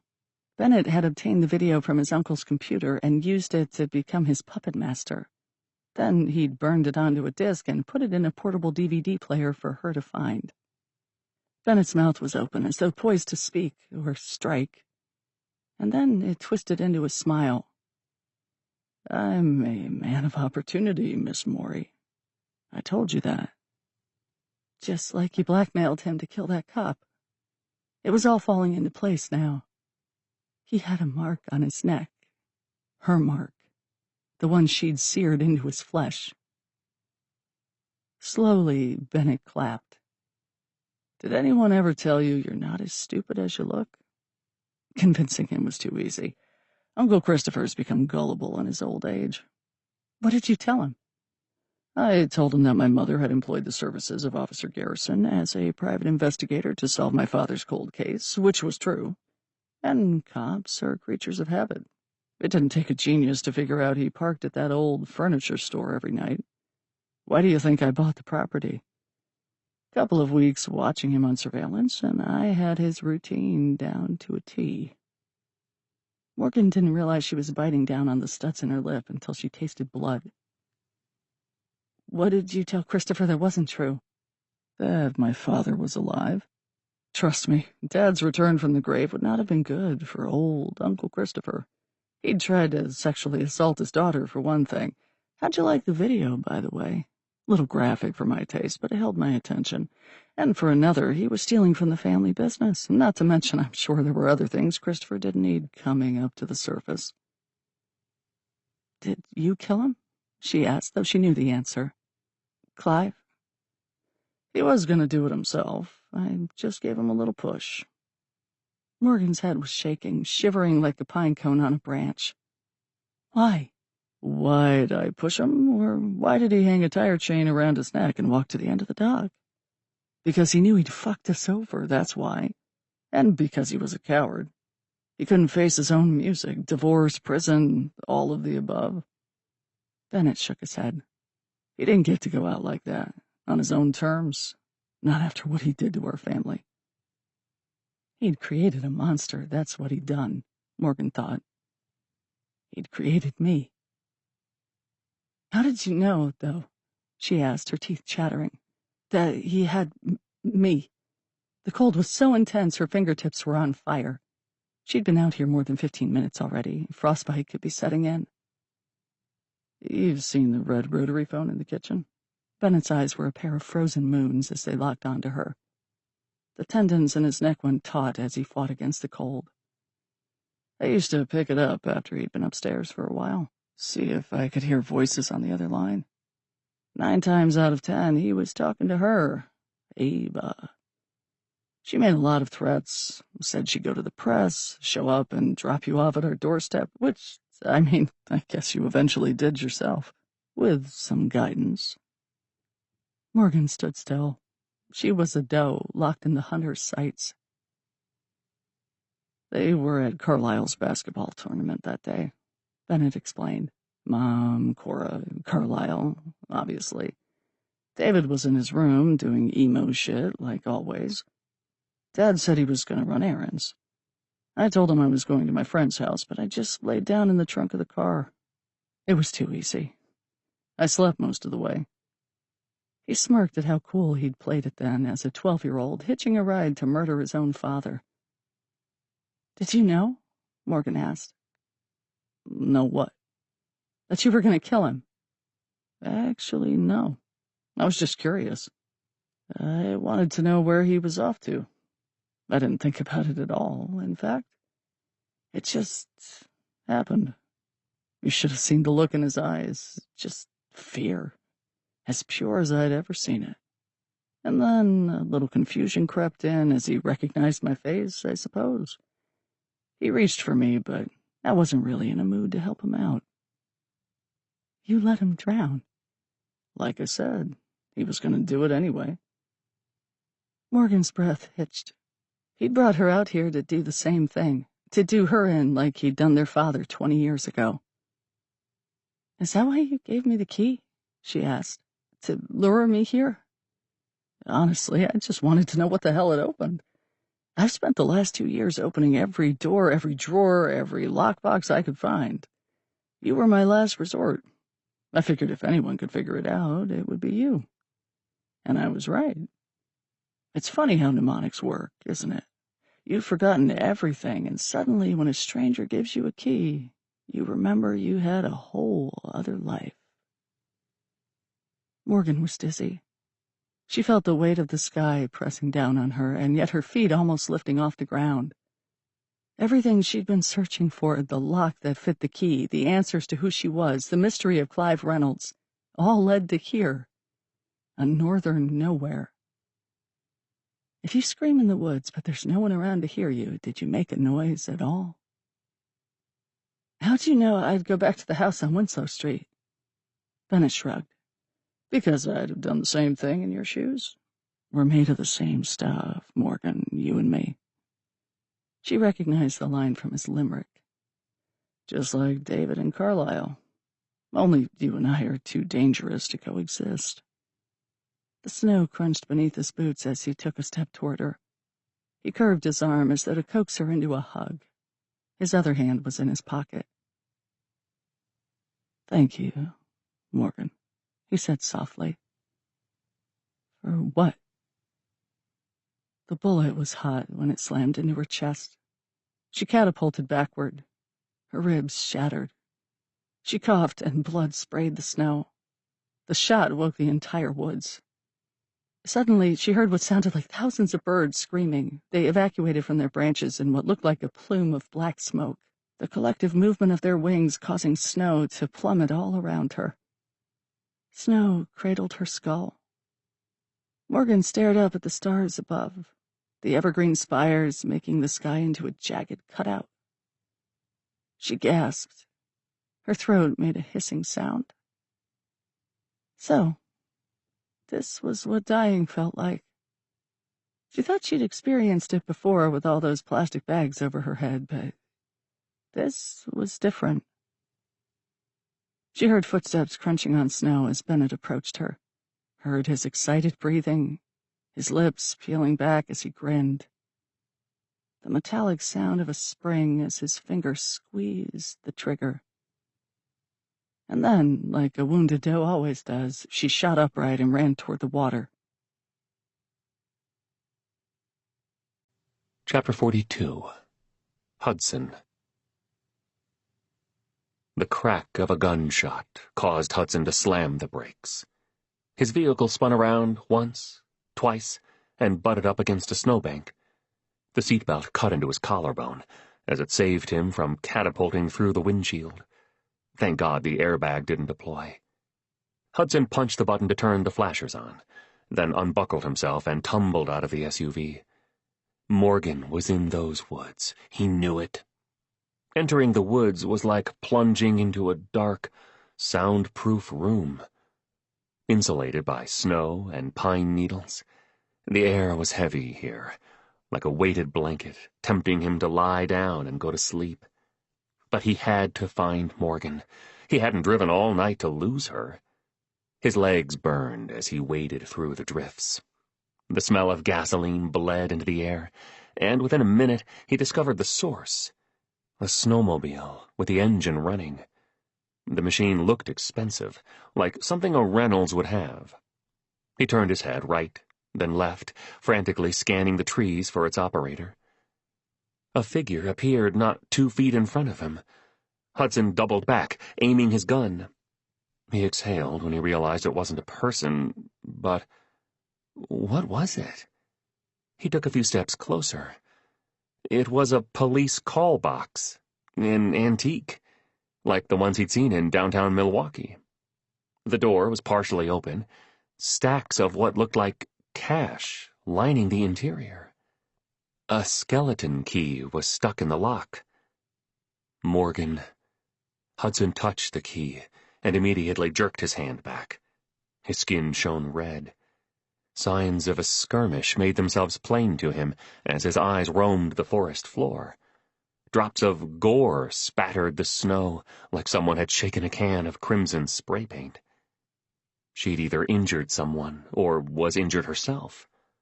Up ahead, he could see a break in the trees, a clearing, maybe, where the snow leveled off. The blood spatter went that way, too. He followed it like a hunter tracking a wounded animal, stopping suddenly when he heard a voice. Fighting his way closer, he saw a dock and a weathered canoe that matched the ones in the negatives. A shed leaned against a stack of old gray logs, and in front of it, about 30 yards away, was Morgan.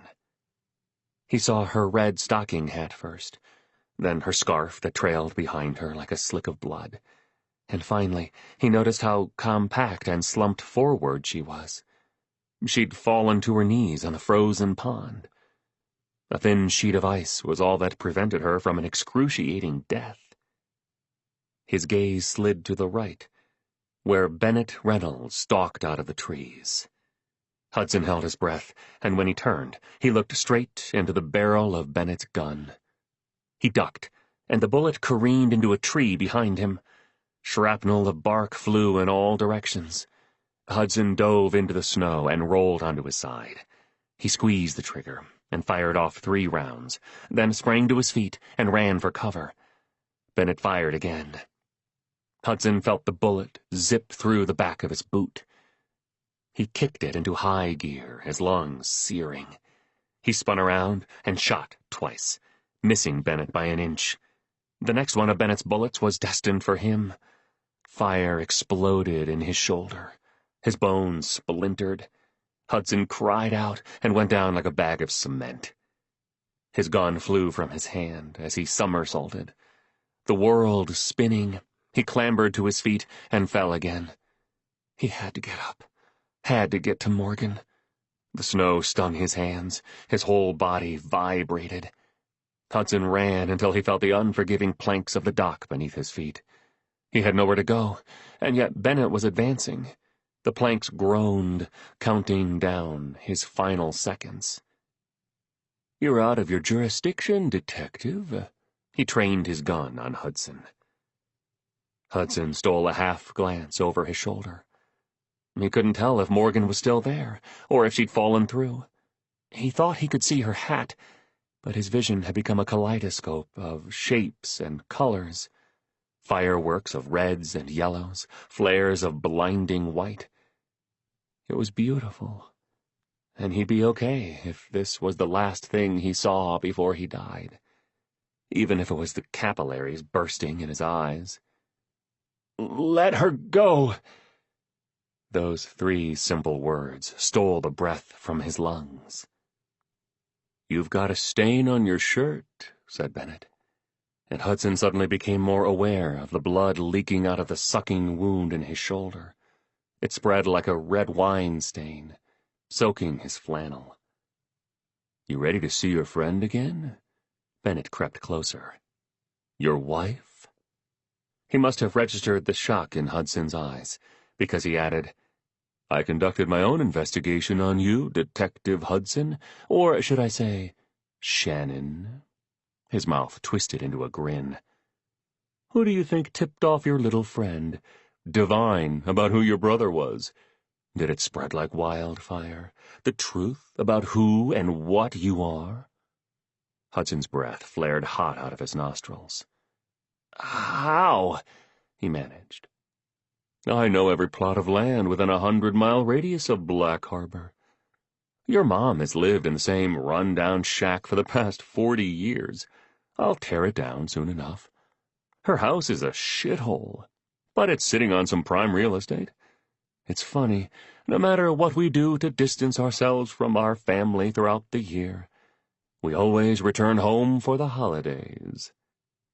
Hudson remembered. The headlights in his rearview mirror on his way to Garrison's on Christmas Eve. The lone car besides his own on the road to his mother's house. Bennett had followed him. "Face it," said Bennett. "You're a criminal, and you come from a long line of criminals." "No!" On his knees now, Hudson lunged at Bennett. They slammed onto the dock and rolled, ice cracking and chipping and stinging. It was all a blur. The lenses in Hudson's glasses spiderwebbed. Bennett got on top and, straddling Hudson, held him by the throat with one hand and dug the other one into the wound in his shoulder. The pain was blinding. Hudson tried to scream, but he couldn't breathe. The veins in Bennett's forehead popped, the muscles in his neck straining. "Brings back memories," he said, almost wistful. Then he smiled. "I gotta hand it to you. For a skinny guy, you put up a better fight than Clive. Maybe you've just got more to lose." Hudson kicked and tried to wrestle out of Bennett's grip, but Bennett was larger and stronger. When he tried to push his head into the boards to gain leverage, he felt nothing but cold air. His shoulders were off the dock, floating above the ice. This was it. This was his end. He'd failed to finish Garrison's unfinished business. He'd failed to save Morgan. His killer's wild, bloodshot eyes would be the last thing he saw before he died. And then the light that shimmered behind them flared, like stars exploding. Suddenly, Bennett's grip relaxed from his neck, and as he lurched forward, Hudson saw a wood-handled axe sunk into the back of his skull. Flecks of red spattered Morgan's snow-white cheeks. Her dark hair was matted to her face. Her lips were blue. A stain plumed on the front of her jacket, soaking her sleeve. He noticed as she reached for him. But it was too late. Bennett's body fell forward, taking Hudson down with it. They crashed through the ice, and all 206 bones in Hudson's body shattered. Every molecule of oxygen in his veins froze. He'd never known cold or pain like this. Drowning, now, was different from drowning off the pier in Lake Michigan. It was still here, quiet. There were no waves to thrash him about, no riptide to pull him under, just darkness and stillness. He was in a vacuum, a black hole where light and sound didn't exist, and when he began to think that perhaps this was death, that he'd taken his last breath on the dock, He hit the bottom. Bennett landed beside him, his weight freeing sediments that had long since settled on the floor of the pond. Hudson kicked away from him and reached into the weeds, blindly searching for anything to gain purchase, when his fingers closed around the rusted links of a chain. Chapter 43. Morgan. She was a snowflake, cold, pale, but not dangerous. Not anymore, she thought as she lay on the dock, staring upward at the star-spangled sky. The precipitation lighted on her lips, her skin. It didn't even melt. She could lie here and let the fresh snow be her burial. It wouldn't be the worst way to go, not after all she had done. Bennett was dead. She'd felt his life drain from his body the second she drove the axe into his skull. He shared the same watery grave as his father now, their father. We're made of the same stuff, can't you see? No, they weren't. Clive Reynolds hadn't made her what she was. The house on Winslow Street had.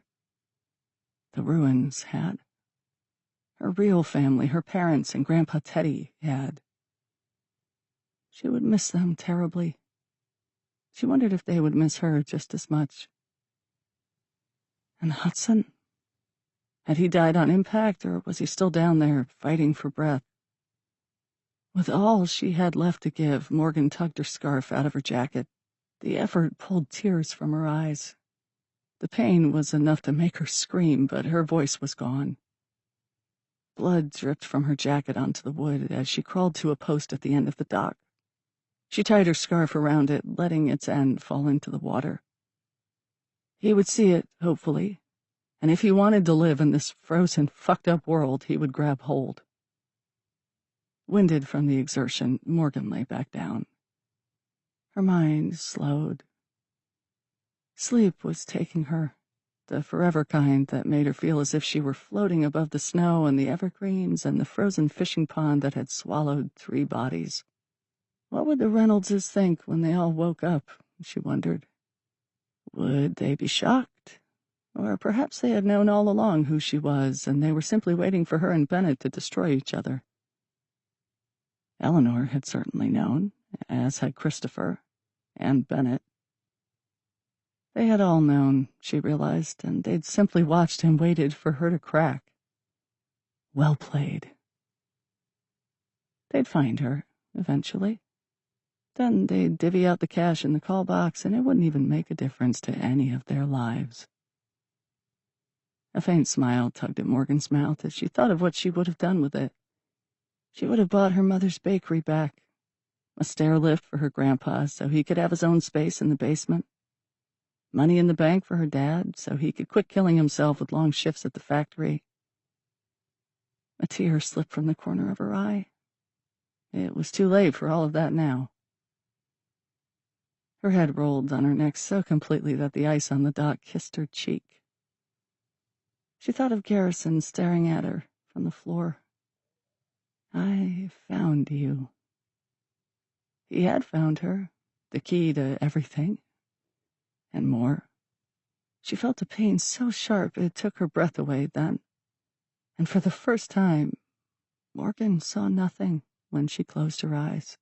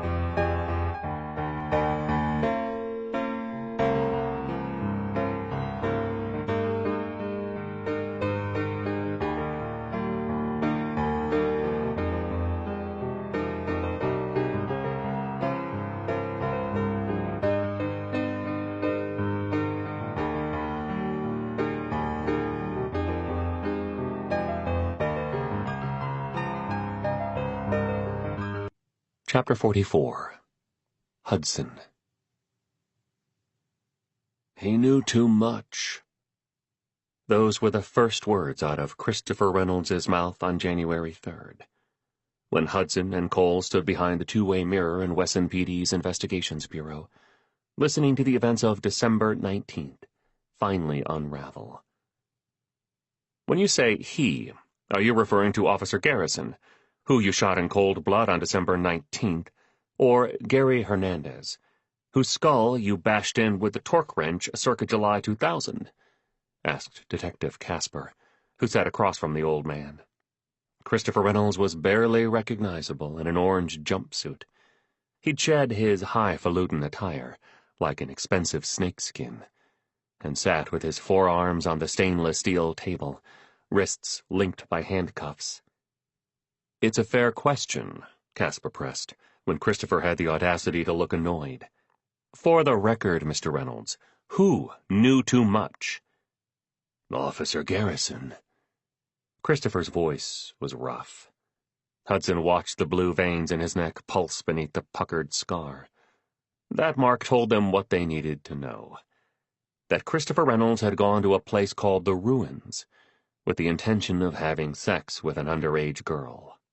Instead, he'd been met by a woman, his niece, who stuck him with a needleful of ketamine and branded him for the ruined piece of shit he was. Hudson and Cole had filled Wesson PD's Detective Casper in on the backstory.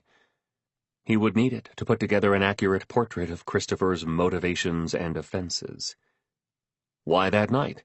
Casper asked, going back to the 19th. "What happened that you decided to leave the Christmas party, go to the Fast Mart, and shoot Garrison?" "I saw Eleanor on the phone with him," said Christopher. "How did you know she was talking to him?" Christopher raised a white, wiry brow. "It was the red rotary phone in the kitchen. She only ever spoke to him on it. 20 years she sat at that damn desk by that damn phone, delusional that he'll call with different news than the year before. That Clive would be alive and well and coming home." His bottom lip curled in distaste. "I knew who Morgan was the second I saw her at the party. She's my brother's daughter, for Christ's sake, the one I tried for years to convince Eleanor existed." "Even going so far as to stalk her and photograph her, and give Eleanor a roll of film that she never developed.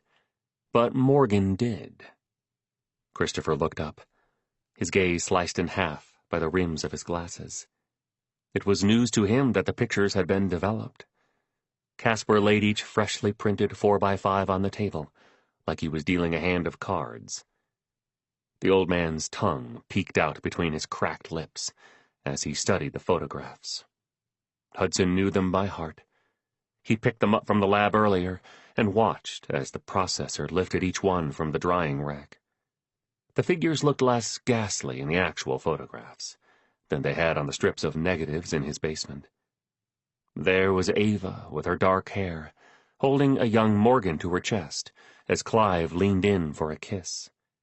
There were the three of them on the canoe, the photo partially framed by cattails wherein Christopher had crouched, unseen. There was the picture of Clive holding Morgan up to talk on a telephone in the middle of the woods. Even through the film grain, he could read Loomis Police Department on the front of the call box and see the tiny aperture meant for a key. It was how he'd known where to find her, after all. Like Bennett, he dived deep into his own research after seeing the picture and found an historical map of Loomis that depicted all the locations of the police call boxes. There were only 2 in the whole town, and he'd chosen the one nearest the lake as his destination. "So walk me through that night," said Casper. "You show up at Eleanor's house to do the whole Santa charade? You hand out presents, ask kids what they want for Christmas, the whole shebang? In that time, you recognize Morgan as your niece, the one who branded you at the Ruins." Christopher nodded. "And you tell Eleanor, who, for the past, 30 years, has been ignoring your accusations of her husband having a secret family. I mean, She wouldn't even look at the photographic evidence you captured. And now here was Clive's secret daughter in her living room. It couldn't have been easy. Christopher tilted his head, and Hudson got a good look at the brand on his neck. The puckered skin, the white scars. If this was Casper's attempt to empathize with Christopher, he thought, it wasn't working. And yet the old man issued a gravelly question. "What's that?" Casper seemed almost disinterested. "What wasn't easy?" pressed Christopher. And Hudson realized that Christopher was as eager as they were to put all the pieces together. For Hudson, this mystery had lasted only a matter of weeks, but Christopher Reynolds had endured decades of unanswered questions. He'd had no better idea than the police on what had become of Clive, and seemed appropriately distressed at the news of Bennett's guilt and death. And relief. There would be no more blackmail, no one watching his every move and snooping on his computer. Not that Christopher would have access to any of that. He was going to prison for the rest of his life, which might not be all that long. Hudson knew all too well what they did to baby touchers in the clink. Casper had completed a slow circle around the table. "I was going to say, getting that evidence, all those years ago, when you spied on Clive taking Morgan and Ava up to the lake house, pretty impressive, I gotta admit. You got pretty close." Christopher shrugged. Casper paused, his hip level with Christopher's shoulder. "But maybe it was seeing Morgan that wasn't easy. On your family's turf, your two worlds crashing into each other. Would she tell them that you'd gone to a place called the Ruins with the intent of torturing her? Of course, she'd have to explain what she herself had been doing there, and would she even recognize you?" The detective took a step, and then another until he was across the table from Christopher Reynolds. "You couldn't help yourself, could you? Once a perv, always a perv, right? You called her onto your lap, and when you realized she had no idea that you were her father's jealous brother, or that you'd paid her a visit at the Ruins, you gave her your business card. To keep her close, I'm sure. To get her to trust you. You knew she had nothing. Could tell just by looking at her that she would take any job that came her way. What did you have planned for her, Christopher? Or were you just enjoying watching Bennett toy with her? You know, it was his little game of cat and mouse that led Morgan and the police to you."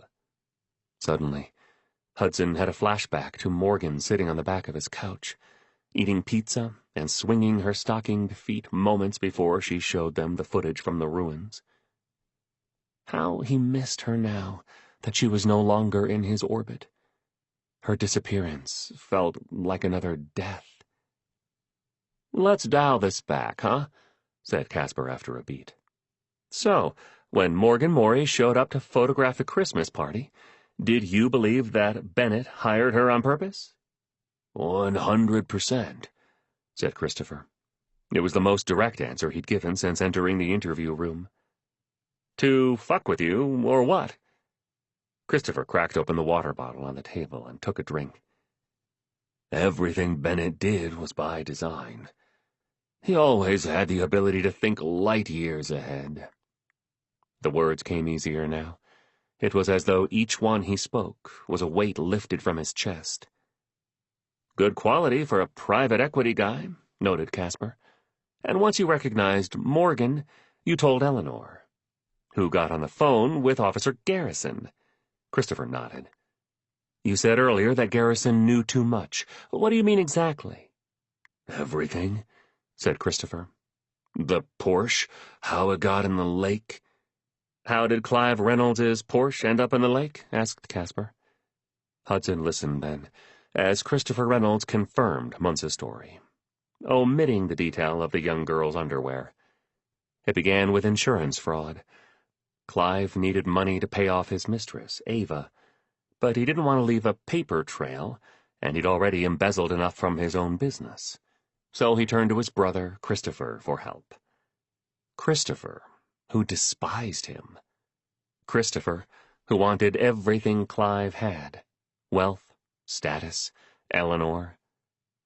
"He asked me to make it disappear," said Christopher, "while he went up north with Eleanor and the kids for the 4th of July weekend." He dragged a nail at the label that had been softened by condensation and began to peel it off the water bottle. They all knew what happened afterward. "You could have burned it," said Casper. "All your DNA and fingerprints would have been scorched off by the time anyone showed up to investigate." A light smile tugged at Christopher's mouth. His whiskers bristled. "I could have." "But you got greedy."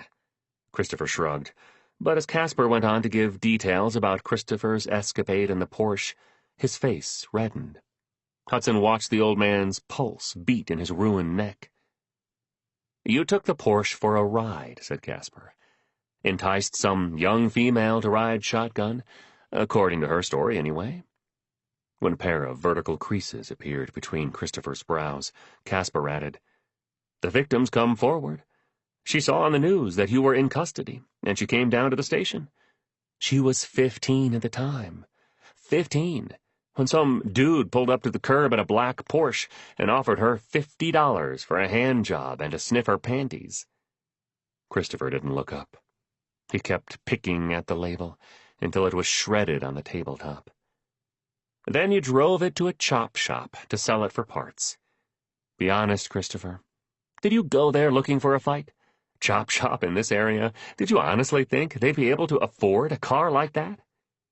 Christopher said nothing, and Hudson feared he was done talking.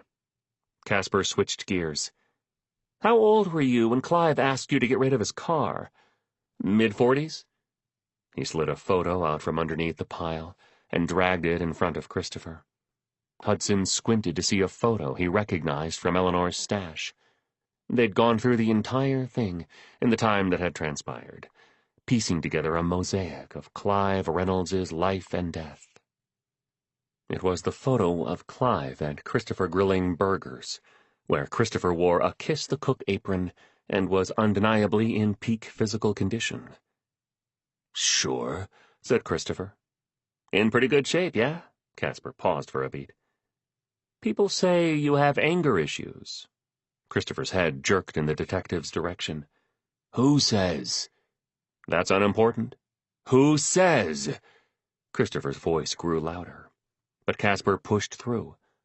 "So you're in good shape. You've got some anger issues. Now you're forced to do your brother's dirty work. You can't even get a decent price for the Porsche he wants you to dump. And on top of all that, there's the whole blackmail thing, right? Gary Hernandez saw the underwear and threatened to tell police you were soliciting sex from underage girls. Lucky guess, or had you earned a reputation, Christopher?" Silence.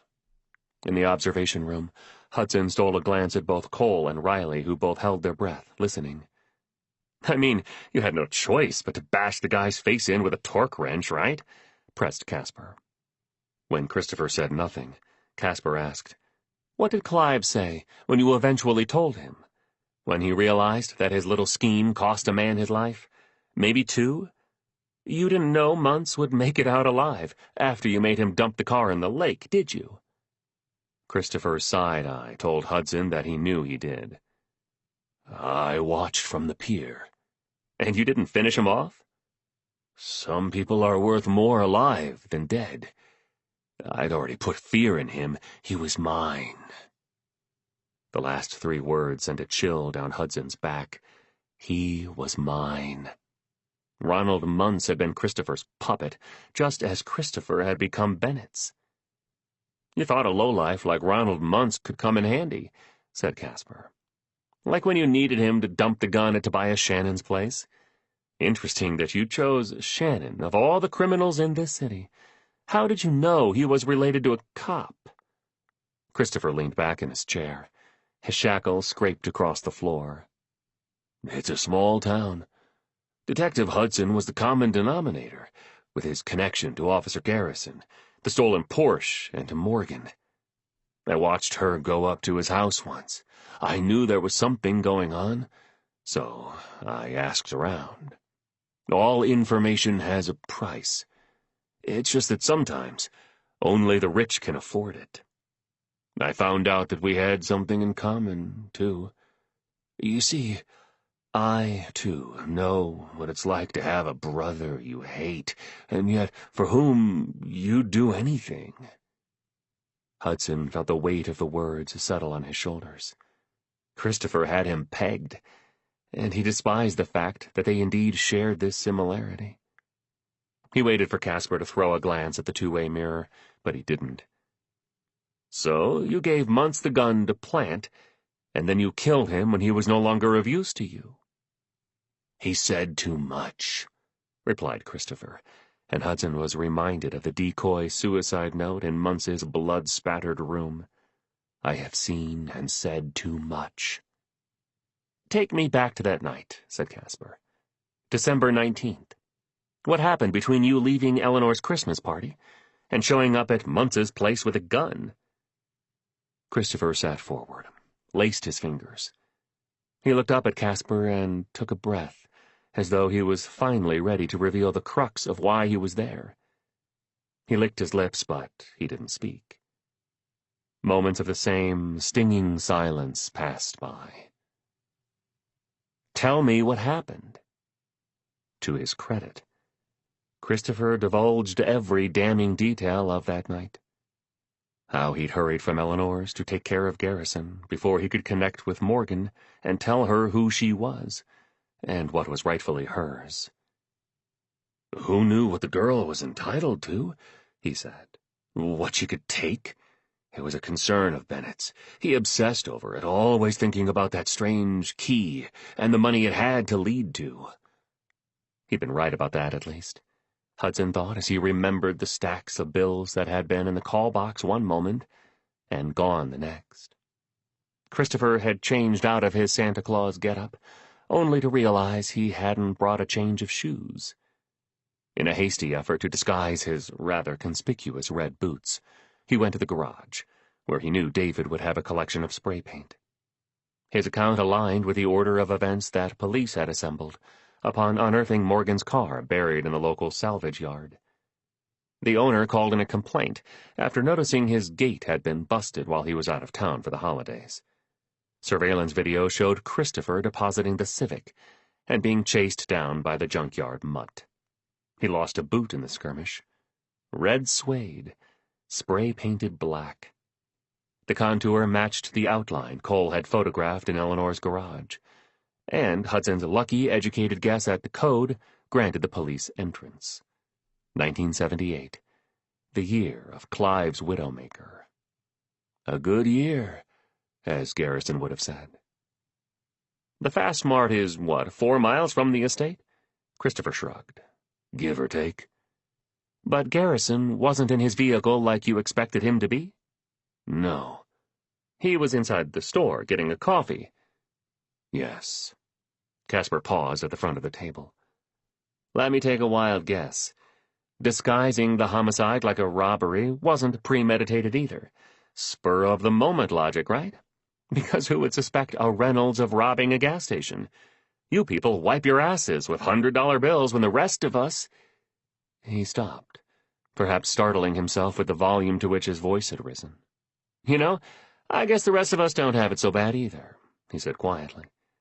"At least when I go home, I don't have to worry about a knife in the back." He slapped the tabletop twice.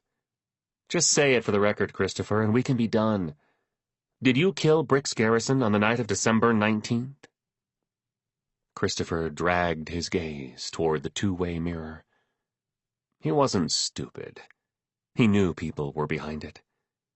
The unseeing look was the same one Hudson had become accustomed to in sensitive crimes, when his subjects stared through him, as though there was someone else in the room. This time, there was.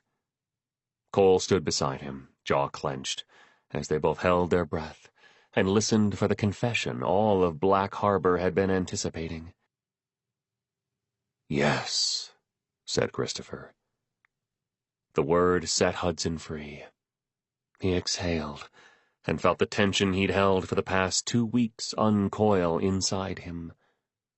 Cole set his hand on his shoulder. They'd done it. Not only had they cracked Black Harbor's most notorious cold case, They were about to lock away one of the city's seediest characters for good. Black Harbor would never be Mayberry, but it was better off without Christopher Reynolds stalking its streets. Just one thing. Casper's voice was less stern. Instead, there was an inflection that only accompanied genuine curiosity. He turned off the recording device. Off the record. Why didn't you lawyer up? Christopher sighed. His breath rattled deep in his chest. Because I'm just so goddamn tired. And Hudson thought it might be the truest thing anyone in an interview room had ever said. He sank to his knees and knew nothing then but the sound of himself weeping, and Christopher Reynolds's shackles dragging across the linoleum. Now Hudson stood in a place he'd never been before. Pebbles skittered down a steep slope before disappearing into a vast canyon. Evergreens grew out of the cliffside, their roots thick and rippled like muscular arms thrust into the rock and hanging on for dear life. The air was heavy and laced with fog. From his vantage point in the Okanagan-Wenatchee National Forest, he could see the verdant mountains that Garrison had never gotten to. Garrison's Harley-Davidson leaned against its kickstand, parked in front of a grove of trees. Hudson walked away from it, taking in the beauty of the forest and the rivers that wound through the foliage thousands of feet below. He understood, now, why Garrison had come out here. People didn't go to Hart's Pass to die on its precipitous roads over 6,000 feet above sea level. They came here to live, to see nature and the wonders of the world unfold before them, to realize how small we all are in the story of the universe.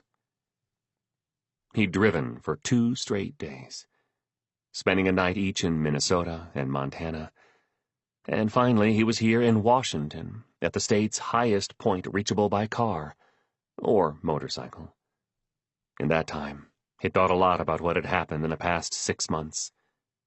Almost immediately following Christopher's arrest, being arraigned on 3 charges of first-degree intentional homicide, grand theft auto, and multiple charges of sexual assault dating back to July 2000. Tobias was cleared of homicide charges. He was still doing time for dealing cocaine, but as long as he behaved, he wouldn't be in for more than a few years. Hudson unbuckled the leather saddlebag by the bike's back tire and withdrew a black box. He opened the lid and touched the fabric of Garrison's 8-point cap. "Leave it to you to have unfinished business all the way out here," he said. He knelt then, laying the box at the base of a tree. "Rest in honor, old friend." A tear trailed down his cheek as he stood and returned to the bike. Reaching back into the saddlebag, he felt the familiar weight of his black memo pad, and thought about Morgan running out of his house that day, when she'd seen the faded red ticket tucked between its pages. She was the reason he was still alive. The memories of that morning came back to him, like images broken into shards of ice. He saw the light flare in Bennett Reynolds's eyes again, like a blown fuse. And then the tops of the evergreens getting smaller as he fell backward, crashing through the frozen pond. And then darkness, broken only by blades of moonlight, a rusted chain, Morgan's bright red scarf, floating like a gash in the water. He grabbed hold and pulled himself up into the freezing air. But where he'd expected Morgan to be, her heels dug into the dock as she strained to pull him up, was only a post and a bloodstain, quickly being overwritten by fresh fallen snow. Later, when Cole and Casper came to collect him from the local hospital where he'd been stitched up, they informed him a snowmobile had been discovered abandoned at the Canadian border. Months passed without seeing hide nor hair of her, while Hudson settled into his new position in white-collar crimes. Until a few weeks ago, when her mother reopened her bakery, Lynette's Linzers. And then something had arrived in his mailbox, just before he left for Hart's Pass. Standing at the top of the world now, Hudson opened his memo pad to reveal a plane ticket, tucked inside like a bookmark.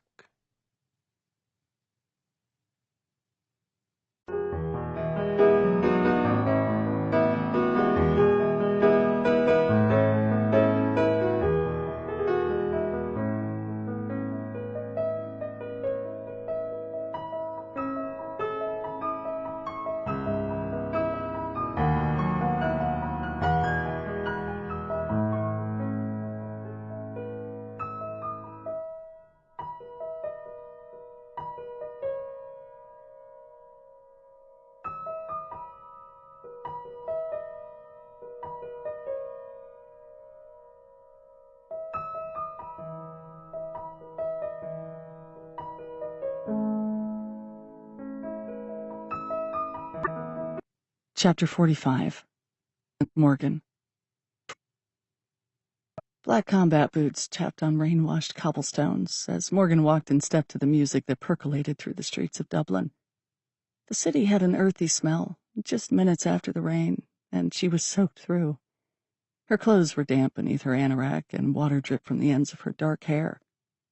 The sun was shining again, though, bright as a pot of gold, and dappling the colorful buildings. A faint rainbow of red, orange, yellow, indigo, and violet ribbons shimmered, showing her the way. She knew she could find them here, at Dog and Duke's, a nondescript pub off the district's main drag. The cobblestones were worn a little smoother down this way, the buildings characterized by cracks and chipped roofs and the odd graffitied poem now and again, which she loved. It felt like home.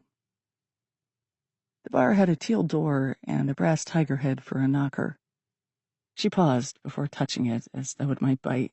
But in the past 6 months, she had explored and experienced more of the world than she had in her 31 years before, and it would take more than an inanimate object to scare her. Instead, Morgan took 2 steps back, raised her camera, and took a photo. She'd taken thousands of photos in the time she'd been away, and when she rode on dingy subways and slept in Spartan hostels, her photographs of doors and their locks and their keyholes were all she had. And all she needed. Lowering her camera and closing her eyes for just a moment, Morgan breathed in her new life. It smelled of butter and battered fish. It sounded like fiddles and flutes and pipes. It tasted of freedom. The warmth of the pub cloaked her like a blanket, fogged her glasses. Entering this new world within a world, she took off her anorak and folded it over her arm as she swam through a crowd that had gathered to hear the band. Finding a high-top table, she watched and listened, enchanted, as 2 men and a woman began to play a haunting air. The man with a gray ponytail strummed on a harp. The younger man, raven-haired like the woman, whispered into a flute. Melodic notes transported Morgan from the noisy, humid pub to rolling hills and salty waves crashing against crags. And when the woman sang, it sent a shiver down her spine. Her lips moved in memory to the lyrics. Shoo, shoo, shoo, la ruin. Shoo, ga, sucker, aga, shoo, ga, akun. It was the song Clive had sung to her, lost amid years of nightmares and forced forgetting. She wanted to remember now, though, for out of flames fueled by torture and pain had she been fearfully made, and she had nothing left to fear. Few souls could say as much. When the set was over, Morgan wiped her eyes, careful not to smudge her mascara. She ventured toward the stage area, and the woman, Saoirse, immediately embraced her as though they were long-lost friends. "Morgan!" she cried. "This feels like a dream." Maybe it all was, Morgan thought, letting her mind wander for a brief passing moment. Maybe all we are and were was but a dream. Within a dream, within a dream. "This is Killian," said Saoirse once they'd parted. Morgan nodded and shook the younger man's hand. His fingers were calloused. And our dad, Jerry. Morgan stepped toward the older gentleman, who was tall and burly. She offered her hand and her name. Morgan Reynolds. Her Uncle Jerry smiled as he took her hand, then pulled her into an embrace. There are no strangers in Ireland, he said. Certainly not among the Reynoldses. You're staying with Saoirse, then, for a while? Morgan nodded. She'd found Saoirse Reynolds, as all people find one another these days, on Instagram. She showed her the decades-old picture of Saoirse and Killian with the other Reynolds children, explaining who she was afterward, of course, and since she was exploring France at the time, less than $200, and 2 hours later, she was here, in Dublin. Will you join us? Asked Killian. We're headed over to Johnny O's as soon as we pack up. Morgan looked at each of them, her family, and felt her heart constrict, swelling against her rib cage. I will, she promised, but I have to meet someone here first. Saoirse shared the address with her, and Morgan returned to the high-top table, extracting a book from her backpack nestled next to her Bart Simpson doll. The cover was softened, and it had a few more tears than when she'd bought it at a bookstore in London to read on the train to Paris.